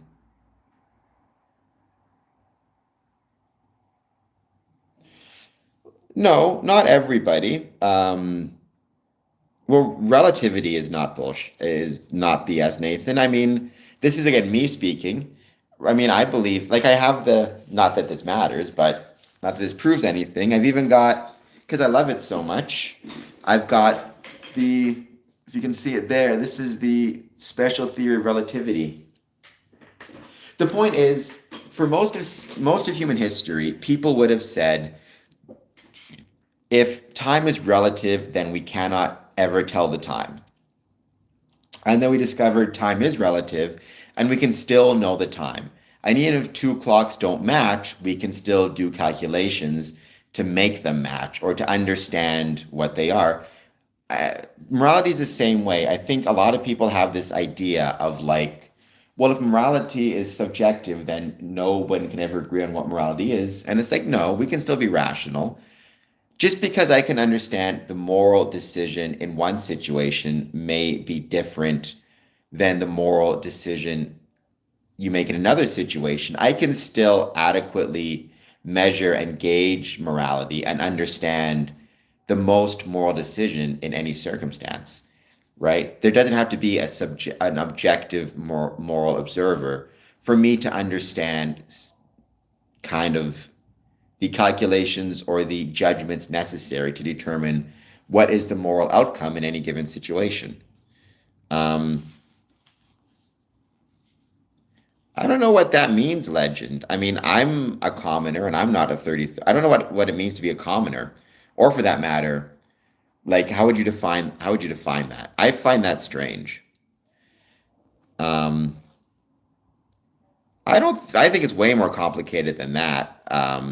I don't know. It's not moral majority. It's moral judgment. It's moral calculations, right? And I think if you define morality as ultimately evolving from the biological needs of humans and our ability to understand those needs and act in such a way that extends, the biological lifespan of either an individual or the community, right?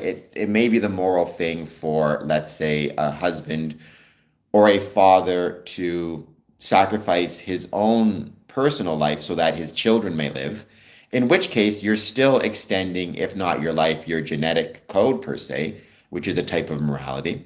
But I don't think it's moral majority. It's more a calculation based on, at the most basic level, a recognition of the importance of humanity from a physical standpoint.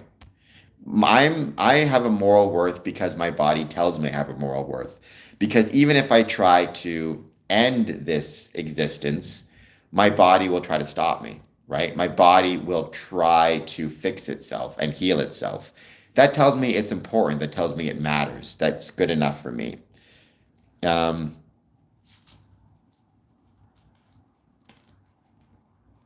I don't know if I necessarily agree with you on that one. I think it's a little bit more complicated. And I definitely think so. I'm not a Christian myself. There are many Freemasons who are themselves Christians. Um, but I'm not a Christian myself. What I would say is I think there are many people who find morality in many different ways. And I think it's all possible to be rational in their moral outcomes. Um,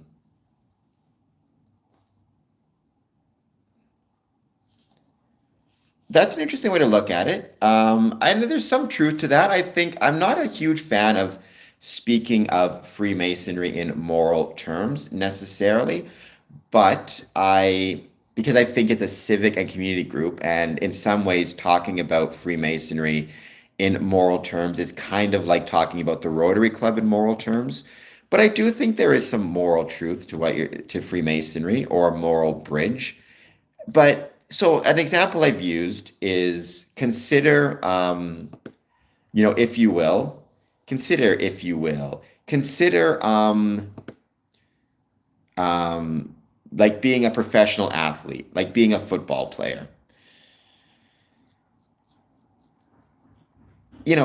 Football is not inherently moral or immoral. It's a sport. But if you are a professional athlete and a football player, you can derive moral lessons from the game. So, for example, I think teamwork is a moral lesson. I think, the importance of working with a team, of sacrificing for the greater good, of practice, of physical fitness, of health, of not cheating, hopefully. I think all of those are moral lessons that you can derive from the game of football if you dedicate yourself to it. In this, it may not be the reason football was created, but nonetheless, there are moral lessons in the application of being a football player. Teamwork, sacrifice, health, practice, not cheating. In the same way with Freemasonry, I think there are moral lessons that you derive from it. I think being part of a group, being part of a community, brotherly love, charity of all different types, sacrificing of your time. I think there's moral lessons within that as well. Please, by the way, hit the like and subscribe button. I would greatly appreciate it. Um, Yes, a system of morality is what it says, but I'm still not a huge fan of talking about it in those terms. Don't get me wrong, I know what the ritual says. I've always, because a lot of people have this habit of confusing morality with religion, or in their mind, if something has a moral nature, it must be a religion. And obviously, Freemasonry is not a religion. So even though I know what it said, I try my best to, I'm hesitant to use those terms, even though certainly in the past I've talked about Freemasonry as possessing a kind of morality, or certainly at least a philosophy. Um,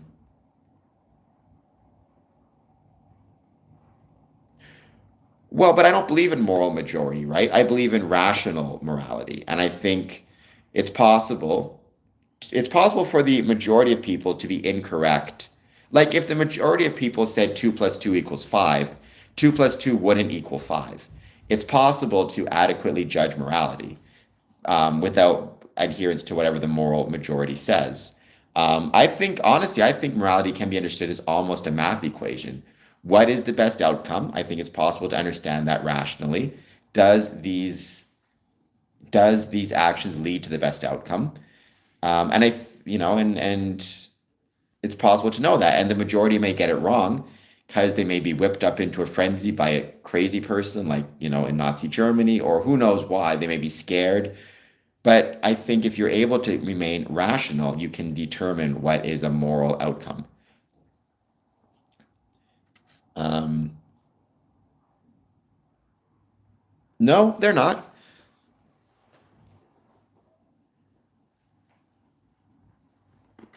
Well, you should always get yourself tested regularly, prime race. If you're active, you should get yourself tested. Talk to your doctor.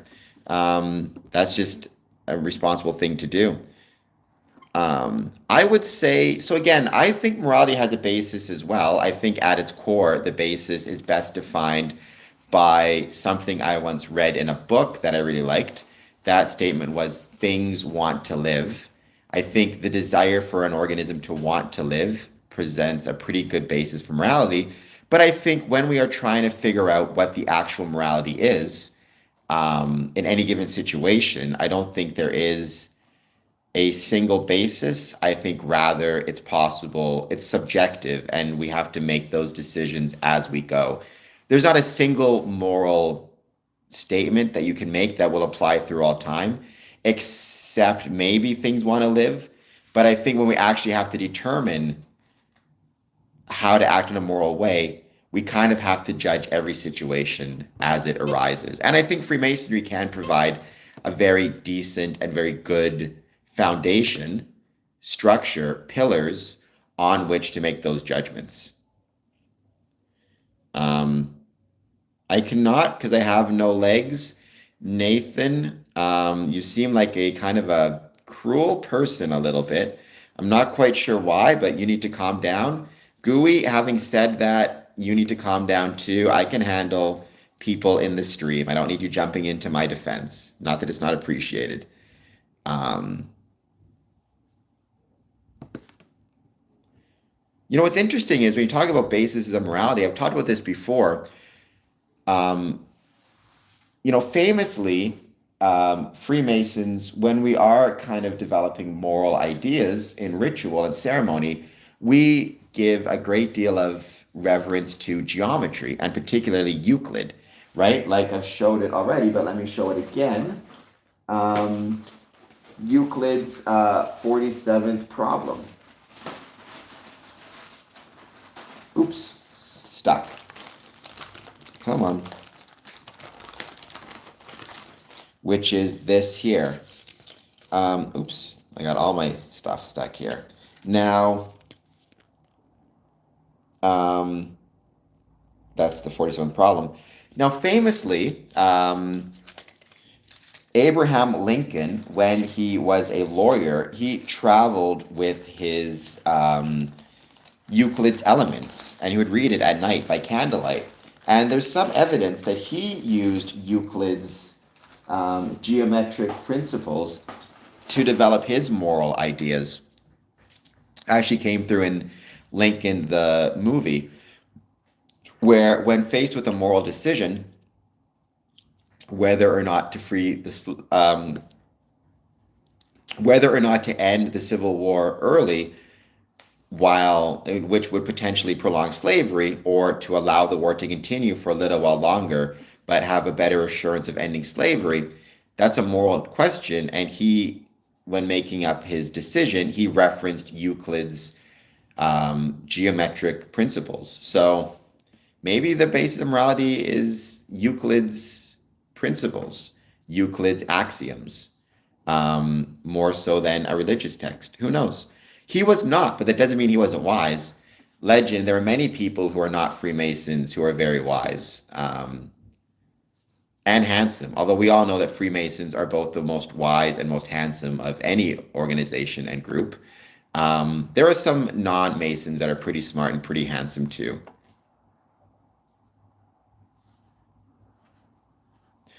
I'd say consequentialism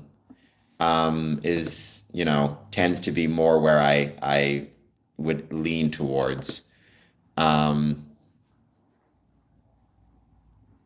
Ontological ethics in general, certainly deontological ethics, I'm somewhat wary of, but I did not really grow up with religion per se. I mean, I knew of it. I remember going to church when I was younger, and I've been to church a few times. I'm hesitant of it, though. I respect, like, one thing within Freemasonry is, and I truly think this is the strongest and maybe the best part about Freemasonry, is it promoted religious tolerance in 1723. Think about how long ago that was. I think the Anderson Constitutions have one of the best statements ever, paragraphs ever, about religious tolerance. And so I bring that up to say, I think as a Freemason, it behooves me to be respectful of everybody's religious beliefs, Christian, Muslim, Jewish, and if you find immorality therein, all the better. I don't know what that references to per se, but I'm sure Jeremiah 31:33 is great. What was the quote? I hope it was a good quote and not, boy, are some people ugly, because that would be concerning.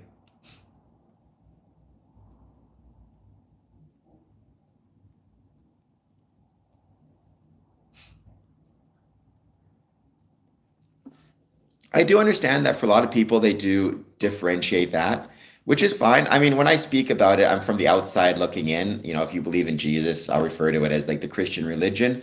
But I understand for many, it's not so much a religion as a relationship. We're going to be ending this stream soon, this first stream. I will be back on tonight, though. So, you can find me there. Talking about more of my Masonic highlights of 2025. I'm not a religion of any sort. I'm somewhat hesitant about religion. I respect religions and people's religious beliefs, but not really myself. I would describe myself as religious. That's a great quote, Underground Thomas. I like that quote a lot. That's what I think it is. I think to be a human and to be a man is not something you are, it's something you build, it's something you practice. It's metaphorically something you get better at every day if you're doing it right. So the Illuminati started in 1777 under a guy called Adam Weishaupt. Um, it was started by a Freemason um, who left Freemasonry because he didn't like it for a variety of reasons, trying to get into. But he thought it was too expensive and not esoteric enough. And so he decided to start his own organization. It really ceased to exist at least any meaningful way by the early 19th century. Okay, that's a great quote. I guess that's Jeremiah.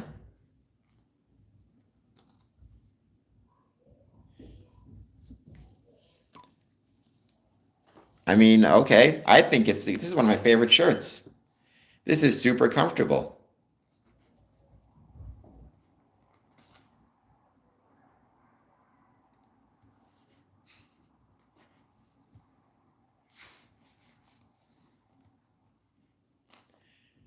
All right, we're going to give this another, let's say, elbow reveal. I got my tattoos here. That's a tattoo reveal. No, I agree with that 100% Underground. Um, like I've said, we got the kids playing upstairs. I've said it before. If you are struggling in your own life with whatever it might be, like there's this thing called codependent relationships.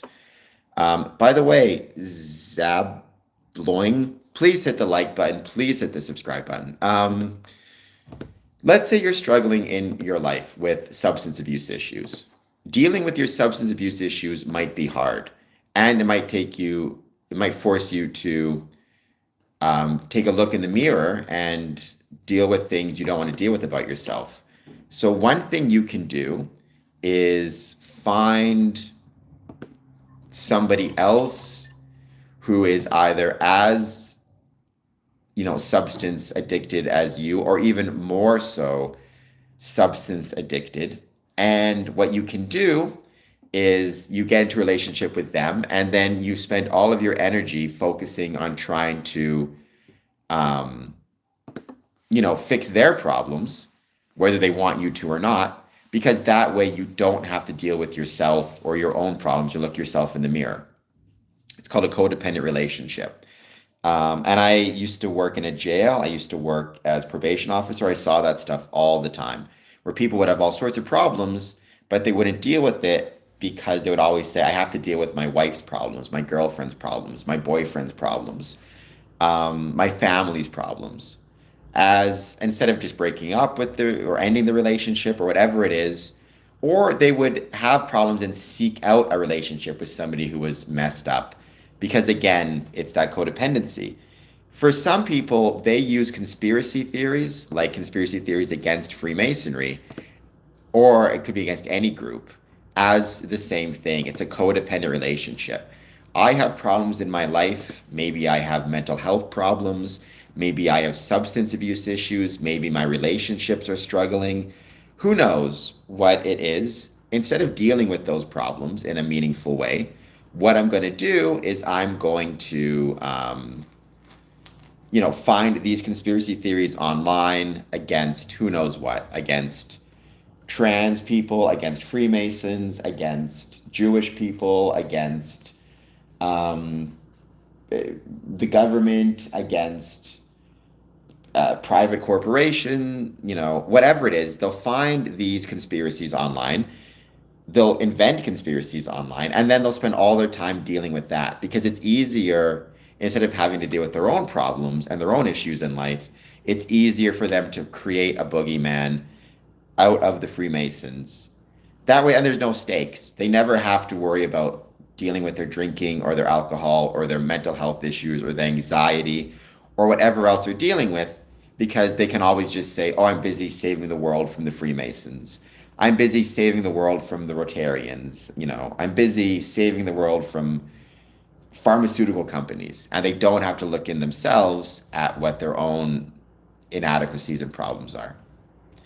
And so, yeah, you can form a codependent relationship with people. You can form a codependent relationship with conspiracy theories. It's all codependency. It's all a way to avoid dealing with your own problems. At least that's my experience. Um,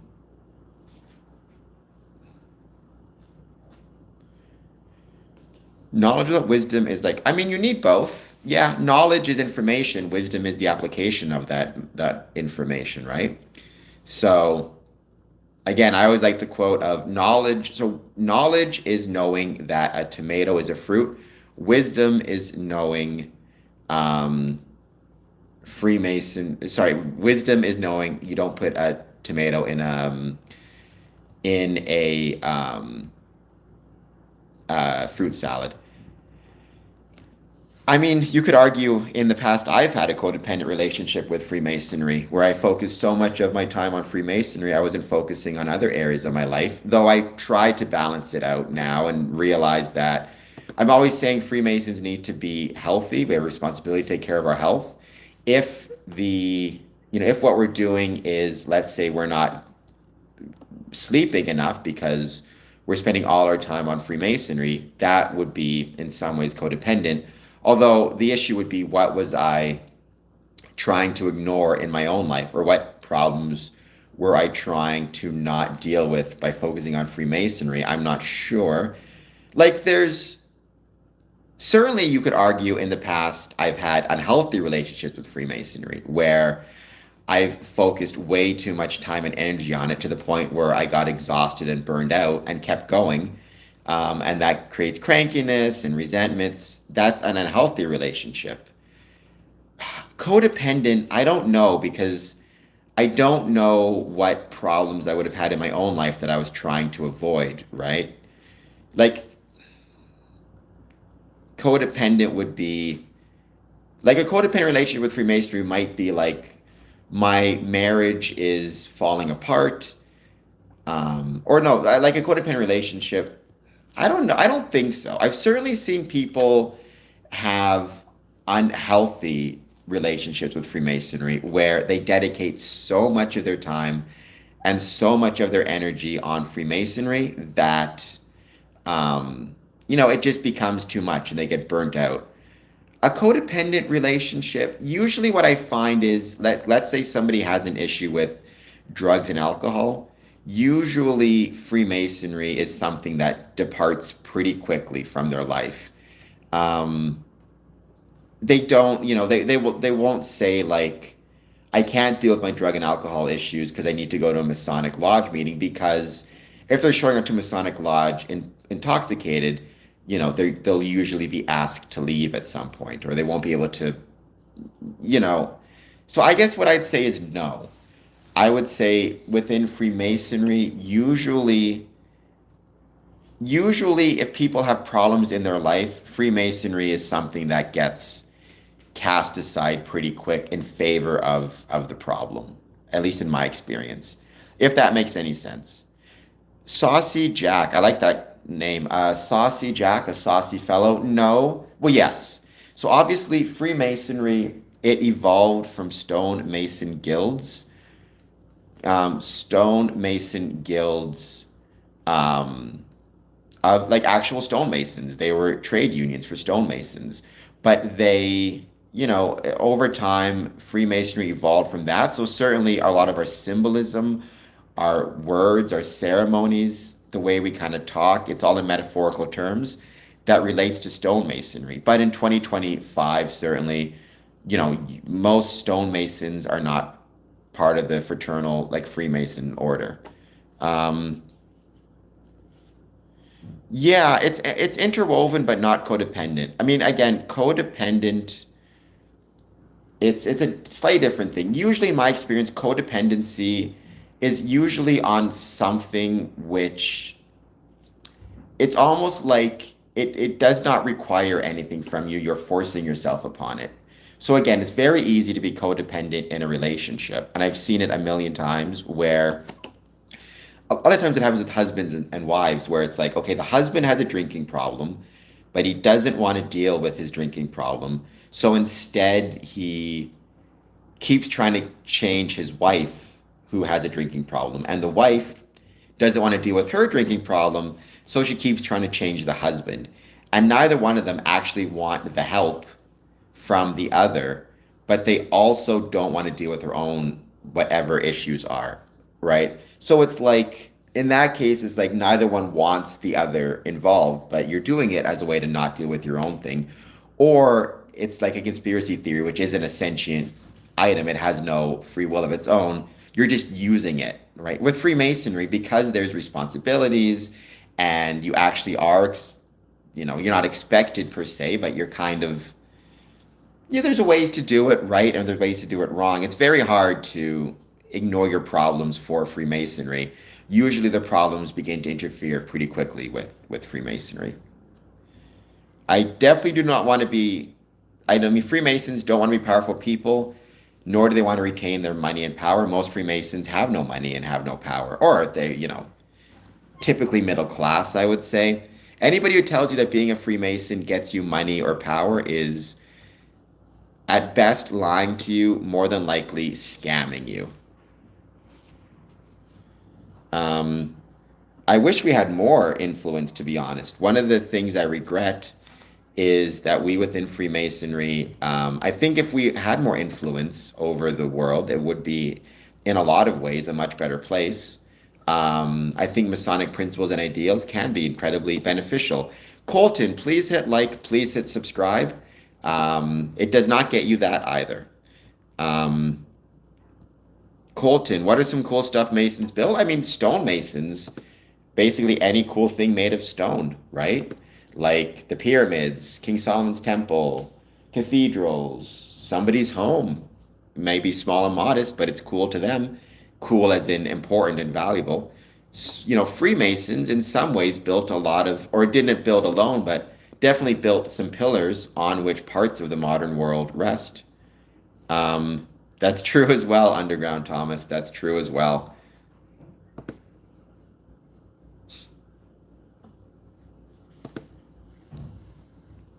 Okay, we are going to give this another, let's say, 5 minutes. I will be back on tonight, though. Do not worry. But I also need to make sure that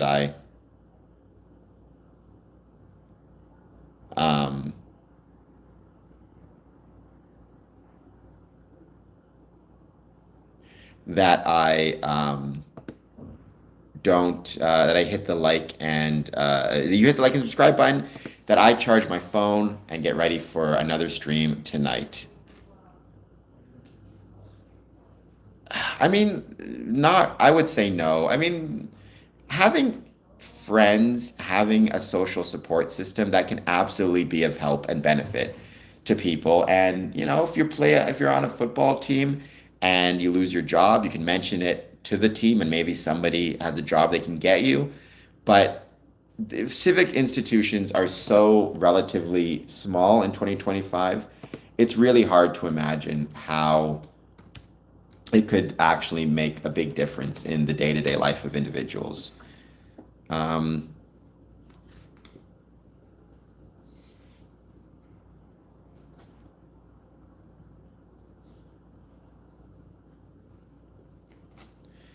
All right, guys, let's give this stream the end of this one. Forgive me for the very pain in the butt technical challenges. Lewis, please hit like and subscribe. Everybody, please take a moment, hit like, hit subscribe. Thank you for being here. We will be back on very soon tonight. Make sure you have your notifications on and you'll see us when we come back. All right, thank you guys so much. See you all soon.